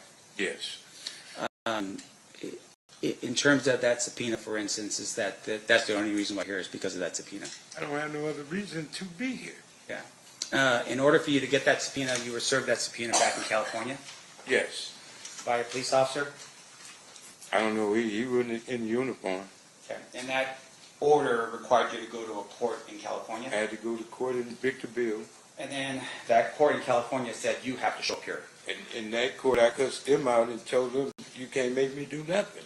Right. And in that court, they told me that I would be in attempted court. Me raising my grandkids, I'm not going to put my grandkids in the car and move somewhere so y'all can't find me. So all that running and living a different life, I ain't doing it. So I agreed to come. And like I explained to everybody in here, you ask me something, I'm going to be honest about. You ask me something I don't want to talk about, you're going to have a problem. Treat me as a hostile witness. You're not going to talk to me and tell me as a grown man what I have to do up here. I'm not finna send him to prison. So the accusation now is because of the fact that we're trying to ask you questions, you're blaming it on me. You asking me questions. If I just answer your questions, we're going to have a problem in here, a misunderstanding. And you're asking me something that wouldn't be good for him. Right. And once again, I just want to, look, we're just trying to figure out who shot Tupac. You're telling us that you weren't there at the scene. That's all I want to know. At the end of the day, that... Was I in the entourage when Tupac got shot? No. Okay. Nothing else, right? I was at 62. I mean, that ain't hard. That's easy math. No further. Anything further, State? Jesus. All right, we've got one more, and then I'll let you out of here. Okay. Ladies and gentlemen of the jury, any questions for this witness? Seeing no hands? Oh, we do have one. Okay, hang on one second.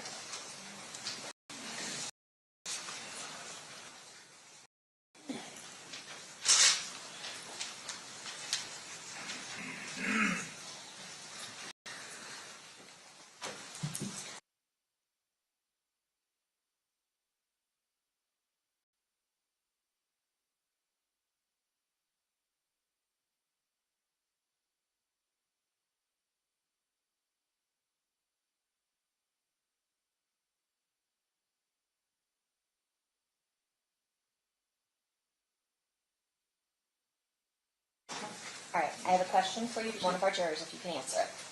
Did Reggie Wright Jr. instruct security to not have firearms the night of the fight? To be honest, I don't know if Reggie Wright told his people, or the police officers, not to have guns, and I don't know why. He sure didn't tell us because we had ours. And that's the honest truth. All right. Any follow-up based on that, State? No, Your Honor. Defense. I just want to clarify what the witnesses said. You're telling us that you had guns that night? Yeah. I just want to know. But you had guns that night, right? Yes, we did. All right, thank you. All right, State. I know you didn't want to be here, but thank you for coming down. Okay, can I say something? I want to apologize to everybody, but I find this kind of funny. What you're going through, brother, is what you're going through. I didn't want to be, and I'm not of that. So I appreciate it, and I apologize to all of you guys. Okay, thank you, Mr. McDonald. You are free to go. State's next. Yes, Your Honor. State's calling Reggie Wright Jr.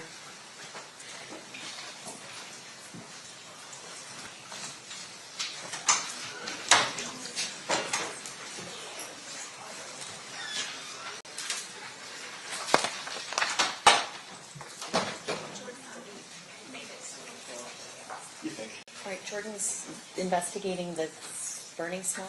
Anyone like smelling it? The burning smell? Maybe.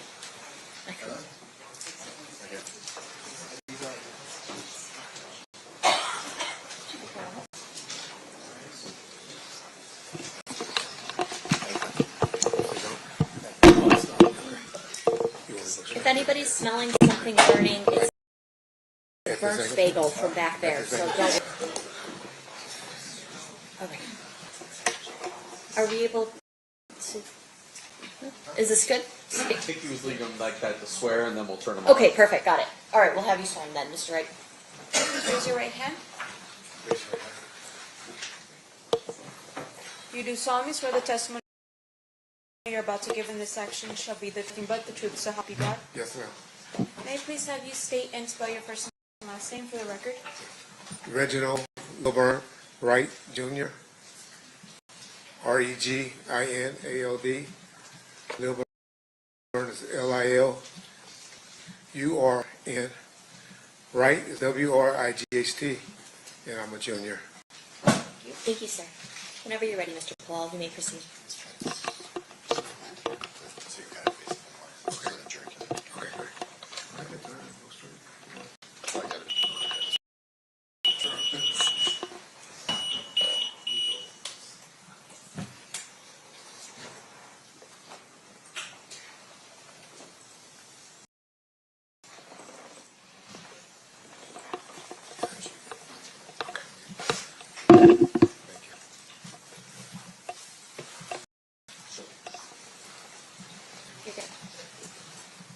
Good afternoon, sir.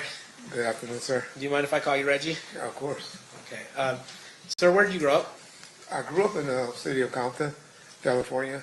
I was born and raised there until about the age of 19. And who is your father?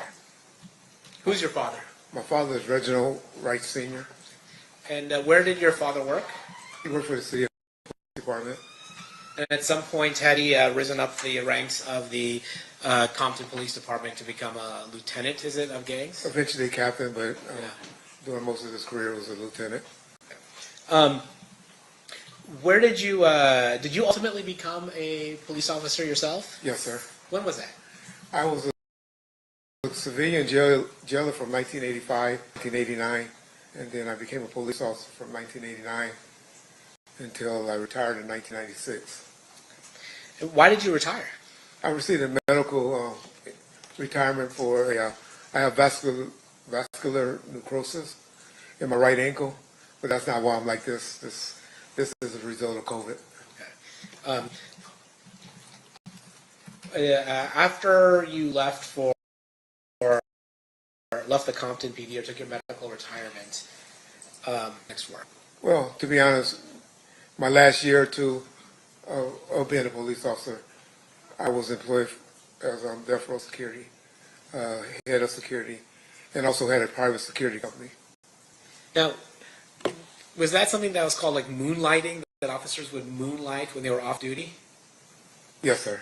Can you explain to us what moonlighting means when you're off duty? Well, moonlighting is pretty much just working off duty on your off duty hours, working for different companies. I worked for several companies. It wasn't just death row. I worked for trucking companies, doing security. Worked at a nightclub, the Raiders Club, that was inside of the Compton Hotel. Worked several video shoots. Just extra money on the side for off duty. Compton PD wasn't paying good? Guess I was really young and greedy. And then at some point you said one of the jobs that you had was moonlighting for Death Row. Is that right? Yes, sir. And can you tell us what Death Row is? Death Row Records is a record company that was based out of Beverly Hills, California. And, yeah. And who ran Death Row Records at that time? A gentleman that I actually grew up with at elementary school, junior high, and high school by the name of Marion Suge Knight. And when you say Suge, is that what he would go by? I call him Suge. So after you retired, did you, well actually let me take a step back. As part of your role as a police officer in Compton, were you familiar with the different neighborhoods and the members of different neighborhoods? Yes, sir. Was that part of your job to know what areas were associated with what gangs? Pretty much a job, and like I said, I started in like 1985, so kind of got familiar while I was working in jail, and it was something that was curious to me, being that my father was active with the gangs, and it was something that was intriguing to me as well. When you said you grew up with Suge, did you grow up in the same neighborhood that Suge grew up in? Yes, about 2 blocks away. Was that considered Mob Piru territory? That's correct, sir. So when you were growing up, were you familiar with the Mob Piru? It was really a Losers Park, Piru area, but I guess when I was about in the 7th grade, which would have been like 1978, maybe a little later, 80, they started calling themselves the Mob Piru. So they were Looters Park Piru before, and then they transitioned to being called Mob Piru. Yeah, we pretty much divided it, everything south of Rosecrans was mob, and everything north was, or the other way around. North was mob, and south were Looters area of Rosecrans Avenue.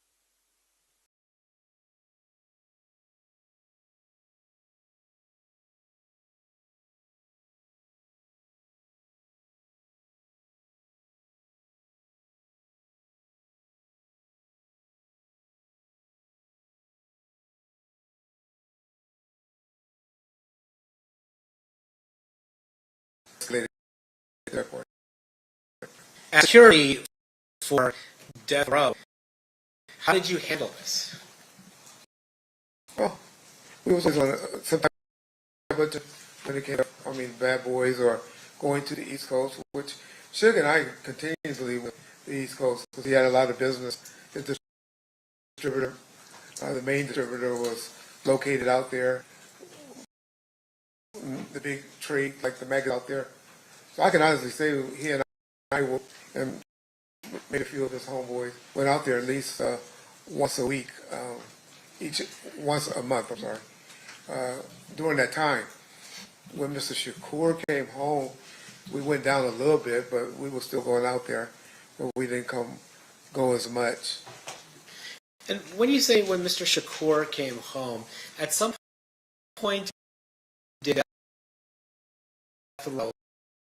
sign Mr. Shakur?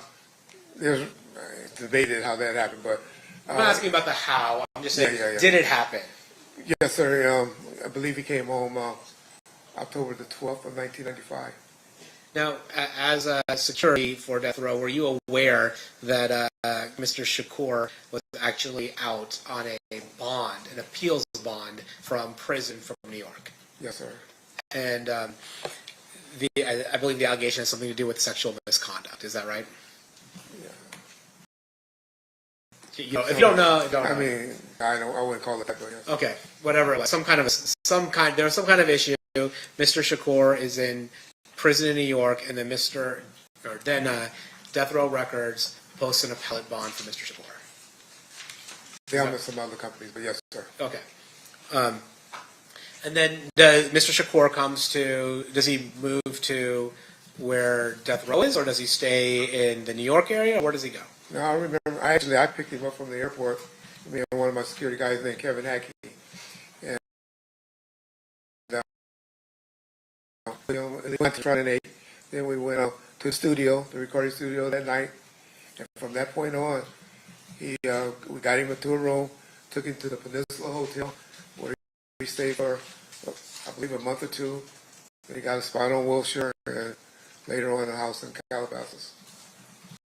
As the head of Right Way Security, which was contracted by Death Row Records, were you Tupac Shakur security?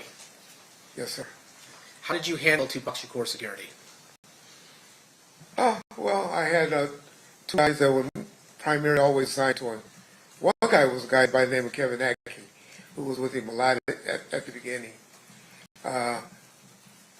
Later on, towards the end, a gentleman by the name of Frank Alexander was the one that worked with him as well. And then I would always have additional guys, like Al Giddings, as one of them fill in for him when those guys wasn't available. But generally, I always had one security guard with him. After this particular song came out, about May or June, we upped it to 2 security officers. Now, you mentioned a particular song came out that changed how you handled Tupac Shakur's security. What song are you talking about? It was a song called Hit 'Em Up. And is it fair to say that in that song, Tupac is aggressively expressing his dislike for the members of Bad Boy Entertainment as well as other artists? That's fair to say. And as a result of that, you decided to change. All of the discussion, and ultimately had to prove it, but I'm sure Mr. Knight, possibly Mr. Shakur, and maybe the security officer that was primarily with him, we all agreed that he probably needed another guy with him. Were you aware during this time of a gang from Compton being used by Bad Boy Entertainment when they came to the West Coast? We had heard those rumors and we were familiar. And what gang was that? Compton Southside Crips. Now, Southside Crips, that was the same gang that you had told us earlier that Mr. Davis belonged to. Is that correct? Yes, sir. And by Mr. Davis, I mean Keffe D. That's what I believe he is, yes. Yeah. And then, was there ever a time where Death Row and you and whatever security Death Row had a clash with Bad Boy and the Southside Compton Crips at all? Yes, we had it at a Soul Train's Music Awards. I previously stated that Mr. Davis was with him, and I even think I may have even said that he was one of the ones close to the guy with the gun. Never said he was the one with the gun, but there's been out there, social media, where a gentleman has came out and admitted that he was the one that actually had the gun that particular incident by the name of C. Gutter. So do you remember, well, I'm going to ask you what your independent recollection is.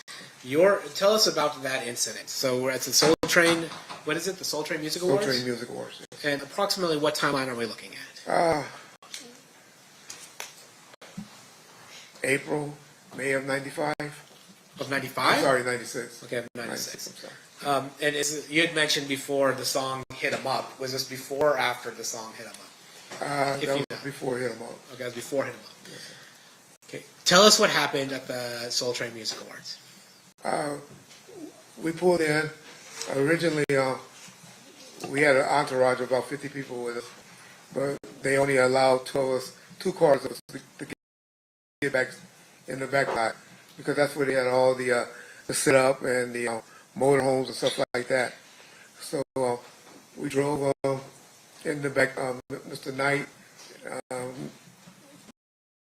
Mr. Shakur, and a few of the outlaws was inside of a Hummer, and myself and Frank, which was Tupac's security that night, Mr. Shakur's security that night. We drove in behind them.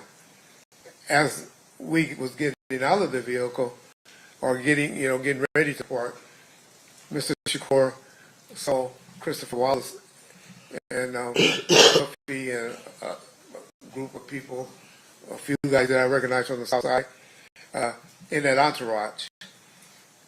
They were, Mr. Shakur immediately became enraged and started yelling, and confrontation between Mr. Small, Biggie, and Mr. Shakur took place, to the point where one of their guys brandished a weapon, and then that's when I put fire on him and towards him and begged with him, pleaded with him not to raise the gun.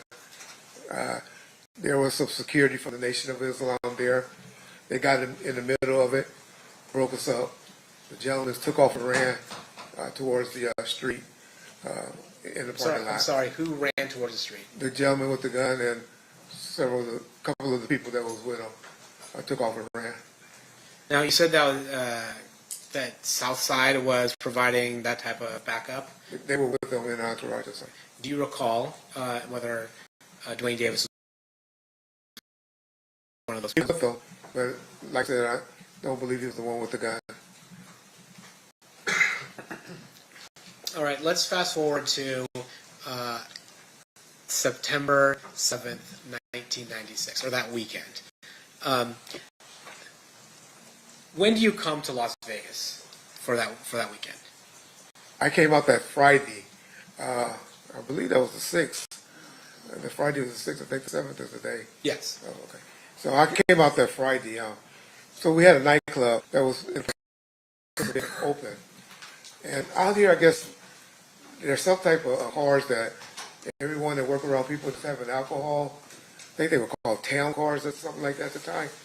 I had to get all my security guards to have those particular cars for that night, because the attorney that was assisting us in getting the club open said, "Hey, y'all got to be really on y'all P's. We got to have everything on point, because if everything goes smoothly tonight, there's a good chance we're going to be able to get the permits transferred from the previous owners to Mr. Knight's name."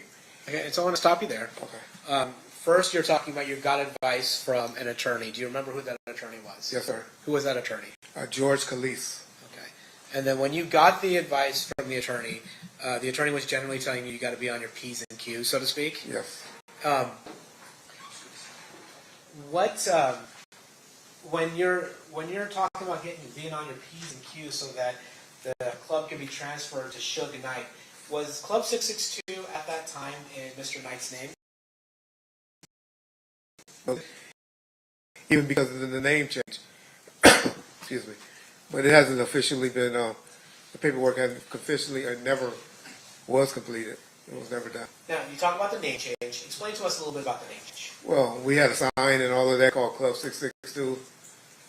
Explain to us what 662 means. 662 on the keyboard of your phone, it will spell out the word MOB, which means members of the Bloods. Well, nobody has keyboards on their phones anymore. I forgot about that. And so the club itself, the name of the club itself rang out that it was a blood-affiliated club. That's correct. Now, what advice did Mr. Kalisis give you regarding being on your P's and Q's for that night in order for Suge Knight to be able to obtain approval for running that club? So he advised, and the main thing that came out of that meeting was he advised all of my security guards, even though that they were authorized to carry guns, being off-duty police officers and stuff, that we shouldn't have guns on our possession inside of the club on that night.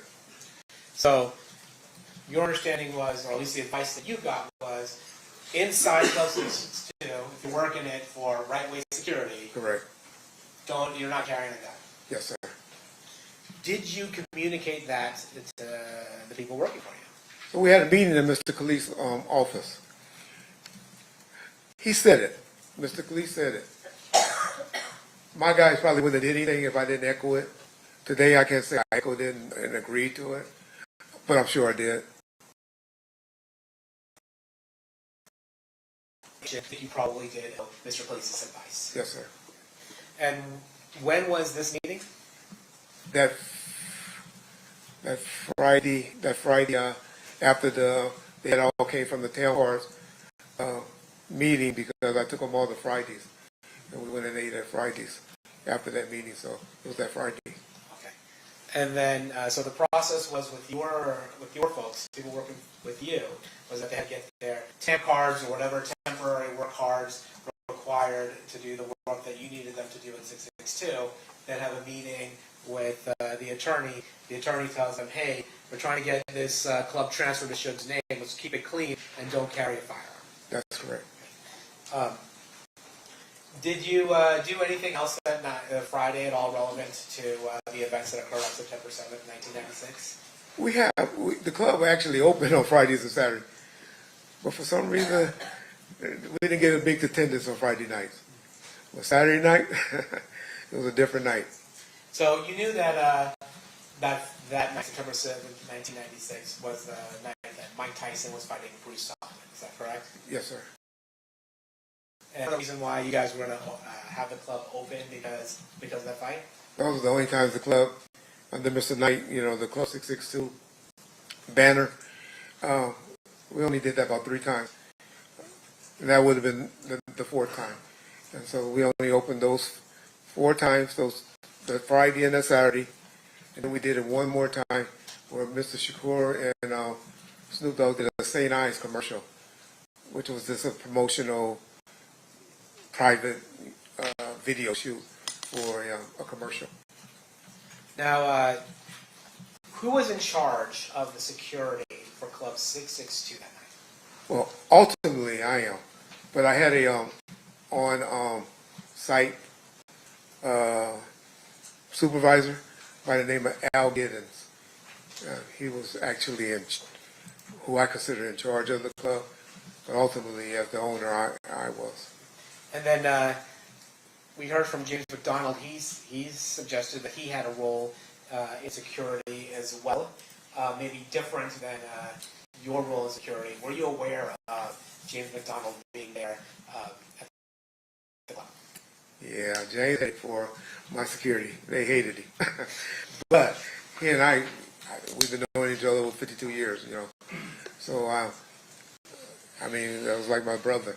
So, James used to do the hustle. What James would do is go outside, get guys that looked like they had a bunch of money, and bring them to my security crazy, but James was just out there working the door.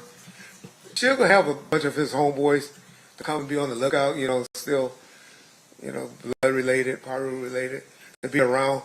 But James was mainly doing a little side hustle.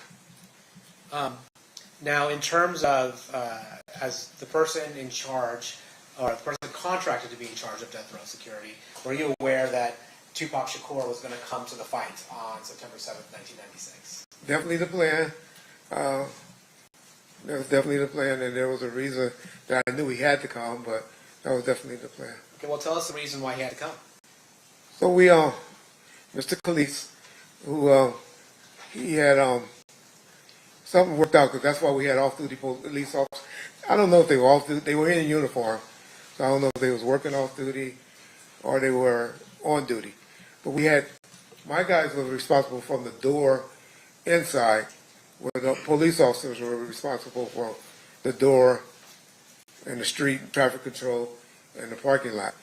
And so I guess how he got that approved was... well, if you're guessing, okay. I don't want you to guess. Were you the person responsible for whatever event control or traffic control that the Las Vegas Metropolitan Police Department did? No, sir. Were you the point of contact? I was the point of contact for the club, yes. Yeah, but you're the person dealing with whatever traffic control or event control or population control, whatever it was that the attorney, George Laces? He was the one that got them there. Okay. Made the call to get them there. Okay, so you weren't the one that called Metro? No, sir. So anything that you would have said regarding that is just kind of you trying to put the dots together, assuming what that conversation might have been. And the only reason I say that is we promoted it as a benefit for a retired boxer, for a police, he was a retired police officer that was promoting or had something to do with boxing for youth or something like that. So that kind of is adding to the P's and Q's that make Mr. Knight look better when the transfer of when trying to transfer this club. Hey, we're also holding a benefit. That and also Mr. Shakur was trying to work off some community service hours that he needed. I don't know how they made it happen in LA County. And so Mr. Shakur was scheduled to perform that night at Club 662, is that right? Yes, sir. And so you're telling us that it was your understanding that Mr. Shakur performing at Club 662 at this benefit would help accumulate hours for community service. Yes, sir. So when was Tupac Shakur supposed to come to Las Vegas? Well, they always came up on that Saturday. I know that they arrived about 4 p.m. on that side, but it was earlier or not, I'm not sure. And then at some point, well, who's the security for Tupac that Saturday? Mr. Alexander, but he was out there with me, getting the town cars and everything. Mr. Shakur actually rode up with, I guess, his fiance and a few members of the Outlaws. And who are the Outlaws? The Outlaws is a bunch of people, actually, but it's a group of rappers that worked with Mr. Shakur that he was trying to help get their careers going. And was Malcolm Greenidge one of the members of the Outlaws? Yes, sir. And I think he goes by the name Edie Amin. That's correct, sir. And Katari Cox, was he one of the members of the Outlaws? Yes, sir. And then Afula, and I always get the name wrong, but Mr. Afula, was he also one of the members? He was as well. And you said Mr. Alexander was the person that's supposed to be working security, or the person assigned for security for Mr. Shakur, but that he was with you. So on Saturday, was anybody with Mr. Shakur? No, sir. And you had mentioned earlier that after the song "Hit 'Em Up" had come out, and that's probably, 3-4 months before this, you had assigned 2 security officers. Where's the other one? Well, that was Mr. Hackey, Kevin Hackey. He was scheduled to also be attending and writing, and that's who I actually thought was going to be with him, coming up with him, because he normally was with him. You know, him and Mr. Alexander, they kind of worked out who would be with Mr. Shakur. And for some reason, he didn't show up. He now telling me he had a late arrest, and he was stuck at the hospital all day dealing with an arrest.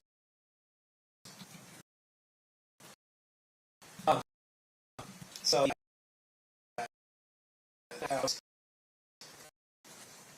went to the parking lot of the fight, so it was kind of hectic to get inside, but also got a call from Mr. Giddings, Al Giddings, who was my supervisor at the club, and they was having some logistic problems, some problems there, and I elected to go and get things in order at the club.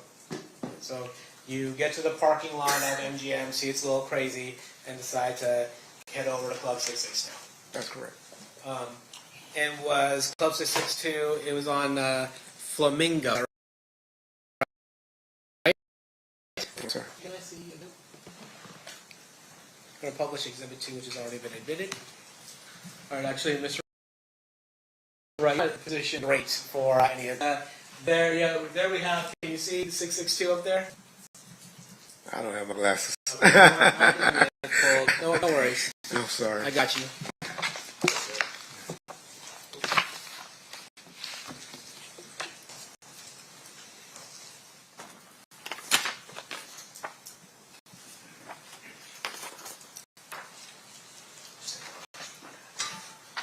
Permission to approach, Your Honor? Your Honor, permission to approach? Oh, yeah. I was saying about the courtroom freely. Thank you.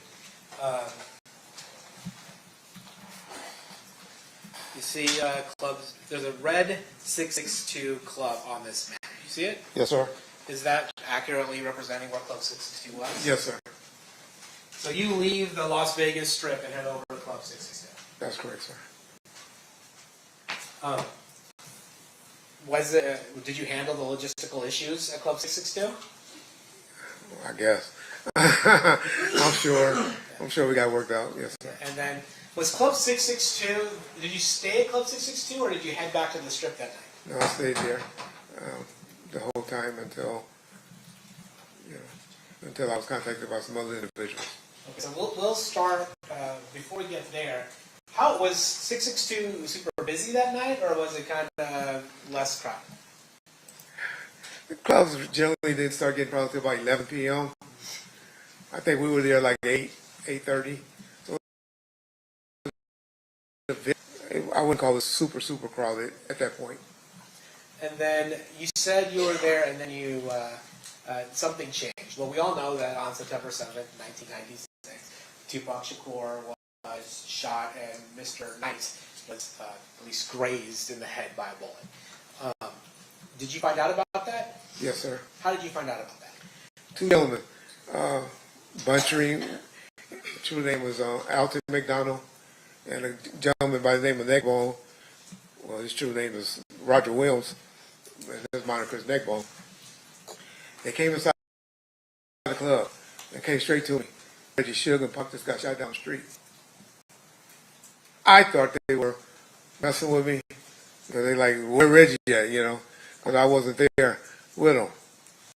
But then Mr. Khalees, who was standing near me, I guess he talked to some of the officers that was working out front, and he kind of verified to me that something happened. And then by that time, I see about 4 or 5 other units that were working at the club. They started taking out heading that way. Now you mentioned two people, Buntry, Alton McDonald. Does Buntry have any relation to James McDonald, the person that testified before you? That's his. Then you mentioned Neckbone, Roger Williams. Were these people employed by Right-Way Security? No, sir. Were they part of Mob Pyro? Yes, sir. Is it fair to say, as we talked about earlier, that Suge would have members of Mob Pyro around? Correct. And while they weren't official security, would you say they provided a different form of security? That would be a fair. Yes, that's correct. So upon hearing the fact that, well, at that time when Suge Knight and Tupac Shakur were headed to Club 662, were you aware of their movements? Were you aware that they were headed over to the club at that point? Not at that point. I hadn't heard anything. Frank hadn't communicated anything with me, and I just knew they would eventually get there. But no, I didn't know any movement where they were at or when they were coming towards our way. Oh, you said Frank hadn't told you anything. At this point, had Frank met up with Tupac? Oh, I'm sorry. Frank was with Mr. Shakur since about 4 p.m. on that day, 4 to 5 p.m. on Saturday. He was with him all that day. So he didn't drive out with Mr. Shakur, but he eventually met up with Mr. Shakur. That's correct. Him and another gentleman who initially was with him by the name of Michael Moore. And was Mr. Moore also a member of security? He worked for Right Way as well. Okay. And so then you have Mr. Shakur, Mr. Knight headed to whether other people headed over. I guess we already heard about Neckbone and Buntree. Were there other people headed over to Club 662 with Mr. Knight and Mr. Shakur? On a driving over, was it more than one car, or were there a number of cars driving over to Club 662? And I can only speak on what I know now. Yeah. Okay, well, no, back then, did you know? I just know who normally with them. So after Buntree and Neckbone tell you that Mr. Shakur and Mr. Knight had been shot, and you seem to get some confirmation from the attorney, what do you do? Me and Mr. Cleese and Michael Moore, who was with Mr. Shakur earlier, who got, his primary job was to work at the club. He and I jumped in the car with Mr. Cleese and headed towards the scene where we were told Mr. Knight was. However, en route, Mr. Cleese was on the phone and we notified that they were headed to UMC. So did you go to UMC then? That's correct. Now, taking a step back, did you see the car that Buntree and Neckbone arrived to Club 662 in? Eventually, yes, sir. And did you notice anything notable about that car? Yes, Mr. Buntree, he was super, and he had one bullet hole to the fender. Now, let's go back to, you're on your way back to, or you're on your way over to UMC. What happens at UMC? Get there. Of course, Mr. Knight and Mr. Shakur was in the emergency room.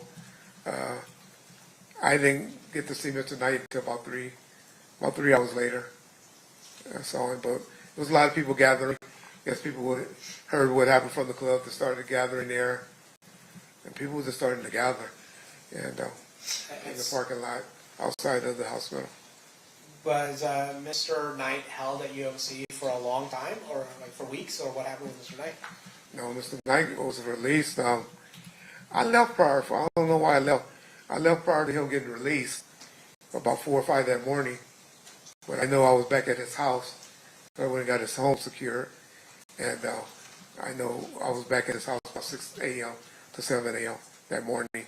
I was with him all that day. After all this, or sometime during this, you make contact with your father? Yes, sir. How do you do that? By phone. I called him a couple of times throughout that night. Told him what had just happened to Suge and Mr. Shakur. It's kind of stressful for me. Called him a few times. How are you calling him? By cell phone. Oh, you had a cell phone at the time? Yes, sir. Okay. And was there anything that you felt you had to relate to him in order to let him know what might be happening the next day in Compton? Well, during that night, or that early morning, I was getting information from people in the parking lot and around that, hey, they got into it at the clubs. And so I relayed that to him. They didn't know who the people were, just that they got into it with some guys from the south side, and I told them, hey, trouble back in Compton. When did you go back to Compton? When did you go back to California? About 2 weeks later.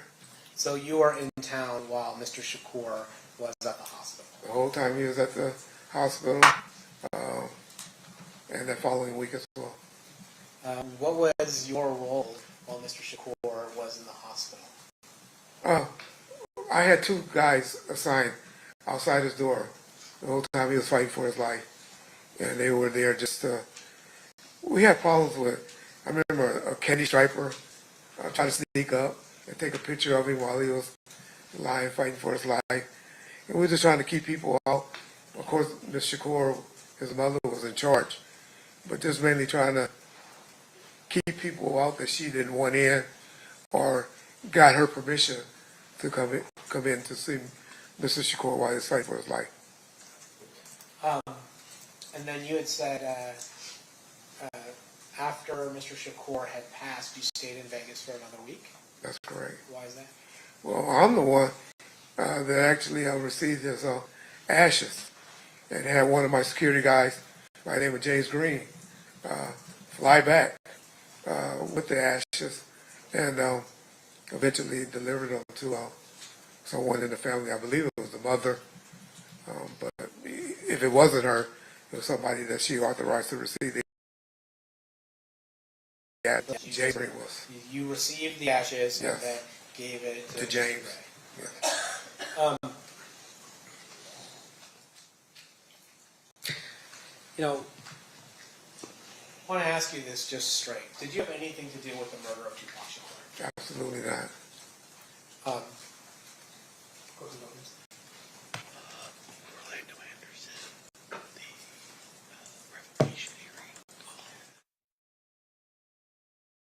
As a result of the beating of Orlando Anderson at the MGM Grand, were there any legal proceedings that involved Mr. Knight?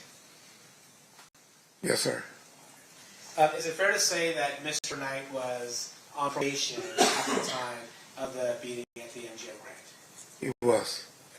Actually, can we show 115? Actually, I don't even know that Mr. Wright can see. We can take the computer up to him. I just have to open it. It'll go off the screen though if I take it off here. You want to do it on your computer so he can see it up close, and I'll play it for the jury. I assume you want. Yes. You want the fight one, right?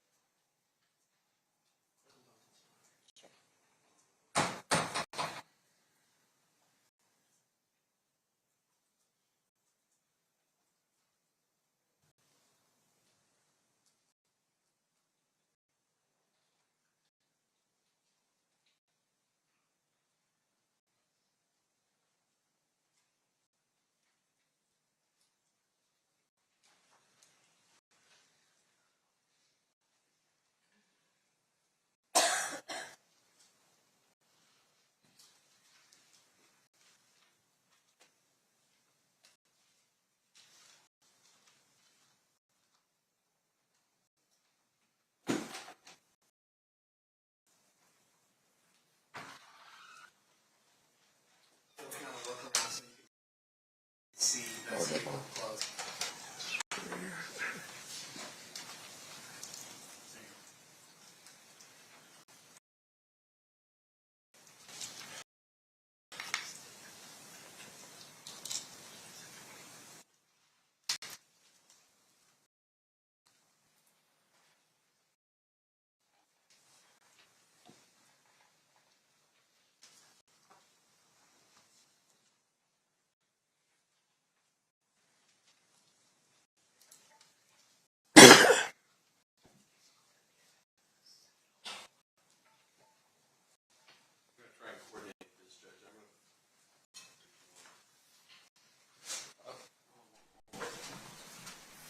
I'm going to show it to you up close, Mr. Wright, while Mr. DiGiacomo shows it to the members of the jury. And Mr. DiGiacomo, Before you said you want to start it? yeah, for the record, this is Case Exhibit 115B at 7 minutes and 4 seconds. Okay.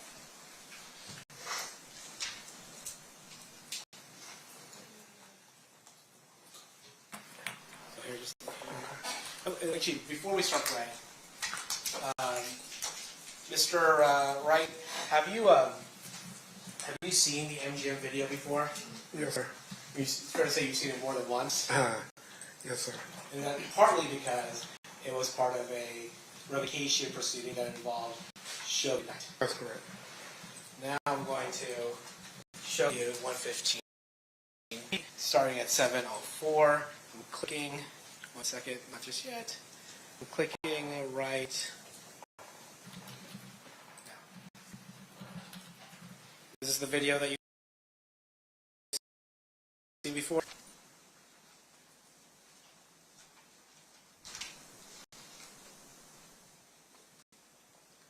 I'm going to pause.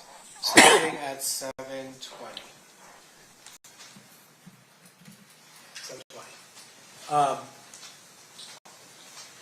Did you recognize the folks that were hitting Mr. Anderson there? Hitting or kicking? Hitting or kicking, yeah. Yes, I do. Who were they? The gentleman in the white with the black hat on was We'll try and coordinate this up again.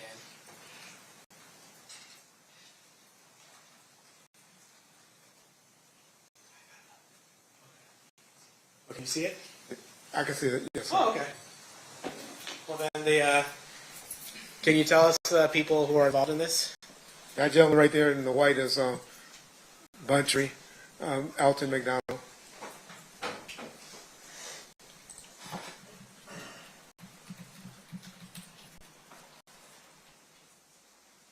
There appears to be somebody in a gold shirt. Who was that? That appeared to be Mr. Shakur.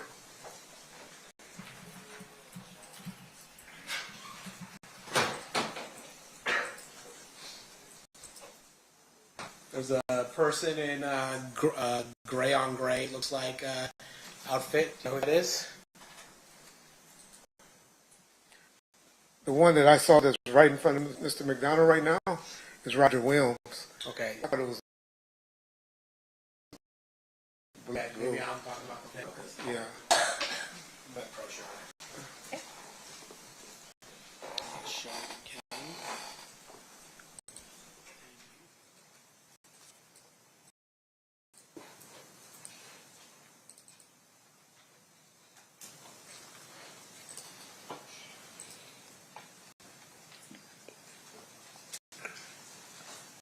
Well, that's Mr. Knight, and then that's Mr. Williams. Yeah.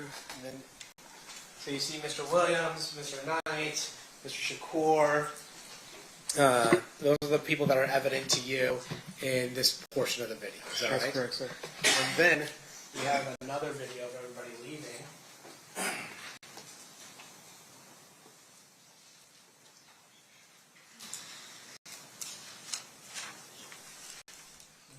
Can you see that? See it, but That's right. That's it.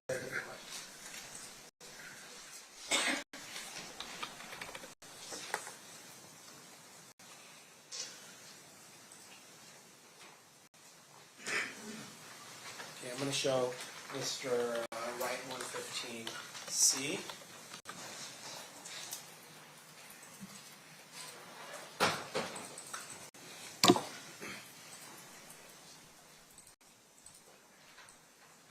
and Mr. Shakur, Mr. Knight, Buntry, Mr. Williams.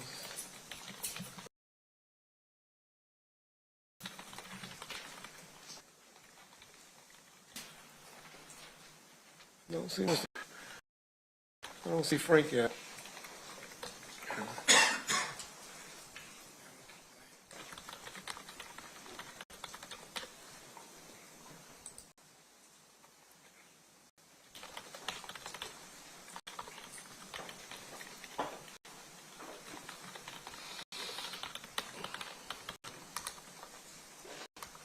Okay, there go. Mr. Alexander is the one with no sleeves on his shirt. And he's leading the pack now. Did you see Trayvon Lane?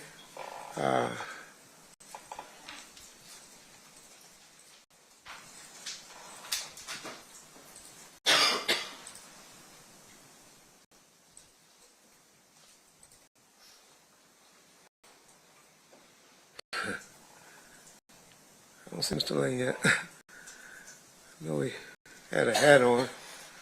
I've seen him before. I don't see him right now, though. Let me look again.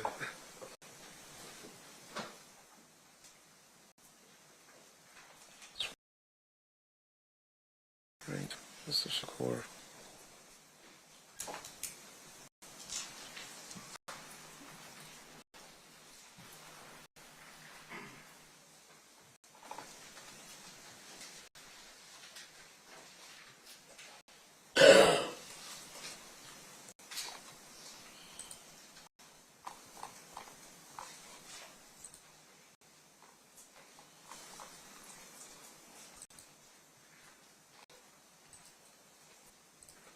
I'm sorry, I don't see Mr. Lane.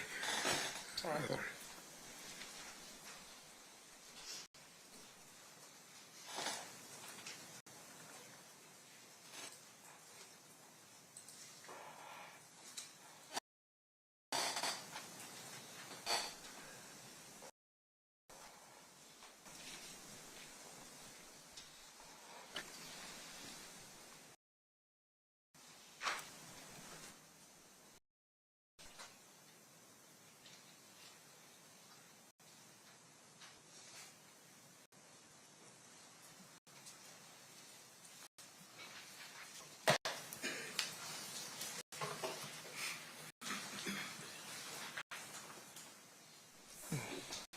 I'm sorry.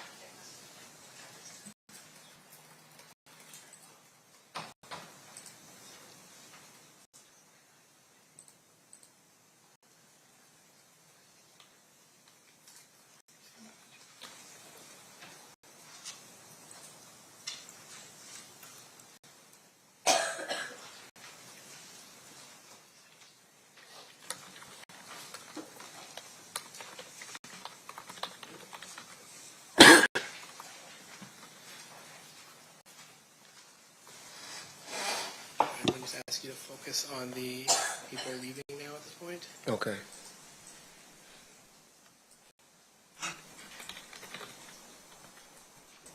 Right there, upper right. Yeah. So you see him. Yeah, he has the hat on. Upper right corner is Mr. Lane.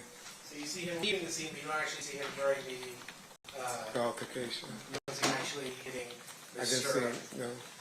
Mr. Anderson. I didn't see him do that. But he's with the group that's I'm going to show you what's been marked as state proposed exhibit 16. Do you recognize who that person is? That's Mr. Lane. Do you recognize the person in state exhibit 7? Actually, no, I gave you the wrong one. State exhibit 2. Yes, I recognize him. That's Mr. Davis. Okay. I'm going to show you the person depicted in state exhibit number 3. Mr. Anderson. And lastly, I'm going to show you what's been marked as States Exhibit 72. Do you recognize what's in that? It's a Defo J, yes.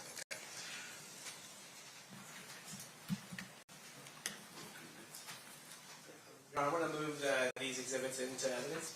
No objection. So admitted. Can you show number 6?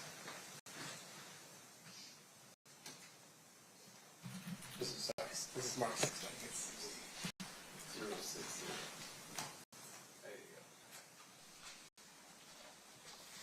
Is that the person you identified as Trayvon Lane? Yes, yes, sir.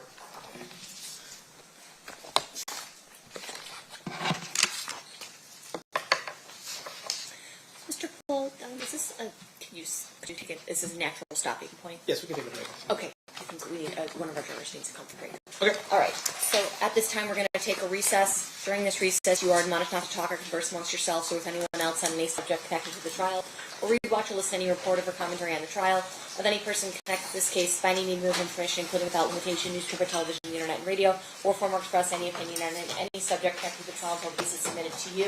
We'll have everyone back here at 3:40. Please rise for the jury.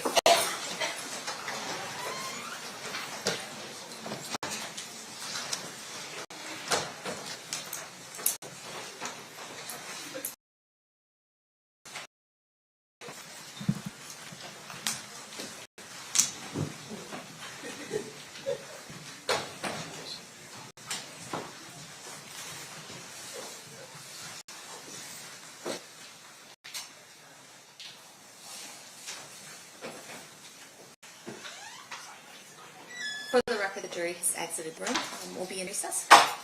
Mr. Wright, did you need any water bottle or anything? I have one. Thank you, You've ma'am. got one? Okay. Thank you, ma'am. All right, no problem. And Your Honor, if we could just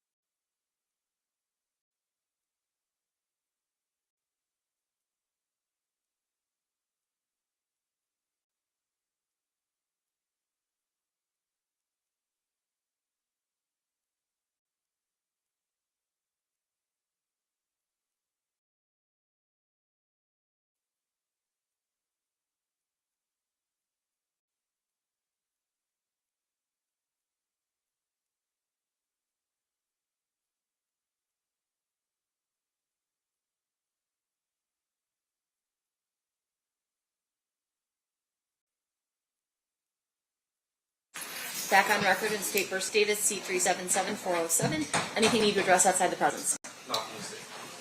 Mr. Smith, anything we need to talk about before we bring in the jury? No, you're not. Awesome. All right, let's bring him in. Staff the jury.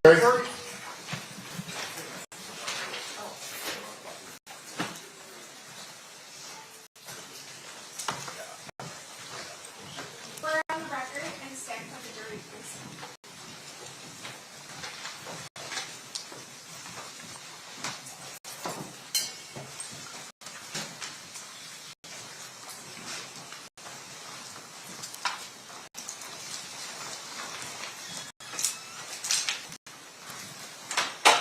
The parties stipulate to the presence of the jury. Yes, Your Honor. You may be seated. You may proceed. Thank you, Your Honor. Mr. Wright, would it be easier to look at the monitor on the witness stand, or are you able to see that better? Pictures this size, I can see both ways. Okay. All right. So I'm now looking at State's Exhibit number 60. Who is that? That's Trayvon Lane. Right. And Mr. DiGiacomo, would you mind putting on 62? Showing you State's Exhibit number 62. Who is that? That's Mr. Davis. You mind putting up 63? Showing you State's Exhibit 63. Who is that? That's Mr. Anderson. And then we had talked briefly about it, so I want to just show it. Showing you State's Exhibit 72. What is that? That's the Defo chain medallion. And we'll touch on that in a minute. But we were talking about the beating of Orlando Anderson at the MGM. Mr. Knight was on probation at the time you had mentioned, is that correct? That's right. Yes. And then after you guys got back from Las Vegas back to the Southern California area, did Mr. Knight have a legal problem as a result of his alleged participation in that beating? That's correct, sir. And can you explain that to us? They brought him in. Initially, they brought him in, they said, for a 30 test for that he did with his probation officer. But while he was still in custody, they then added the charge of he violated his probation for assaulting Mr. Anderson. He's on probation. He's on video, at least what appears to be participating in the beating of Mr. Anderson. And so he is charged with violating his probation. That's correct, sir. And do you participate in any of the preparation for Mr. Knight's hearing on his probation violation? With his attorney, Mr. Kenner, I attended some meeting with Mr. Anderson. That's correct. Can you tell us about that? So we met him at his attorney office, Mr. E.D. Fall. It was in Seal Beach, I believe, where his office was. And we met with him. The attorneys had an agreement where I guess they were going or something for and Mr. Anderson to come and testify on Mr. Knight's behalf, where I believe the settlement was for about $60,000 because some of the death row people had assaulted him, and some would say for him coming up and testifying on the behalf of Mr. Knight. Okay, so just to be clear, prior to Mr. Knight's revocation hearing, there was a meeting with Orlando Anderson, the person who was beaten in that video. Is that right? That's correct. And then there was an agreement that $60,000 would change hands between Suge Knight or Death Row or some aspect of that side to Mr. Anderson. Is that correct? That's correct. That was made between the attorneys. He was also present, and Mr. Fall. Okay. I'm not saying that you're the person that did that. I'm just saying you were.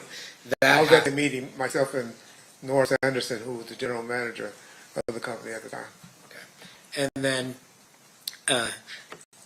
at that probation hearing, is it fair to say that Mr. Anderson said that Mr. Knight was just trying to stop the fight and not participate in the fight at all? That was his testimony, yes. Okay. And that was after he received the $60,000? That part I don't know. That was after the agreement for the $60,000. It was an agreement in place, so. Okay. And then, is it fair to say that the judge disregarded Mr. Anderson's testimony and revoked Mr. Knight's parole? Objection. Sustained. Well, did the judge believe Mr. Anderson's testimony? So Mr. Knight was subsequently violated for his probation and received 9 years sentence. And as a result, when Mr. Knight was imprisoned for those 9 years, who was running death row? After about 4 or 5 minutes of incarceration, the general manager of the company. We show the death row. What do you call that? Pendant. Pendant. We show the death row pendant. Can you tell us about the distribution of death row pendants to various people that were associated with death row? Mainly the artists received them, and then people close associates of Mr. Knight. They were given out to different people for Christmas presents of 1995. Yes. Were you aware of whether or not Trayvon Lane had received a death row pendant? He was one, yes, sir. And is it typically wore on a chain around one's neck? That's correct, sir.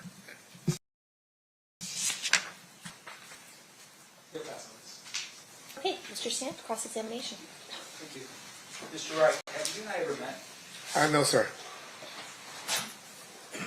You have a podcast, I believe, right? YouTube channel that I talk on. I'm sure you're probably anticipating the next question. In your YouTube channel, you have spoken a little bit about me, for instance, right? That's correct. And you have spoken about me as well. Yeah. So in terms of your podcast or YouTube channel, and once again, I don't think it was anything derogatory. It's more like he's never tried a criminal case, or I think Hollywood-ass attorney. I think you had said something like that, right? Well, you did about in the last 2 months. So I may have said something like that. Now, in terms of your podcast stuff, it's fair at this particular point. At some point, you would actually instruct Keffe that, hey, he can actually make money doing the YouTube stuff. Remember that? It didn't go quite like that, but I did pass his number to a few YouTube channels after he and I had this discussion about doing something on my channel, but I refused to pay him because I'm not giving someone I believe is Tupac Killer money. Sure. You had an interview with a Mr. Mogg. Do you remember that? Detective Mogg, yes, sir. Was he a detective at the time? He was. Okay, so he's a detective at the time, and he sat down with you, and you had a conversation with him, and you basically told him that you had advised Keffe D about the, I don't know, how much you can get paid doing YouTube stuff. You remember that? Oh, I don't remember that now. Now, you don't remember that, or you don't believe that? I remember Kevin but to say you can make $5,000 or $10,000. I didn't have any conversation like that with Mr. Detective. So you don't know, or you don't remember? I just want to make sure we're different here. I remember meeting with Detective Moggs. I know I am the one that started passing Mr. Davis' number around to do more interviews to get him to talk. Yes. Okay, so when you volunteered to Detective Mogg, Keffe D's number, you said, I set him up with a couple of interviews. Right. And because I promised you, if y'all ever listen, I promised him I would. You know, we talk bad about each other, but you know, I'll hook you up. I'm kind of know all these YouTubers out here, and so I kind of hook people up with them. Quote, you want to make some money, N-word, unquote. And then question was asked by Detective Mogg, so what do you get paid for your interviews? And you respond, oh, I get about $2,500, $3,000 a show. You remember that? That's accurate, so okay. I might have said that. Now you also said $5,000. I got my F. He was crying about his taxes. You're referring to Keffe in that, right? He was crying about his taxes, Keffe? I'm not sure. I got him about to go blast them next week. He's getting $3,500. So they pay you because they get views. They get paid, man. YouTube, every million views you get about 6,000 to 10,000. And then That's channel. Okay. Not the person. And then once again, I'm talking about Uber. And so if you do a bunch of them and you get 100,000, and you break them up into like 5 or 10-minute segments, and you can get a 15-second segments from me, and you get 200,000 people to view it, you can make $8,000 to $10,000 off of me. And you just gave me $2,500, $3,000. You remember saying that to Detective Log? It sounded like accurate statement, so It's I'm sure I did. And once again, it's clear to show that there's a business with YouTube, right? That's correct, sir. And so when you post something online, you're posting it online with the hopes that you're going to get paid for that. Yeah, and that didn't start until about 2021. Sure. 2020, yeah, absolutely. Yes. Now, with regards to your role here, you were the head of security for SugarNet. Correct. And I want to make sure I'm clear. Where did you grow up in Compton? I mean, my address is 1628 East Pine Street, Compton, California. Where's that at in terms of, because we're assuming, and you could tell the story otherwise, that wherever you grew up, or whatever your street was, you by default gang or color. I never gang bang. Always wanted to be a police officer growing up. However, guys that I grew up with, was in the sandbox with, played sports were, yeah, they were Mob Pyro's affiliate. Okay. Some police officers, some football players, Right. several type of people grew up in our community. And at some point, you get yourself out of it. You become a police officer. I never was in it. Okay. All right. Thank you for me. You become a police officer. 1996, 6 years. And you paramedically. Correct. And you had shared with us earlier that you created this security company. You were moonlighting, sort of doing your job during the day and then doing this other side hustle at night. That's correct. And that side hustle became your full-time gig when you were no longer a police officer. That's correct, sir. And so in terms of who you were, the main service you provided services for would have been death row records. 95%. That's correct, sir. And in essence, I mean, this was your number one client. Right? I agree with you. Okay. And you spent a lot of time with Shug. Eventually I grew, but yeah. 94, not as much. 95, 96, yes, sir. Okay. And you're providing services for Shug in terms of security, right? For Shug or his company? For the death row label. That's correct, sir. And you actually had created a company specifically for the security aspect of it, right? That's fair. And that's the Right way protective services. Protective services, okay. Now, as you're going about doing that, you had shared with us a little bit about some of the things you had done, and you shared with us that, hey, there was something that happened at one of the awards ceremony. You talked about that, right? At the Soul Train, that's correct. And you said that at that Soul Train incident that my client was present when some other guy flashed a gun or something like that. That's correct. It wasn't your client, no. Okay. And once again, report incident, please. They were actually police detained the subjects outside the gate or towards the gate. What happened to them, I don't know, because I was more interested in getting my clients inside the war show. And your father, just to correct my memory, is a lieutenant at the time with Compton? Or was he captain? At that time, lieutenant, sir. Yes, sir. And his role and what he was responsible for was the gangs in Compton. That's correct, sir. So it would have been information that he would have maybe picked up or you would have told him? That's what people get confused about law enforcement. Compton is a city about 8 to 10 miles away from, well, that's by USC is where this incident happened. That's about 20 miles away from Compton.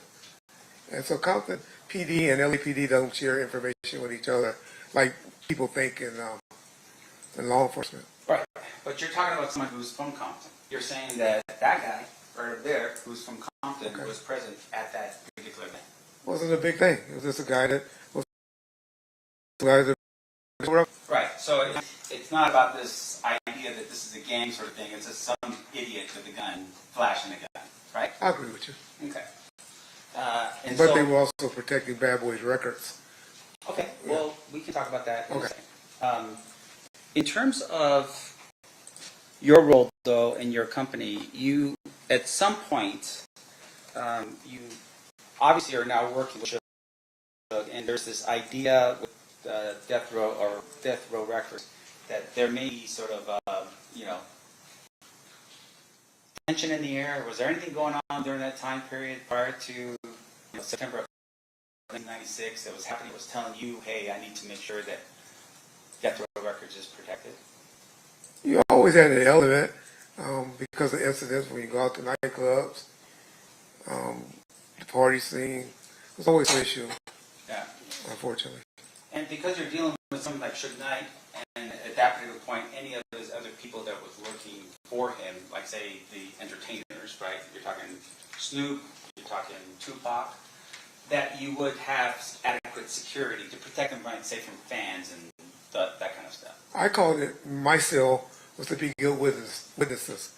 Mr. Knight had just went through a situation with one of his artists, Snoop Dogg, that was on trial for murder. And they ended up beating the case. But they had got a large judgment, mainly because of the qualifications or the lack of qualifications of the security officer that was acting as security officer that shot him and killed the person. And so when you have a big company like Mr. Knight had, I thought it was his attorneys, I don't know, that let's get some professional people around you. And so, for the most part, your practice was to hire people that were either off-duty police officers or retired police officers. That's correct, sir. And you did that because they were properly trained and you could trust them in terms of their judgment. That and my cell was to be a good witness. Gotcha. Yes, sir. But with regards to their roles obviously at the end of the day were to protect the people that were your clients. That would have been Death Row Records and whoever you assigned them to do. As best you can. Yeah. So in terms of what happens here in Las Vegas, right? Your testimony is you arrive here to Las Vegas and you're here on Friday. Correct. And you're here to get ready for what's happening on Saturday. Friday night, the Coke Club did open. Like I said, it wasn't majorly attended, but definitely for Saturday night, yes, sir. Yeah. And in fact, Tupac and Suge didn't arrive until Saturday anyway. They didn't come up until Saturday, that's correct, sir. And they drove up. They drove up, yes, sir. So they drove up, you're there, you're working, and you're at 662, right? I'm at 662, yes, sir. Okay. So I'm going to show you here an image. I'm going to ask the clerk to mark as proposed defense exhibit next in order. See, I think? Yes. See? Yep. May I, John? You may. You recognize this? That's Club 662, yes, sir. Okay. And with regards to, I'm sorry, and with regards to that photograph, would that been an accurate depiction of 662 around the time period that we're talking about here? I agree with you, sir. Yes, sir. Now, Your Honor, at this point, I move with the admission of Rose Defense Exhibit C. Any objection, state? Nope. May I publish, Your Honor? You may. I'll show this to the jury here real quick. So this is a picture of 662. Now, you shared with us a little bit about what was happening on Saturday night. Attorney basically says, hey, we really want to get this club, I guess, passed in terms of its licensing. Maybe we do something that helps the community or at least does an outreach. Is that what we're doing? I think that was mainly to get the police officers there. Okay.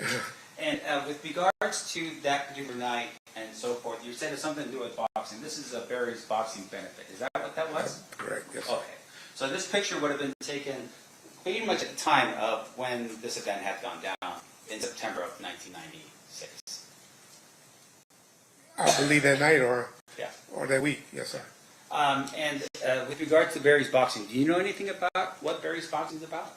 Just that he was a retired police officer that was helping young kids in the area with boxing. That was about it. or you know, association or a foundation to raise money for youth coming up. Right. Mob just testified a little while ago. Okay. If his representation was there was no event like that was happening in September of 1996, would he be wrong? Let me just say this: they don't be in the know like that. You know, we're not as transparent as maybe we should be with you know, the homeboys. I mean, but obviously this is sitting on the front sign of the entrance going into the facility, right? I went in that club that night and I ain't never noticed that. Well, let me ask you this though: in terms of what was happening, was Mob James the head of security that night?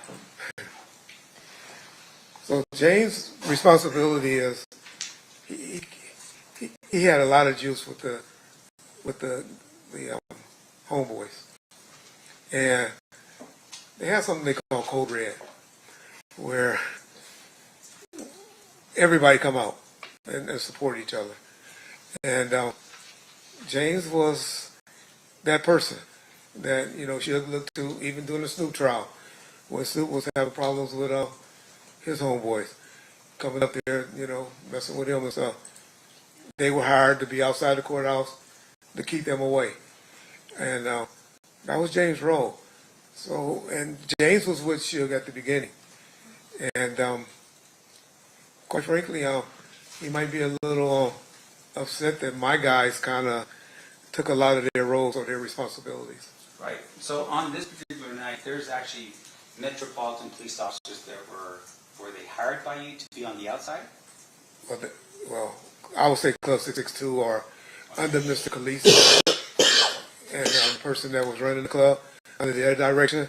I knew they were going to be there, but I didn't speak to anyone from the police department to say, this is how much y'all going to be getting paid. I need you to do this. I just knew they were going to be working from the door out. So, yeah, okay. Yes. And really the concern at this particular point that you had, as well as I'm assuming Mr. Khalees as the attorney, is you wanted to make sure things was going to go well for the club. That's correct. That's fair. In essence, and to help Suge with passing up this particular club, right? That's correct, sir. So one of the things that happened that you had shared with us is that Friday you meet with Khalees and you learn and you're instructed that your people are not to be carrying firearms. Inside the nightclub. Right, inside of the nightclub. That's correct, sir. All the way up until the time that they get to that door, they're not supposed to be carrying firearms. Inside the club. Red Alert people from Mob James were all carrying firearms that night? Well, I had problems with that. My guys were strict, law enforcement. They didn't care about, they didn't have a relationship with James and them as I did. And so they will search them. And if they got one in, who knows? But there was always issues with them being searched. But my guys would still, they were like, hey, if you want us here, we searching everybody coming in this club. Right, so that was important for you, but Mob James says otherwise. He says everyone was fine. If they snuck them in,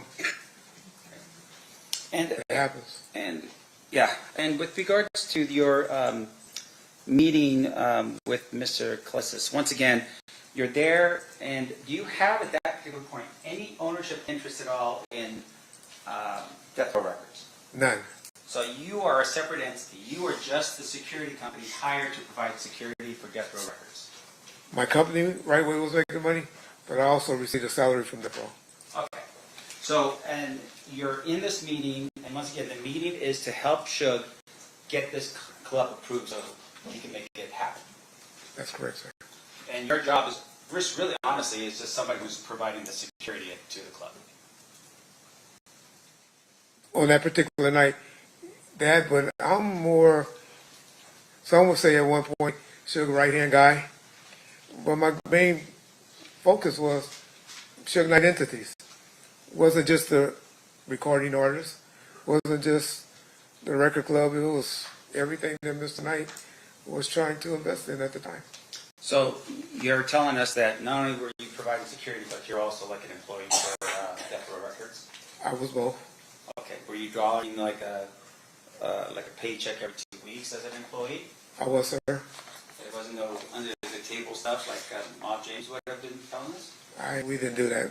Right, we didn't do that. And with regard to Mob James being paid, you're telling me that he would have been paid the same way with employee checks and so forth from Death Row Records? Bob James wasn't one of those employees.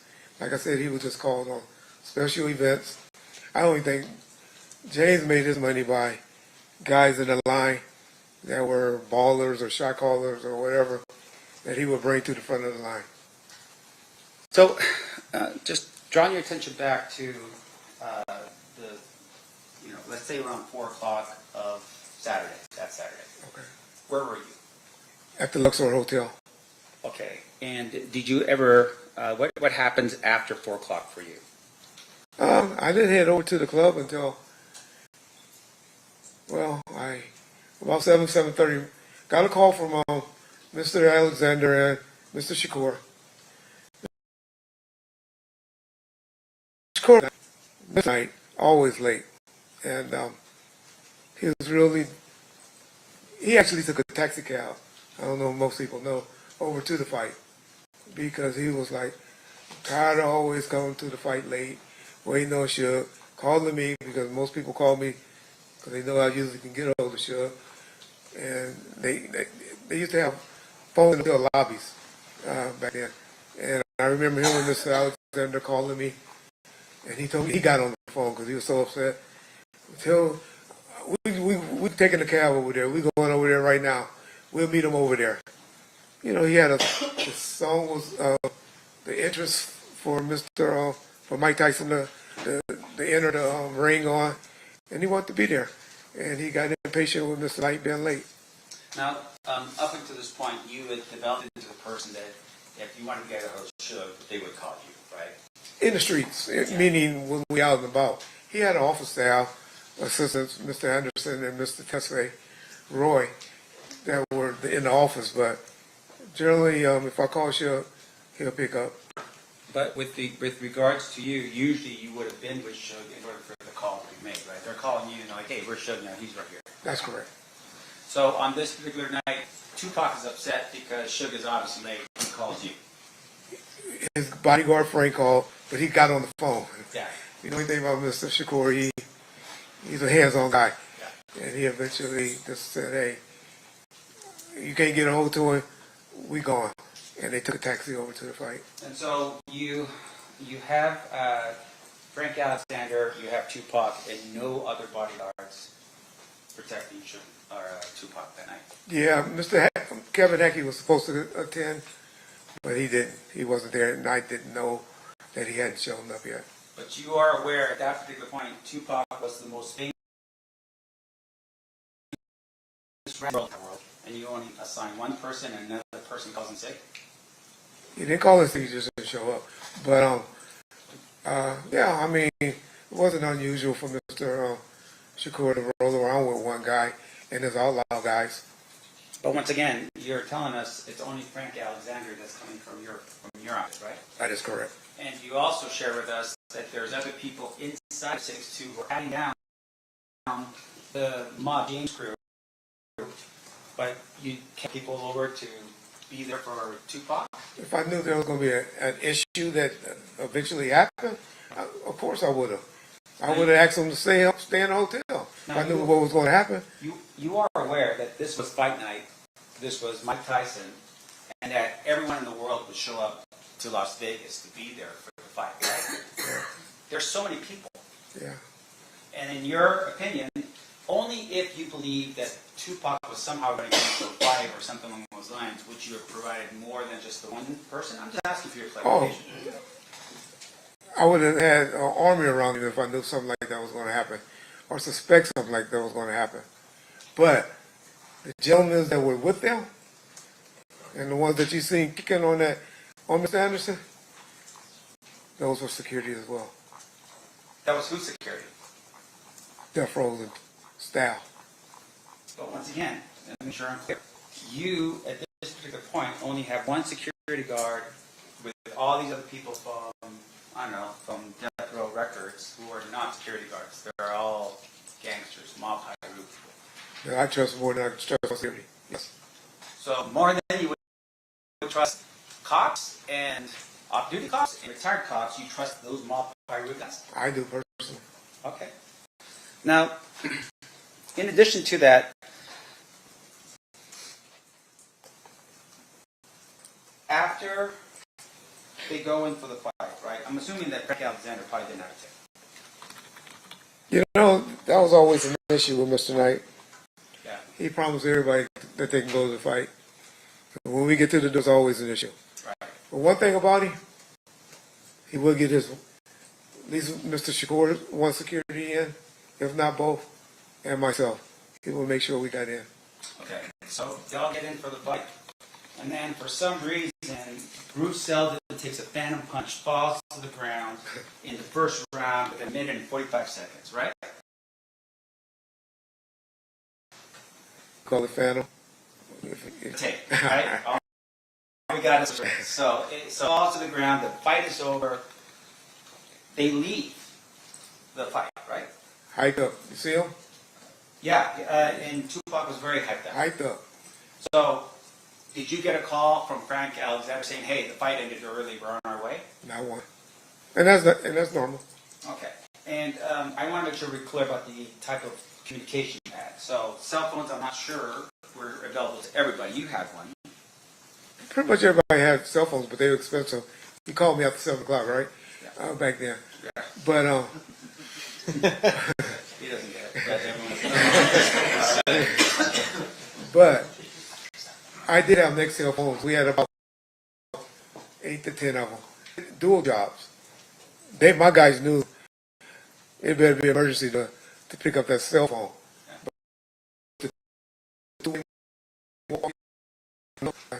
You could use them to call. That's how we communicated. On that picture with Buntry, you'll see one hanging out of his pocket. That's what the type of next cell phones we had. And so, going back again to what Frank has, Frank does have one of those radios. He had one, but later learned, after we do Monday back quarterbacking and stuff, that it was dead. So, he is there, he doesn't call when you leave the fight. Now, does he call you after the situation happens with Orlando Anderson? No. They all rush out, right? They all go back to, I think, to Luxor. That's correct. But you don't know that because no one calls you. Haven't heard anything. Didn't know it was an issue. So you're still sitting over at 662. You're worried about making sure the club passes inspections, and you're there and you're waiting. In the meantime, people get picked up at the Luxor, and then they're transported all the way to Suge Knight's house. I mean, Once again, if you don't know, you can just tell me. Yeah. I just assume You're not just yeah. I don't know. Okay. Now, at some point, they're traveling down Flamingo, and the shots occur at that particular point, right?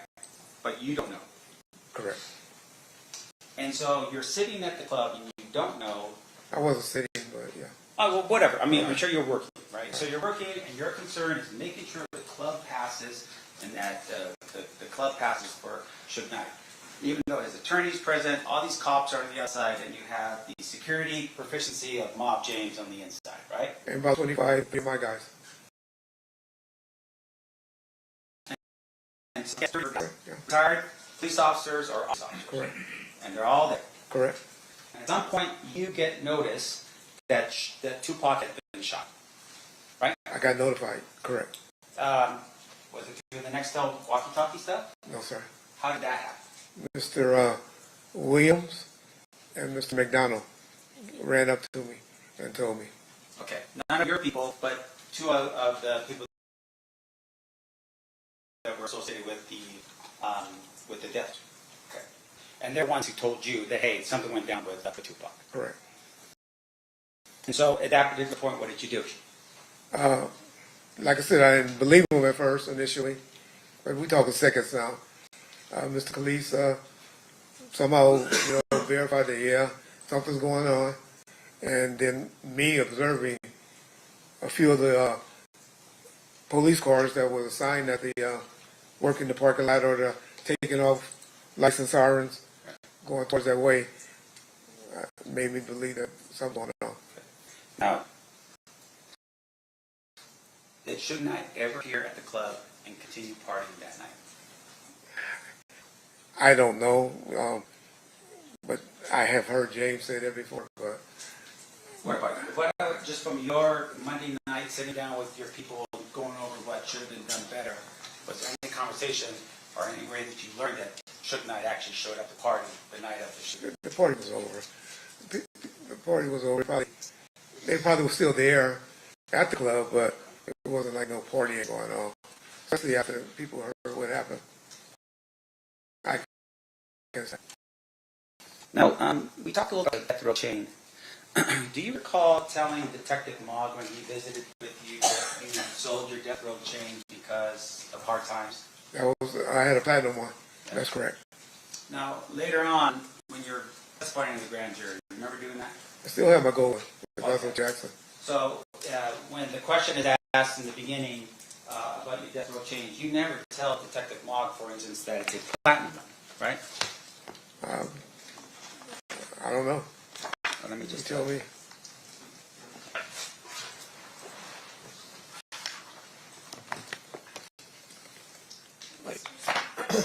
The camera's on. You want to turn the camera off? Oh, sorry.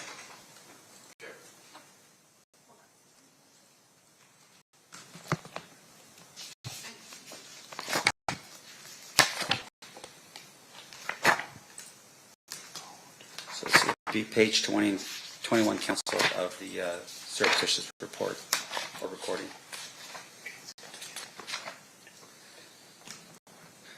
So you say, the question that was asked by Detective Mogg, you were describing the chains as cheap. He said, he had asked you, got a $300 chain? He said, yeah, one of those cheap little chains because they were messing around with the same women and they got one and got mad about it. My presumption. We're talking about Yes. Yes. So what? What did expensive ones look like? Do you have a picture of those? And you said, yes, sir, I can show you the one that Tupac would have. And then the question's asked of you, like, Mom, one of those jeans. And you were, yeah, I have. And then the question was, and you said, shit, hard times hit. And Detective Mogg commiserates and says, yeah, I hear you. You said, got to get rid of it somehow. And then Detective Mogg asked, what did you get for it? And you said, I got about $5,000. Right? Yeah, that was the platinum one. Okay. Or the white gold one. You can watch, and I'm sure you have, several interviews, pictures with me with my gold chain on. I wear them on several YouTube videos. But fair to say, of course, that, when you say you had one, it's not one gold, it's not one platinum. Now, in addition to that, later on, when you're testifying before the grand jury, the question that was asked by one of the jurors was, make sure I'm clear, because I don't want to mess up I want to be accurate with you. Your Honor, I think this is improper impeachment or refreshing recollection. I'm not quite sure Let me just do this as a refreshing of his recollection, Your Honor. I just didn't want to. So it's sustained. So I don't know that he said he doesn't remember. Okay. So let me ask you this. You were asked by a juror. Again, I think you have to ask the substantive question first. Mr. Blog, you're going to have to talk about it because your mic's not. Okay. I'm sorry. I think you have to. You approach. I can stand. I apologize, Your Honor. Everyone approach.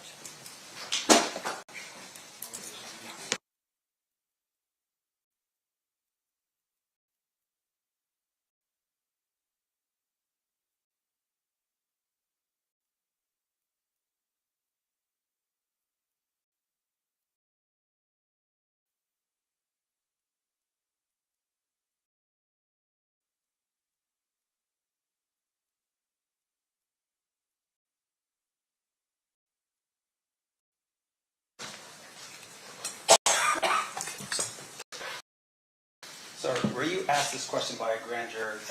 Again, Your Honor, I think, again, you have to ask the predicate. He's trying to impeach and or refresh recollection about something of substance. You have to ask, procedurally, you have to ask the substantive question first, not what you were asked as. Are you talking about the chain question? Yes. We've gone up and down about the chain. And so I believe what he's already answered the chain things. I don't understand Impeaching or? Now he's impeaching, saying that he's given an inconsistent statement in the past. So, overruled. He can proceed. Do you recall being asked a question by a grand juror, do you still have your death row pending? Correct. And you had said, yes, you do. I do. You didn't say there was gold, you didn't say it was platinum, you said I had my death row pending. That's right. Okay.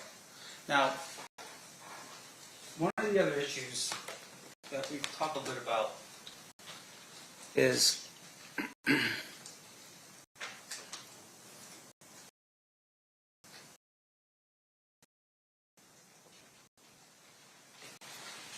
and once again, I apologize. Maybe the state can refresh my recollection because maybe I was thinking about something else.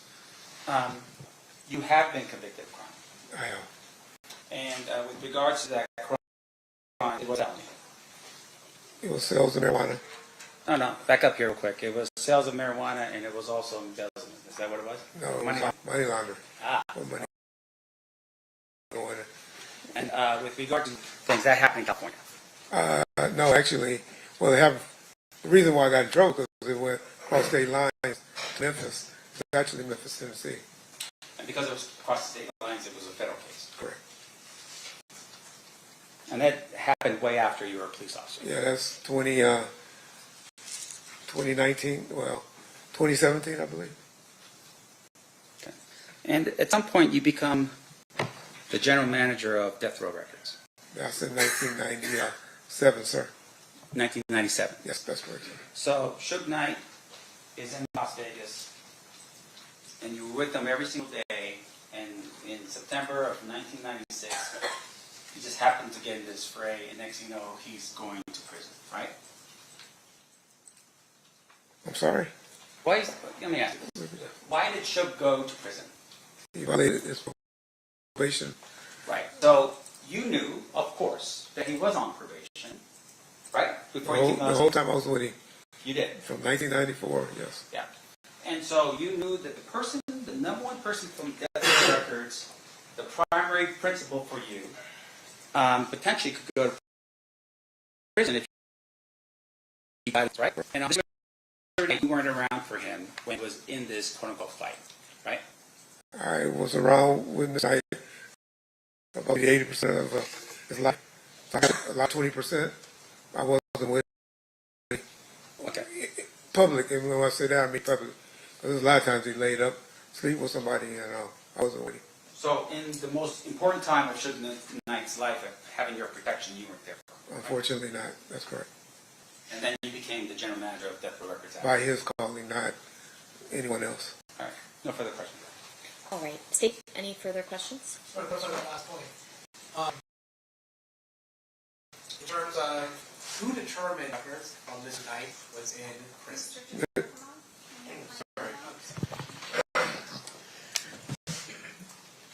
Sorry, who made you in charge of Death Row Records while Mr. Knight was in prison? He did, and I visited him 4 days a week during that time while he was incarcerated. Nothing further. Anything further on that, Mr. Stamp? Just one clarification. So Okay. Suge Knight made you general manager when he was in custody? That's correct. No further questions. Anything else? Ladies and gentlemen of the jury, any questions for this one? Of course. All right.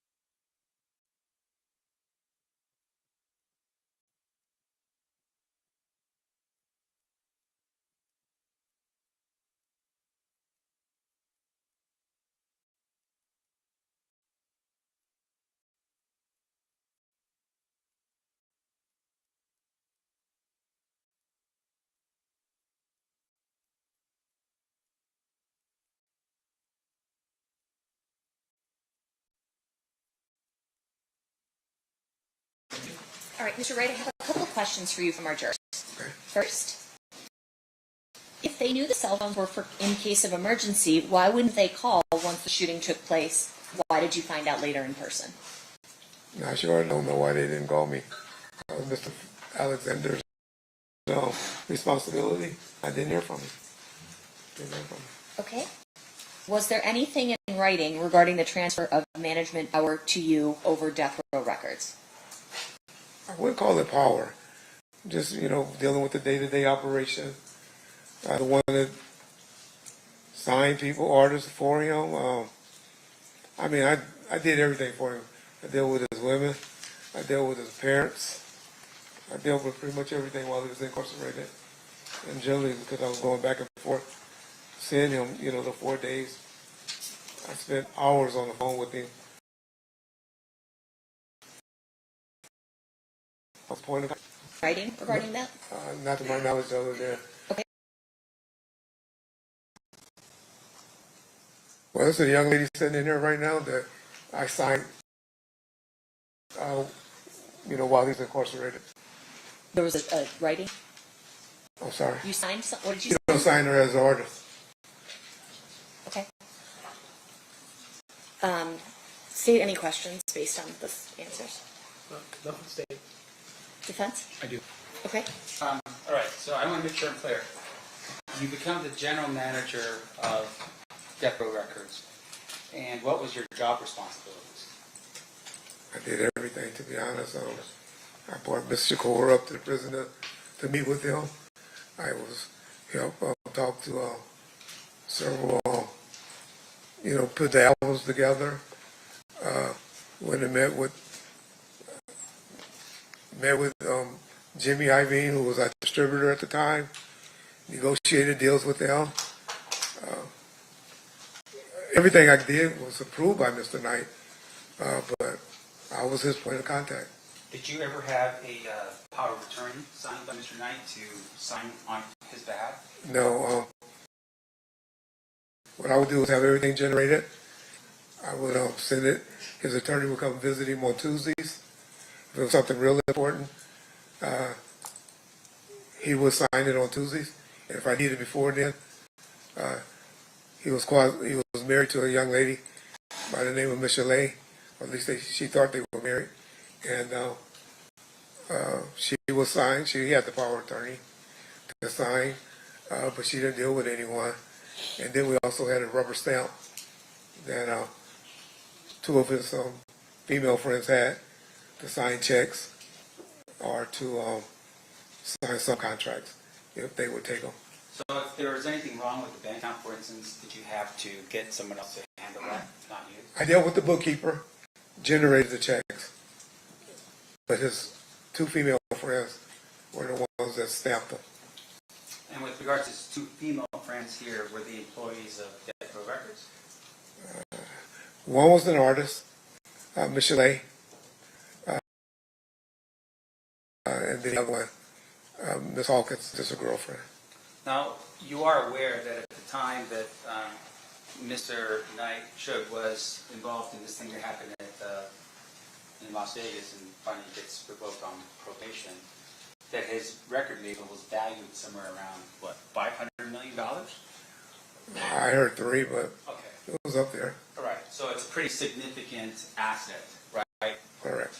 Now, out of all of this, you are the general manager, you have access to all that. I guess I was the one he trusted at the time. No further questions. Okay. All right. Thank you, Mr. Wright. You are excused and you're free to go. Thank you, ma'am. You're welcome. All right, ladies and gentlemen of the jury, that's it for the presentation of witnesses today. We're going to come back at 1 p.m. Because I had calendar in the morning. So I'm going to read the admonishment and then you're excused for the day. During the recess, you are admonished not to talk or converse amongst yourselves or with anyone else on any subject connected to the trial, or read, watch, or listen to any report or commentary on the trial of any person connected with this case by any medium of information, including without limitation, newspaper, television, the internet, and radio, or form or express any opinion on any subject connected with the trial until the case is submitted to you. We'll see you guys back here at 1 p.m. tomorrow. Thank you.